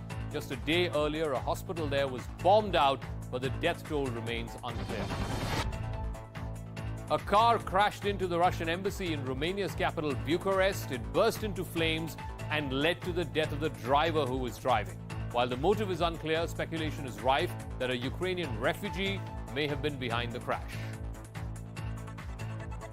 Meanwhile, there's fierce fighting on in Mariupol as Russia desperately tries to capture the port city. Here's why Mariupol is important. It's the only port city that is closest to both Donetsk and Luhansk. Those are the two biggest provinces in the Donbass. Mariupol is also home to the Azov battalion, which Vladimir Putin has described as neo-Nazis. Mariupol is the largest city that houses steel plants in that entire region. It is also a port which gives direct access to the Black Sea as far as Russia is concerned. The reason why Russia is eyeing Mariupol, like I said, it's for trade and transport, a direct sea line access from the Sea of Azov through Crimea and eventually into the Black Sea, and then from there to the Mediterranean. All right, meanwhile, there's also destruction. That's going to be a major blow to the Ukrainian economy. Remember, Mariupol is the second biggest port city in Ukraine. Meanwhile, it's day 42 of the war, and Russia's offensive is showing no signs of letting up in Mykolaiv. Here, the shelling by Vladimir Putin's troops annihilated a secret medical facility designed for children who are caught in the war. The exact figures are unclear. As the world grasps the horrific images of mass graves in Bucha, Ukrainian emergency services are taking up the very hard task of clearing the rubble after Russia's shelling. 296 explosives were found from the site, while nearly 4,000 were recovered and defused from across the war-torn nation. India has taken a stand on the mass civilian killings in the Ukrainian city of Bucha. Give the floor to the representative of India. First, India sought an independent probe into the killings at the UN Security Council. Reports of civilian killings in Bucha are deeply disturbing. We unequivocally condemn these killings and support the call for an independent investigation. Then External Affairs Minister S. Jaishankar made a statement in Parliament. If India has chosen a side, it is the side of peace. This is our principal stand. Images of civilian bodies strewn across the street in Bucha have led to growing calls for a war crimes trial against Russian President Vladimir Putin. But Russia has denied the charges, even calling the images fake. This is how one of the top anchors on Russian state television explained the massacre. А Буча, потому что Буча – это мясник, да, и удачное созвучие. It must have been the work of British specialists, he says, because the town of Bucha and the English word butcher sound so similar. Meanwhile, Prime Minister Modi has also tweeted on Ukraine and emphasized that bipartisanship over foreign policy augurs well for India, the global stage. He's also said that it is our collective duty to care for the safety and well-being of our fellow citizens. So what is behind the seeming change of stand by India? Remember, India has now called for an independent probe in Bucha. Bucha, from the face of it, is crimes against humanity. It's a war crime. India cannot be seen as condoning that. Number two, less than 1% of India's oil now is being imported from Russia. That used to be 7-8% a couple of years ago. That's been drastically cut down. There is growing pressure from the West. You heard Lloyd Austin earlier today. You heard Dalip Singh last week. You even heard Joe Biden calling India somewhat shaky. It's also wary of Russia not being a long-term, dependable arms supplier. The government now has more elbow room. Remember, all the votes at the UN before this happened when there were Indian students who were stuck there and were being in the process of being evacuated. But now all of them have been evacuated. That gives India some amount of elbow room. Meanwhile, in another round of pressure tactics, I referred to this a moment ago, the US Defense Secretary Lloyd Austin has said that India should scale back on its defense acquisitions from Russia. He said, and I quote, that dealing with Russia will not be in India's interests. We continue to work with them to ensure that they understand that it's not in their best. We believe that it's not in their best interest to continue to invest in Russian equipment. Our requirement going forward is that downscale the types of equipment that they're investing in, and look to invest more in the types of things that will make us continue to be compatible. Pakistan's Supreme Court has once again adjourned the hearing on the dissolution of the National Assembly. The hearing will continue tomorrow. But today, during today's hearing, the court said that prima facie, it appeared that the no-confidence motion was about to succeed. But on the day of voting, the Deputy Speaker decided to dissolve the House instead. Meanwhile, the PMLN chairperson Shahbaz Sharif has written to the Pakistan president rejecting the name of Gulzar Ahmed as caretaker prime minister. Mr. Ahmed, who is a former chief justice, was nominated by caretaker prime minister Imran Khan. In his letter to the president, Shahbaz Sharif has accused Imran Khan of playing with the constitution. So what exactly is likely to happen if there is no consensus on who the caretaker prime minister should be? Two names have to be sent by this committee that's been formed by the Deputy Speaker. The 8-member panel will then have 4 people each from the PTI and 4 from the opposition, and it's that committee of 8 that will decide. This committee has to decide on the caretaker name within 3 days once it is formed. The names of the 2 nominees will then be sent to the Election Commission. The President will consult with the Election Commission and then select a caretaker Prime Minister. Meanwhile, some domestic political news, and NCP chief Sharad Pawar says he will be reaching out to non-BJP leaders very soon. He says that Bengal Chief Minister Mamata Banerjee had urged him to initiate the outreach and draft a future course of action. Another big news point from Pawar's press conference today, he said he doesn't want to be the president of the United Progressive Alliance, the UPA, a post that was previously held by Sonia Gandhi. The Gujarat Animal Welfare Board has written to the Aviation Minister Jyotiraditta Scindia seeking a ban on non-vegetarian food on domestic flights. This appeal comes after recent incidents of vegetarian passengers being mistakenly served non-vegetarian food on flights.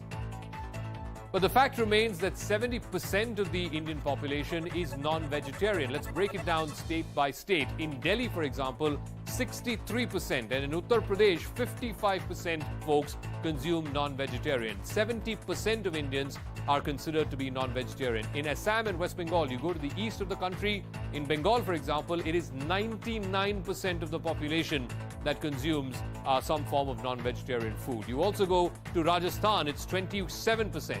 In Madhya Pradesh, it's more than half the population. You go further south to Maharashtra, it's almost 60%.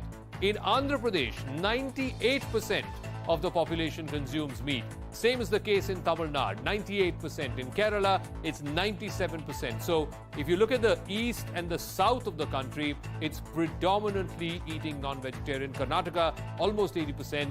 Gujarat is only 40%. So the south and the east are heavily non-vegetarian, whereas the west and the north are vegetarian. In the southern region of the United States, it's reeling under heavy floods and a tornado on Tuesday. Dallas is facing the brunt of a deadly storm, while the rest of the country has been witnessing heavy rain or snow. Dramatic visuals from the national capital, where a DTC bus caught fire in South Delhi. A short circuit is believed to have caused the fire, and thankfully, though, the vehicle was abandoned, so there were no deaths or injuries reported. But plumes of smoke emerged from the bus, which was on fire right in the middle of the road. And with that, it's a wrap. It's over to my colleague Maria Shakil with News Epicenter.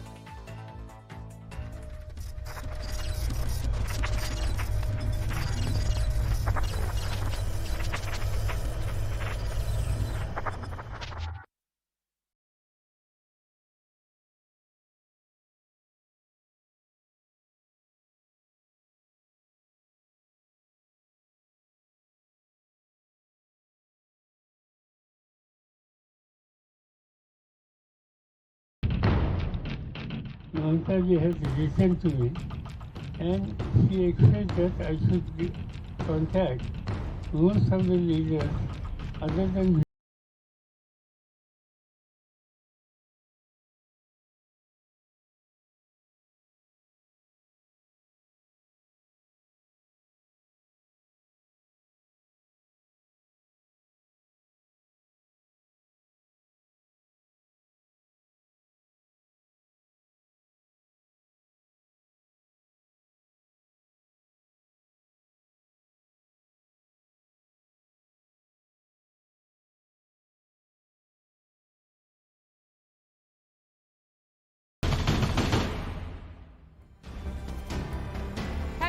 You're watching News Epicenter with me, Maria Shakil.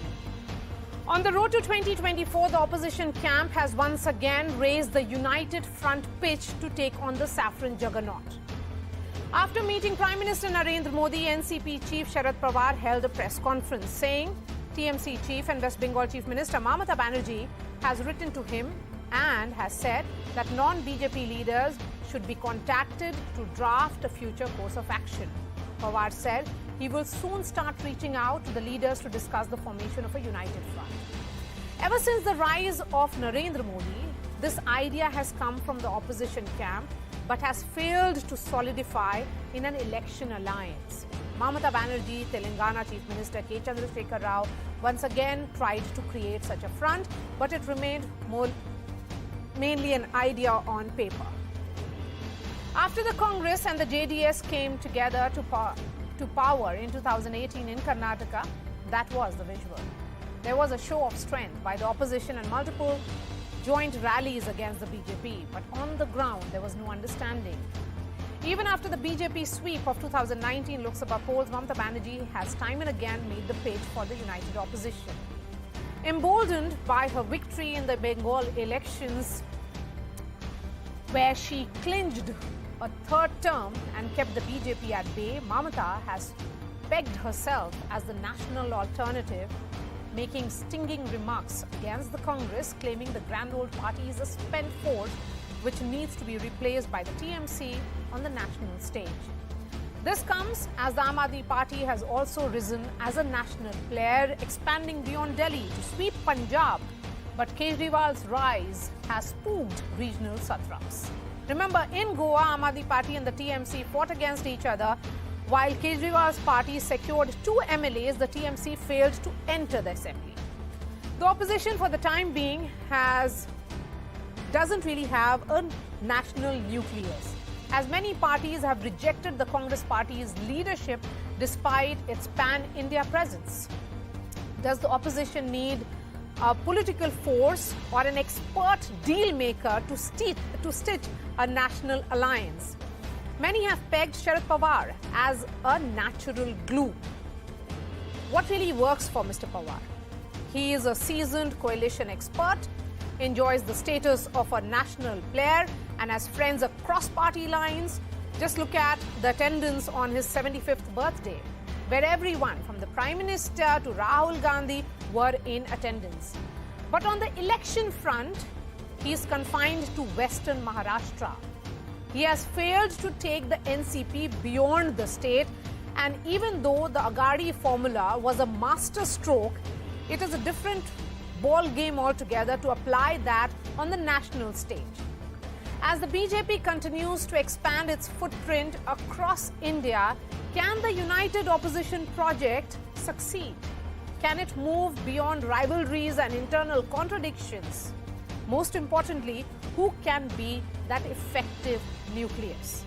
Joining me on the show, Sanju Verma, spokesperson of the BJP, Dr. Shantanu Sen, TMC MP, Bachu Srinivas is TRS leader, Mahesh Tapase is NCP spokesperson, Rashid Kidwai, author and journalist. I'm going to begin with you, Mahesh.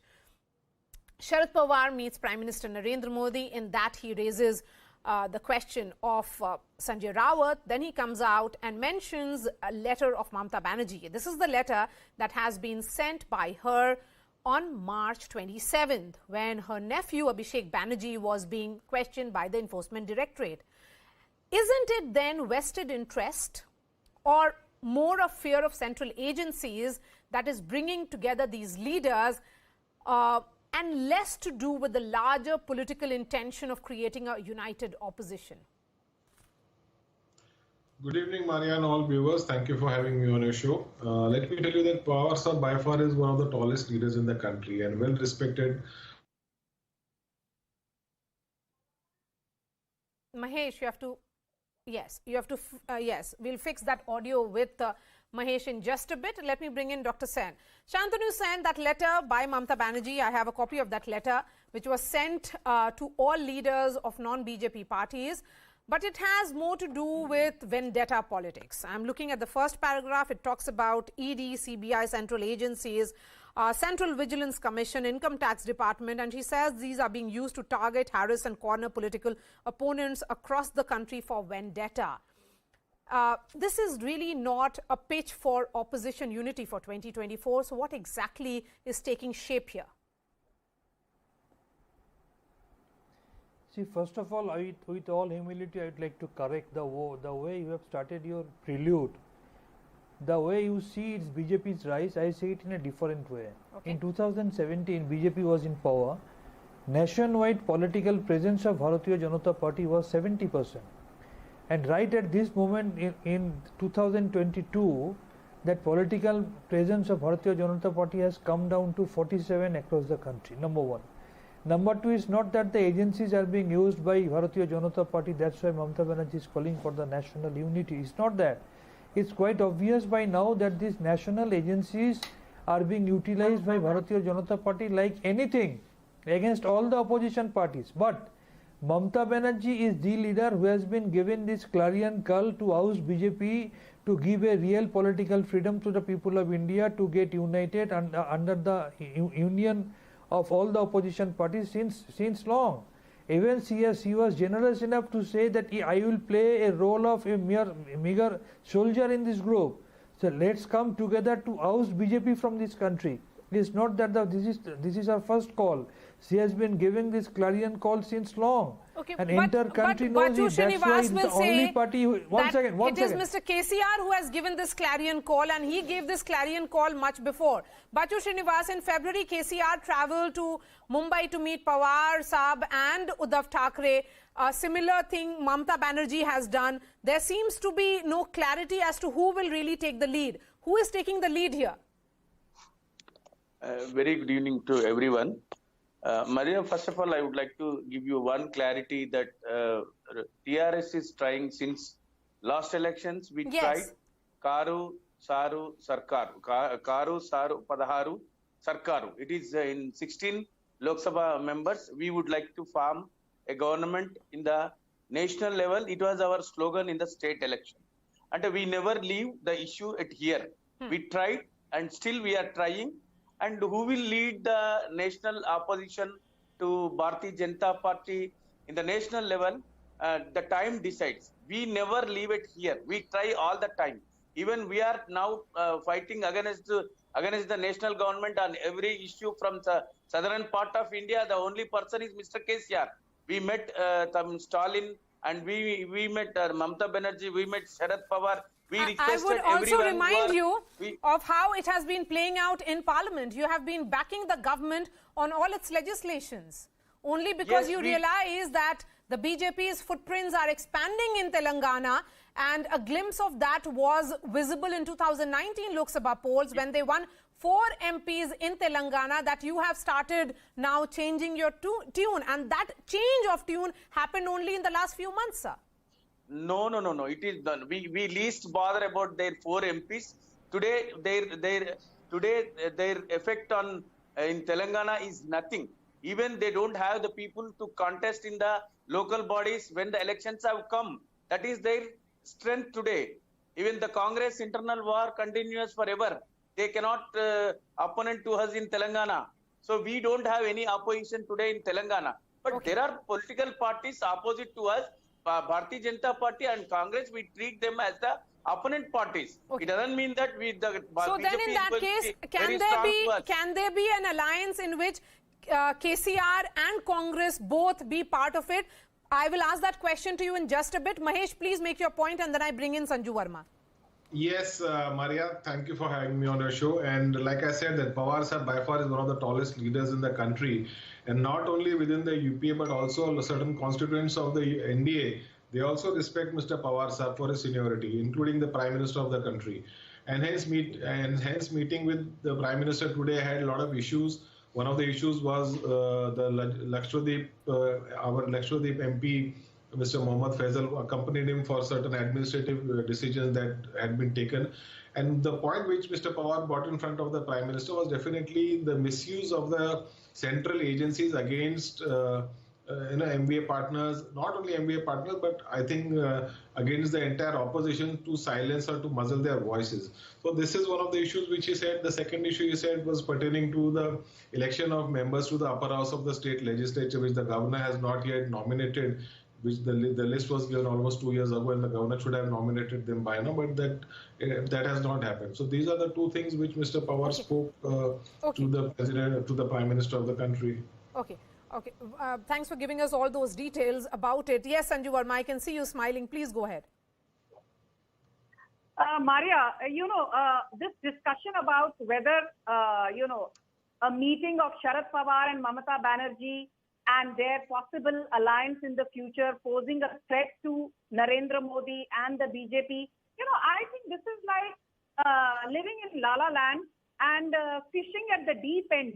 I'm not making spurious allegations at the opposition, but I'll just tell you one thing.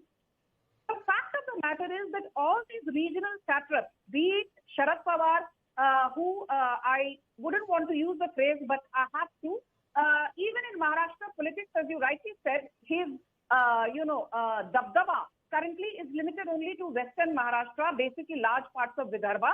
In the Konkan region, the current MVA has no presence whatsoever, especially now with Narayan Rane being a part of the BJP. The most important part is this, that all these regional satraps, they do not have a common minimum program. The only glue that binds, be it a Sharad Pawar, a TRS, a KTR, or Jagan Reddy, or Mamata Banerjee, is saying we are fighting against Narendra Modi. But is there any issue which binds them together?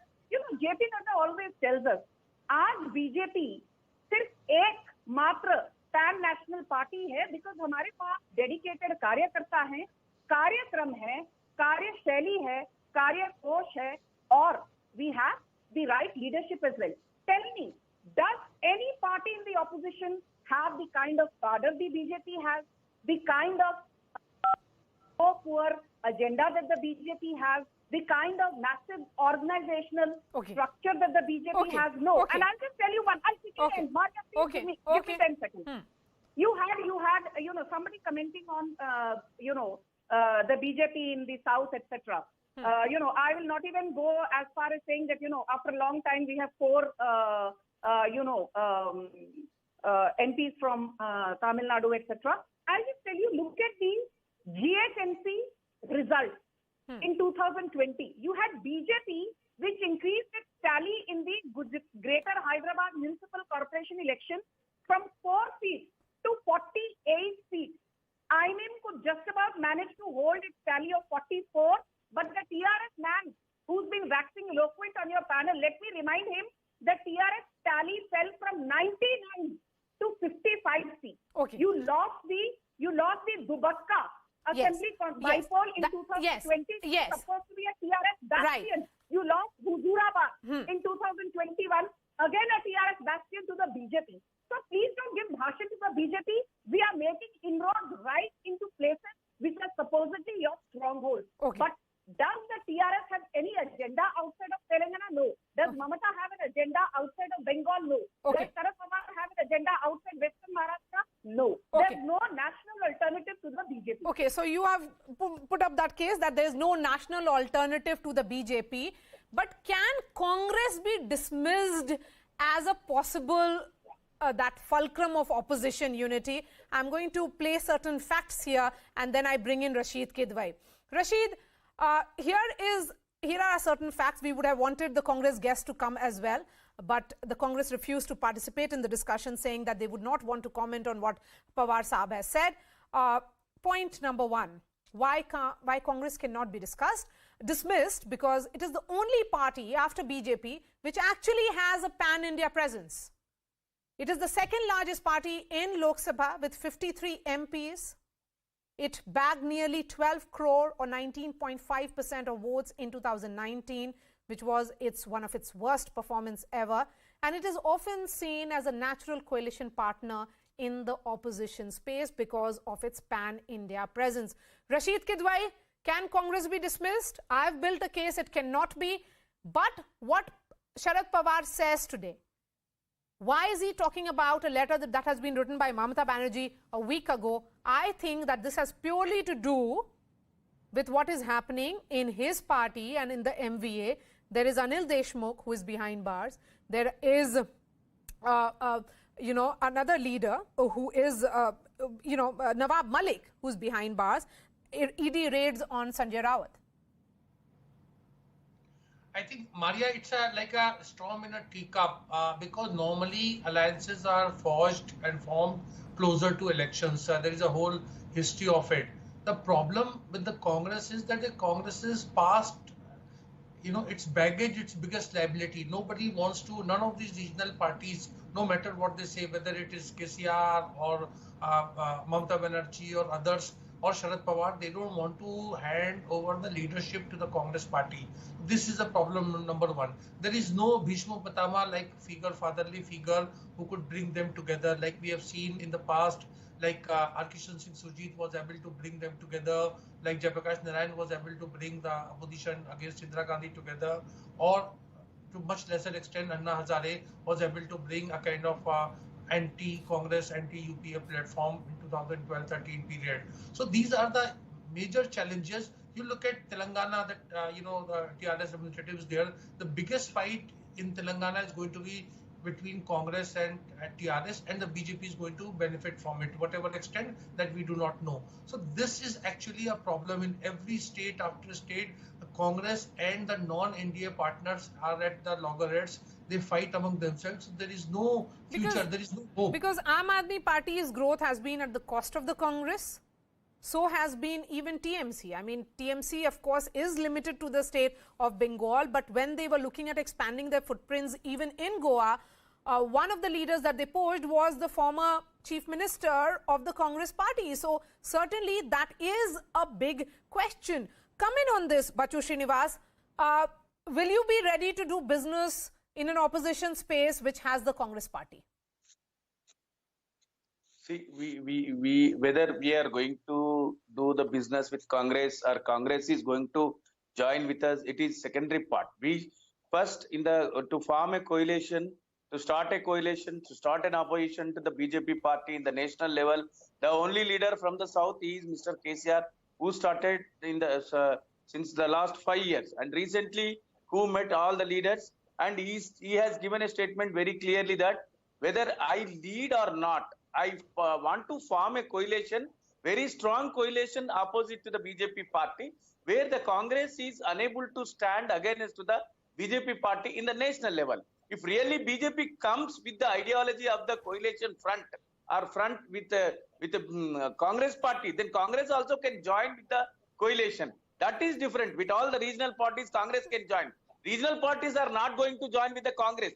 That situation has come to the Congress today. The number you have given just now, it is 53, the lowest. Even Mamata TMC is also having the same number, I believe, in the parliament. That is the situation. Shantanu Sen, are you of the similar opinion as the TRS representative here? Mamata Banerjee has been pretty clear. She has been saying that the Congress is a spent force. That time has come for all opposition parties to come together, because Congress is living in a space where they almost feel that somehow power will come to them. Maria, I would like to comment few more comments on Sanjay Verma. Yes. Yes, Mr. Srinivas, just a minute. You asked me to answer what? Yes, Dr. Shantanu Sen, yes. If you want me to answer, if you want me to answer, then kindly allow me some time. Number one, it's a very subtle trick being played by BJP, and it's a game of divide and roll. Every time they are raising this question, who will be leading this front? Now this time, people of India as a whole will be leading this front. This is the answer.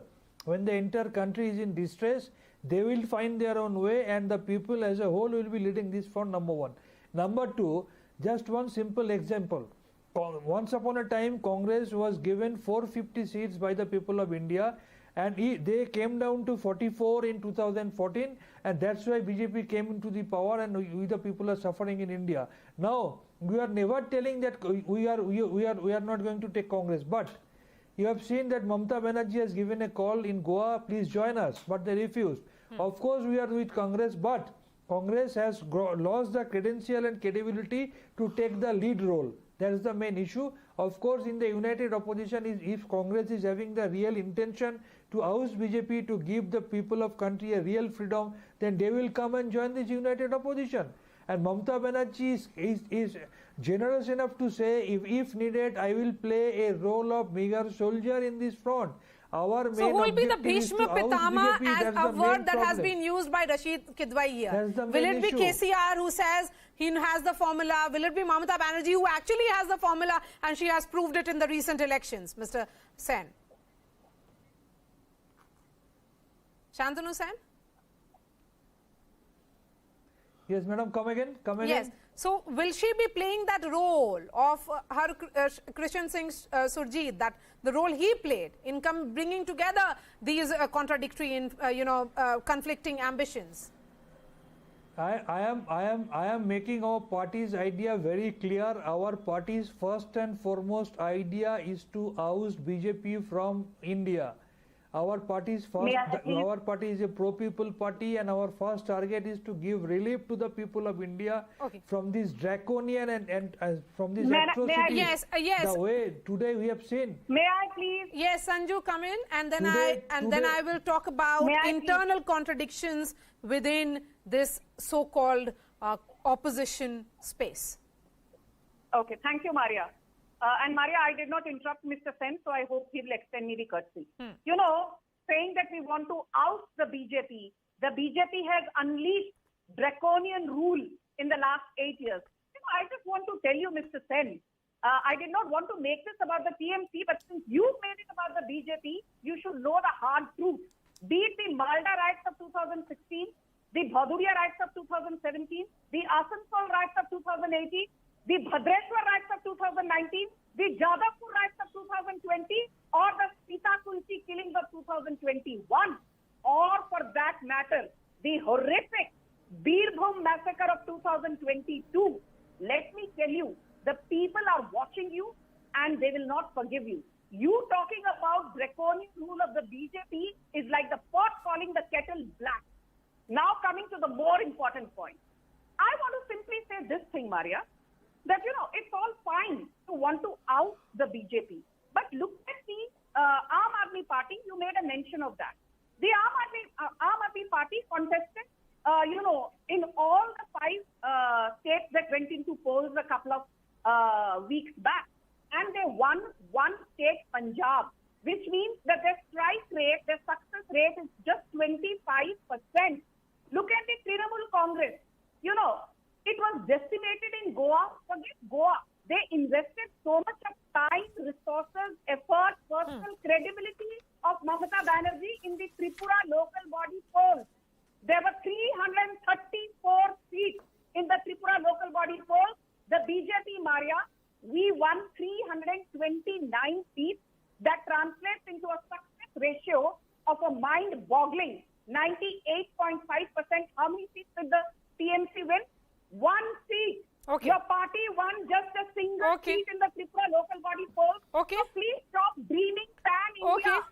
Let's look at the internal contradictions that are there in the opposition space.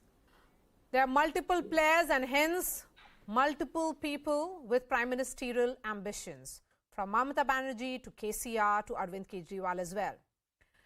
National unity and state rivalries pose contradiction problems as well. Mamata Banerjee opposes Congress inclusion, Sharad Pawar is supporting it, and hence there is a difference of opinion on what role will the Congress be playing. The Congress party's decline has only empowered other regional parties. A classic example of is Aam Aadmi Party. Be it Delhi or in Punjab, they have occupied that space in the opposition space and then finally forming the government in both the states. KCR is yet to answer that call that has been made by Mamata Banerjee to invite all the opposition for a joint meeting. And regional players are of course spooked, I would say, by Aam Aadmi Party's growth beyond Delhi. This is how the cards are stacked. Come in on this, Dr. Shantanu Sen, when a question was asked to Odisha Chief Minister Naveen Patnaik in Parliament just few days back when he was visiting Delhi about why hasn't he responded to Mamata Banerjee's letter, his response was that his primary ambition and primary concern is the interest of the people of the state of Odisha. And that has been the response of most of these chief ministers, including Jagan Reddy, because he understands that if he needs funds, he should be on the right side of the center. What will this letter really achieve then? See, first of all, prior to that, it's my moral duty to respond to my previous speaker. What the hell my BJP spokesperson was talking about? The party which was born out of mass killing, genocide in Gujarat by killing 2,000 people. The party which used to worship Savarkar. And they no, come on, I didn't interrupt. Madam, I didn't interrupt. I didn't interrupt. No, I didn't interrupt.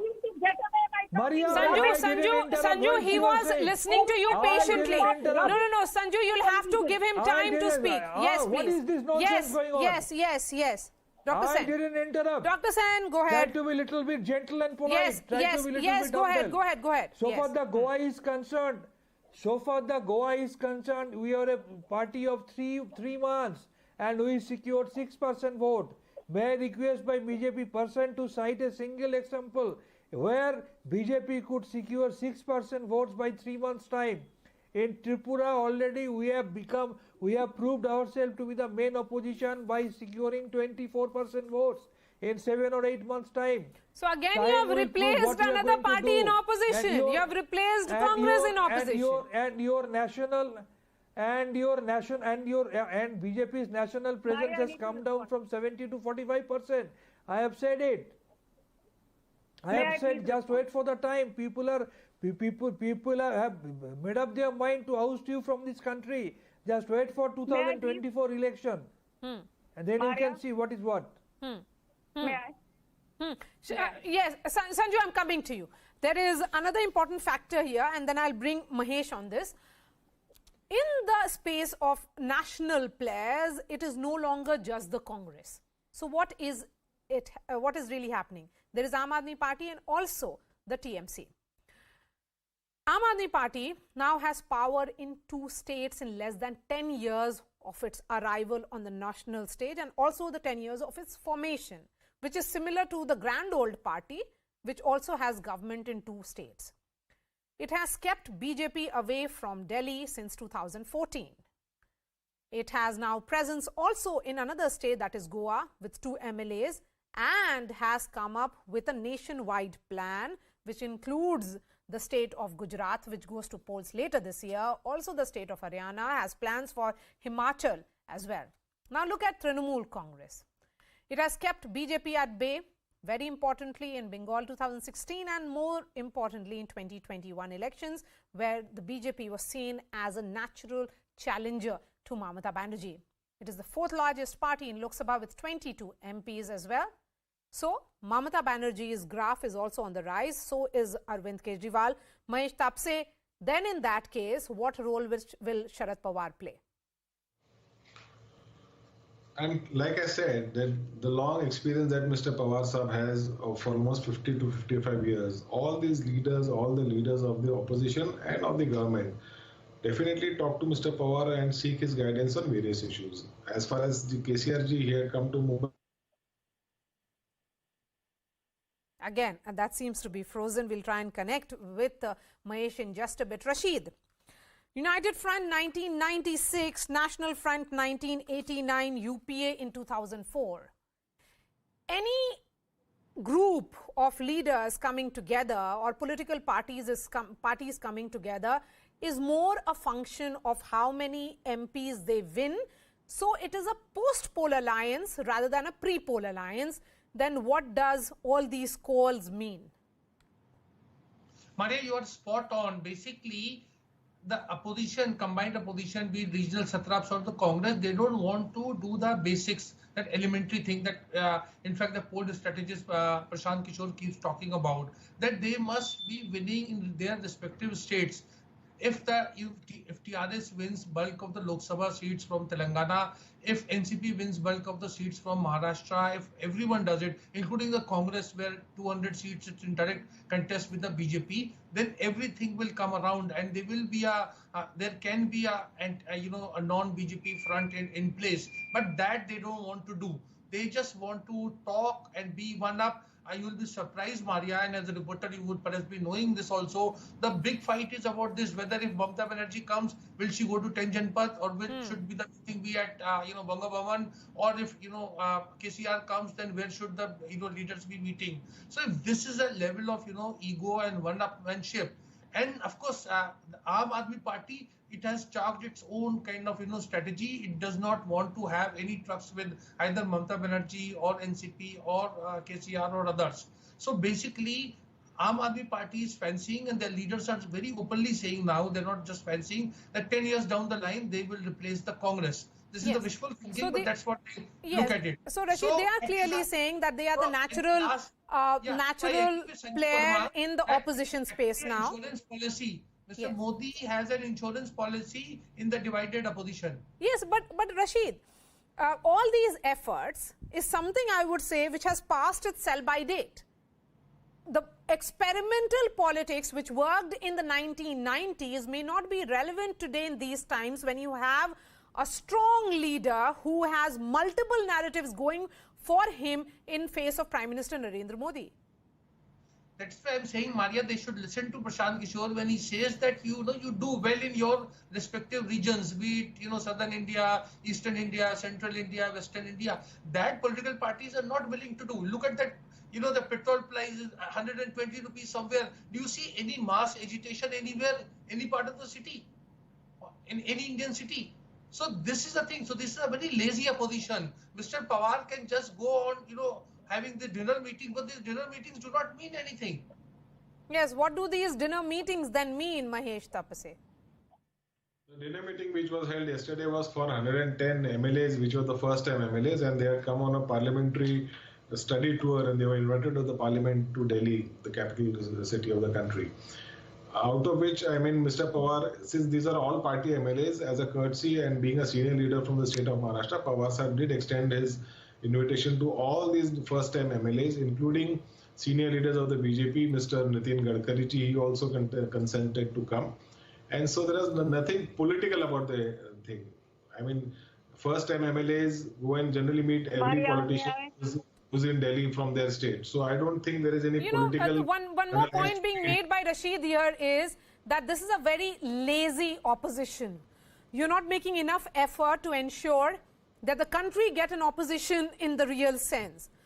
Look at what is happening right now, and all these efforts, will it really translate into something substantial? And the first test of which will be the presidential elections in another few months, in June, July. Mahesh. See, that is his point of view. There is definitely a lot of things happening behind the screen, behind the curtains, and just wait and see how it is happening. See, everything in election, everything is a number. Whether it's the Lok Sabha result or the Rajya Sabha result or the state assembly elections. As far as the presidential elections are concerned, we'll put across our strategy very soon. Let us all meet, let us all debate and deliberate on what kind of strategy the entire opposition or the UPA is going to take forward. We need to take consensus from the smaller regional parties who are wanting to be part of this alliance and wanting to oppose the BJP. So we'll wait for it, and I'm sure a meeting regarding candidate of the opposition party will be happening very soon. Okay, let me give the final words to Bachu Srinivas. Bachu Srinivas, here is... May I make a point? Yes, I will give you the final word because you're the one woman on the panel, and I'll continue with the tradition of my show. But Bachu Srinivas, will we be seeing some effort being made by opposition parties in the run-up to the presidential polls? Definitely, it will happen. We will see the opposition, even regional parties will play a vital role in the presidential election also. But we are looking into that. That will happen before going to the coalition to the national level. That will happen. Before I close my words, I would like to comment on Manju Sharma. She is talking about the GHMC elections where they won. Sanju Varma, sorry. Yes. She is talking about the winning of the GHMC election and Dubbaka and Huzurabad. Dubbaka, the person, Raghunandan, who has continually defeated from that place, and he got a chance to win that place. And Huzurabad, the person who is associated with the that particular area since 25 years. Okay, Sanjay Verma, exactly have 30 seconds for you. Won the BJP in Telangana state. No, please, Maria, you have to give me time. Okay, no, I have 30 seconds. Please go ahead. Okay. 30 seconds are enough. I just want to say one thing to the opposition and to the other panelists. Maria, how many votes did the BJP get in Lok Sabha 2014? 17 crore votes. In Lok Sabha 2019, we got 22.3 crore votes, which was a 31% jump. Now, I did a simple math. Even if we assume that we don't see a 31% growth in 2024, but very conservatively, we just see a 15% growth in our vote share. We will still have almost 26 crore voters voting for the BJP. Opposition does not stand a chance in 2024. 2029 के बाद की सोचिए. अच्छा, चलिए. Thank you so much, Sanju Verma, Shantanu Sen, Bachu Srinivas, Mahesh Tapse, and Rashid Kidwai. We are slipping into a short break. Coming up would be another debate, and this time about what's really happening in Pakistan. The political chaos and the crisis is continuing.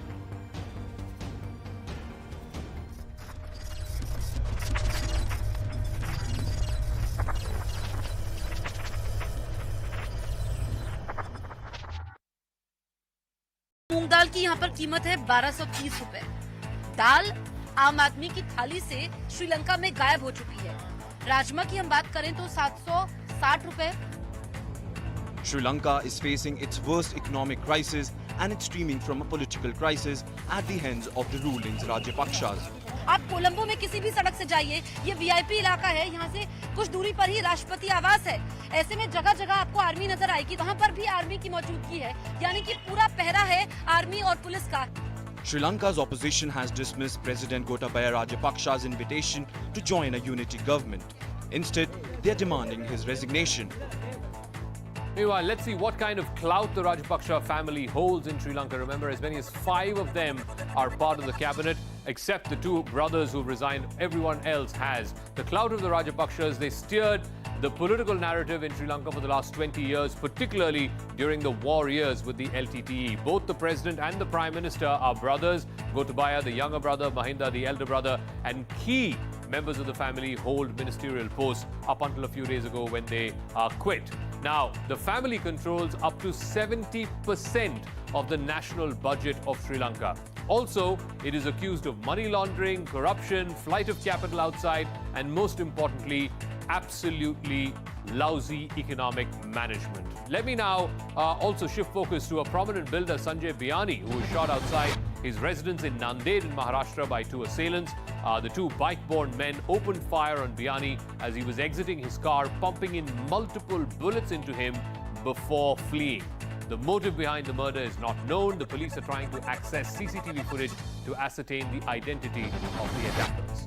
The shocking CCTV footage of the events which culminated in the murder of the Rampur Haat TMC leader Bharu Sheikh have emerged. Assailants can be seen fleeing the scene of the murder, which sparked carnage in Birbhum. 9 residents were charred to death in the violent aftermath. Citing religious sentiments, South Delhi meat stores have been directed to be shut until April 11th for the Navratri festival period. All violators will face a fine and teams will be deployed in different areas to ensure compliance. Talking about those mass killings in the Ukrainian town of Bucha, they've now triggered a global condemnation. Here's bringing you up to speed with the reactions that have been coming in. The US is seeking Russia's suspension from the UN Human Rights Council, and President Biden has vowed more sanctions. This guy is brutal, and what's happening in Bucha is outrageous. This warrants him, he is a war criminal. Bucha's mayor says the mass grave could carry up to 300 victims. We shall never forgive them. They will never be forgiven on this earth or in heaven. But despite all the evidence of horror in Bucha, Russia is calling it fake news. Meanwhile, addressing the UN Security Council, Ukrainian President Vladimir Zelensky raised the Bucha massacre and said that Russia was destroying Ukraine inch by inch. They shot and killed women outside their houses when they just tried to call someone who is alive. The civilians were crushed by tanks while sitting in their cars in the middle of the road. just for their pleasure. They cut off limbs, cut their throats, slashed their throats. Women were raped and killed in front of their children. Now the world can see that what Russian military did in Bucha while keeping the city under their occupation. But the world has yet to see what they have done in other occupied cities and regions of our country. Meanwhile, News18 India's Arun Singh sent us his report from Ground Zero in Bucha, and what he saw there is absolutely terrible. रूस के tank तबाह हुए हैं, यहाँ पर बर्बाद हुए हैं, क्योंकि यूक्रेन ने उनको कड़ा प्रतिरोध दिया था। यहाँ पर चारों तरफ तबाही और बर्बादी का मंजर है, लेकिन यहाँ एक ऐसी जगह थी जहाँ पूरी तरह से यूक्रेन की सेनाओं ने बर्बाद कर दिया रूस के टैंक्स को। आपको मैं तस्वीरें दिखा रहा हूँ यहाँ। हालांकि मना किया गया सेना की तरफ से इधर जाने से। उनका कहना था कि कई ऐसे गोले यहाँ हो सकते हैं जो अभी फटे नहीं है। So these are the evidences you are collecting. What is it? This is missile. What is this? This is what? Missile. ये देखिए, ये मिसाइल है। छोटी-छोटी जो मिसाइल है, इसका ये देखिए, ये फट चुकी है, लेकिन ये एविडेंस इकट्ठा कर रहे हैं और ले जा रहे हैं। ये क्या है? ये क्या? What is this? This is ammunition. ये देखिए ammunition है। मुझे लगता है ये अभी एक्सप्लोड नहीं हुआ है। Meanwhile, Russian troops ran riot in Bucha for a month and they finally retreated, but what they've left behind is death and destruction.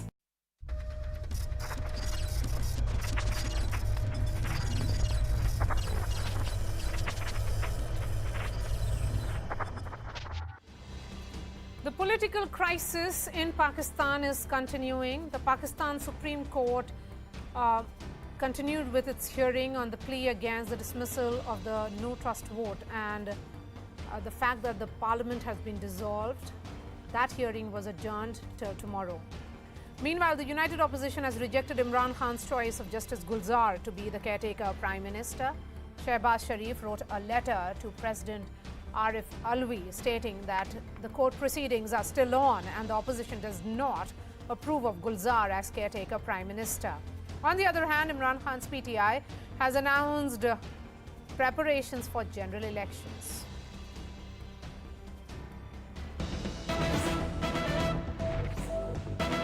Breaking news coming in now, and the power games is continuing in Pakistan. The breaking news that is coming from the key state of Punjab is that Hamza Shehbaz, who is the son of Shehbaz Sharif, has been elected as the Chief Minister of Punjab in a mock session of the Punjab Assembly held by the opposition in a Lahore hotel. Security in Lahore has been put on high alert. Rangers have been deployed for 15 days. Moy Jafri is joining me on the phone line from Pakistan. This is certainly a mock session. This is leaders mocking at the constitution to hold a session in a hotel and then announcing a chief minister. Well, it's not just a mock session of sorts. And actually, the opposition has run out of options because Imran Khan has refused to abide by the constitutional and the legal obligations. And we all saw what happened in the central government, in the federal government, where the opposition had the numbers, but Imran Khan created which said that they were all guilty of treason because they were colluding with the foreign power for regime change. Therefore, this had no grounds and basis, and they were all traitors. Similarly, in Punjab, the opposition with this mock session, basically what they're trying to do is show that they have the numbers to form the government. They require 182 seats. They've shown they have 199 members on their side. And Imran Khan and his party, what they've basically done is they've locked the entire Punjab Assembly out. They've blocked it out with barbed wires. Nobody's allowed to go in. The Deputy Speaker of the Punjab Assembly tried to hold a session, but the staff of the National Punjab Assembly refused to comply, refused to help him hold that session. The Speaker of the Assembly, Mr. Shujat Chaudhry Parvez Ilahi, is the running contestant from PTI for the post of CM, so he would definitely not hold that session. The opposition has now submitted vote of no confidence against the Speaker and the Deputy Speaker for failing to hold this session, which was scheduled to happen and the voting was supposed to take place inside the formal parliament. But because Imran Khan's PTI and his allies have locked the parliament out, there was no other way for the opposition to show to the world and to show to other institutions in Pakistan that they hold the numbers in Punjab Assembly as well, which is why this mock session was held. All right. Thank you so much for joining us. Let me bring in my guests.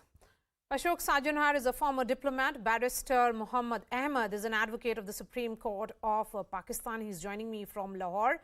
Neelam Irshad Sheikh is the PTI spokesperson. She's joining me from Lahore as well.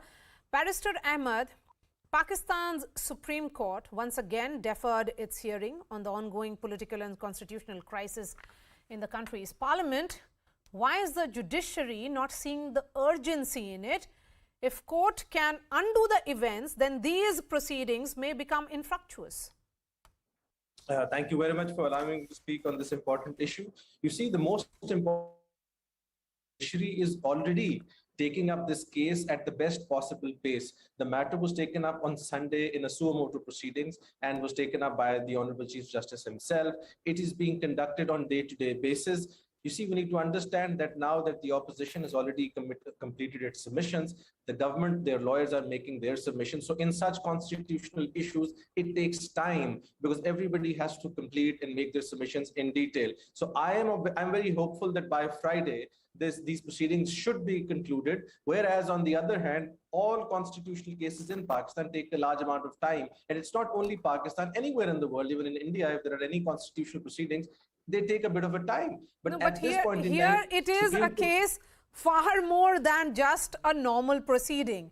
Constitutional crisis, nobody knows in Pakistan or the world who is the Prime Minister here. The Prime Minister has announced a caretaker Prime Minister. The opposition is not accepting him. This is a huge crisis. So the charge would be that who is really hand in glove? Is it the judiciary and the current Prime Minister?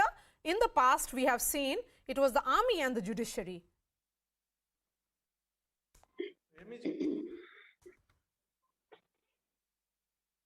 Okay, we seem to have lost that line with Barrister Ahmed. Ambassador Sajanhar, in an essay that was published in Yale Review of International Studies, what was mentioned, and I'm seeing that very interestingly, when General Ziaul Haq and Pervez Musharraf staged military coup, the court acted as a tool of the state, establishing legality for the extrajudicial actions, but in turn weakening its own credibility. Here, the court is acting at whose behest if it is continuing to delay an order?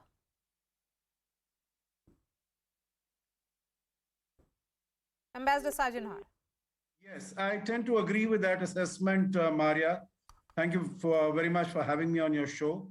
I tend to agree because, you know, when the case was taken to the Supreme Court on Sunday, it was thought that the matter was of such great and grave urgency, because in addition to the fact that you have outlined that there is a crisis in the country, there is no one knows who's the Prime Minister, who's the executive head, who calls the shots, that it also has the potential of resulting in street protests, demonstrations, and violence, because if it has been the no confidence motion has been snatched from in front of the opposition, and you know, this is one could call it a constitutional coup. You know what you mentioned about what has been stated in the Yale Review about the coups that the army had carried out in the past. This time we see that you know, so-called democratically elected government, although Mr. Imran Khan has been termed as a selected prime minister rather than as an elected prime minister, that he has turned the constitution on its head. He has engineered a constitutional coup, and the court is taking its own time in hearing the various arguments. I think even if all the arguments have to be heard, they can be the day of the court hearings can definitely be prolonged. In India, we know that on much smaller matters, much significantly minor matters, we have had the courts being woken up at night and taking hearings in the night and pronouncing their judgments. Yes. And this is a matter which is of grave urgency and importance, and for the court, the Supreme Court of all institutions to take absolutely. I am looking at, is Imran Khan actually taking advantage of what is evident constitutional loopholes here? Neelam Irshad Sheikh, the hearing has been going on for the last few days. Can the Supreme Court really resolve this crisis? You know, elections after 3 months, as per Article 69, it has put a barrier between court and the parliament. So I think Supreme Court decision hopefully will not overturn or overrule April 3rd Deputy Speaker's ruling. So now, as per the President of Pakistan, as the opposition says they don't accept the name we have suggested, PM Imran Khan so far, they can, as per Article 224A, 8 of the MNAs of opposition, 8 of the ruling party, they can decide the two persons, two names, and from those two selected names of the the government PM, 8 plus 8 they can decide on their own. So Imran Khan has no such he would say no for that, because President has said as per Article 224A. You know, so you can quote multiple articles. For every article, there is a counter article that has been quoted by the opposition. But who really is the custodian of the Constitution of Pakistan at this point is the big question. Barrister Mohammed, is this yet another example of how matters on the floor of the House often appear to end up in the lap of the Pakistan judiciary, which has in the past invoked the doctrine of necessity to rubber stamp military coups in the country, and what we saw this time around was a coup of sorts by the current Prime Minister?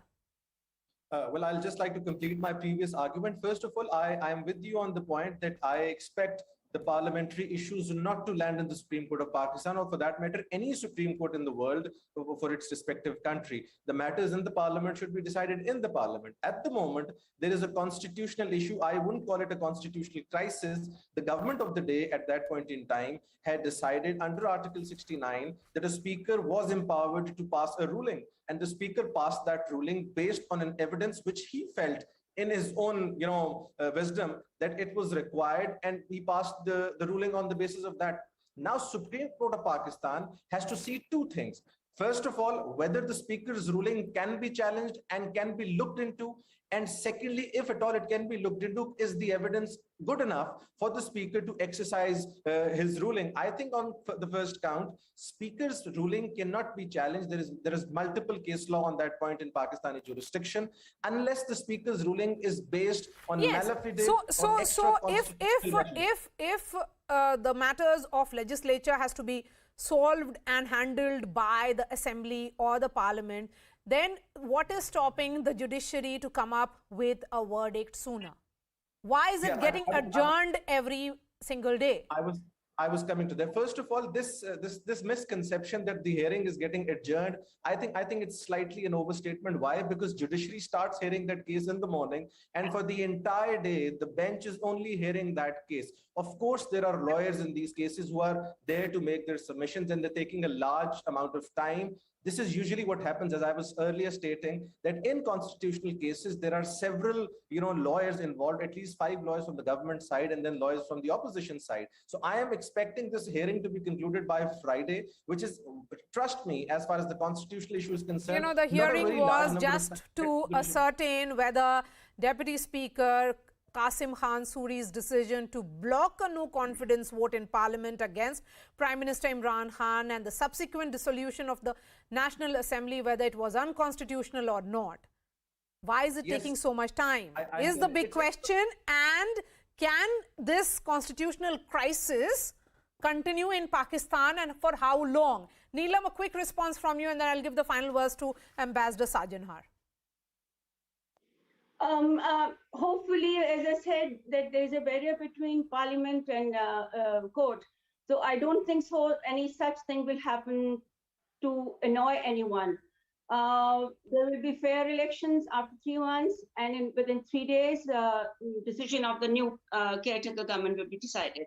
Yes. So what is happening on ground is mockery, because just minutes ago we broke that news of the new chief minister of the state of Pakistan, of the state of Punjab there, where Shehbaz Sharif's son has taken charge as the chief minister in a mock counting of opposition leaders' votes in a hotel. So what really is happening then, Ambassador Sajanhar? There is mocking of the constitutional at multiple levels. No, absolutely, you are right. It's because a mockery. I think, yeah, the ordinary people in Pakistan, it is my understanding from what I have seen, are also viewing this action by the deputy speaker in that same spirit. Because you see, Maria, it is also not clear as to what is the evidence on the basis of which the deputy speaker has taken this decision. And after that, it has been brought out by the army and by other sources that the letter that Mr. Imran Khan seems to be waving at crowds and at journalists, that this is the evidence I have that the United States is trying to dethrone me by colluding with the opposition, that it is not, I don't know what that letter is, what that communication is, but is that evidence enough for the deputy speaker to take such an action, saying that this is a conspiracy against the country, it is a conspiracy against the government, and hence he disallows the no confidence motion? I think that itself, the very tenuous grounds on the basis of which the speaker has taken that decision, whether that is going to be also considered by the Supreme Court, or the Supreme Court is just going to take this view that we can not interfere in any way in the proceedings of the parliament. So I think it is everything seems to be confounding the already confused situation. All right. But we'll have to wait and see, because we'll only have to wait and see how things really pan out. Ambassador Sajanhar, I appreciate your time. Thank you so much. I've really run short of time, and my producer is telling me to wrap up this debate. Neelam Irshad, thank you so much, and Barrister Ahmed. Shifting focus to the war in Ukraine, the Ukrainian military continues to bleed the Russian war machine. But the human cost of war is still rising. Now, a deal to swap prisoners of war has brought some respite to the captured. But how is Russian treating prisoners protected by the Geneva Convention? CNN's Christian Amanpour with this ground report.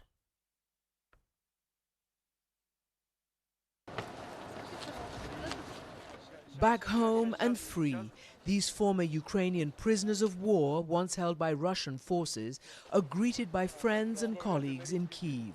Freedom for now is the drag of a cigarette, walking on home turf, even if that means using crutches. Bags of food are handed out to the more than 80 former Ukrainian POWs released in a prisoner exchange with Russia. It's a welcome meal and a moment to decompress and reflect on what many here say was the physical and mental abuse they endured in Russian custody. One POW, named Gleb, says he was captured nearly a month ago while evacuating civilians. He was beaten by Russian soldiers. They hit me in the face with machine gun butts and kicked me. My front teeth were also chipped. Anya and Dasha were in the same unit. It was shelled by Russian troops, who they say tried to break them, making them shout "Glory to Russia," and they shaved their heads, telling them that it was for hygiene purposes. Maybe they were trying to break our spirit in some way. It was a shock, but then we're strong girls, you know. Dmytro says he was taken by Russian soldiers in Mariupol and suffered daily beatings during his captivity. They would beat us 5 to 6 times a day for nothing. They would just take us into the hallway and beat us up. It's an ordeal, and it will take time to heal both mentally and physically, though many say they want to go back to their units and continue fighting. But before that, Gleb shows us a slip of paper, with what he says are the phone numbers of loved ones of prisoners still held captive by the Russians. He says he will tell the families they are still alive and not to give up hope.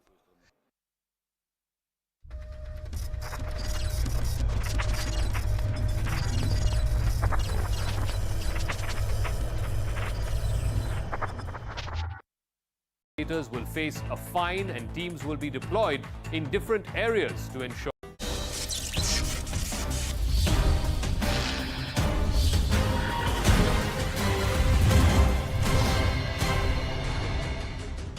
Hello everyone, good evening. I'm Shreya Dhondial. The hijab row in Karnataka is seeing a very dangerous escalation.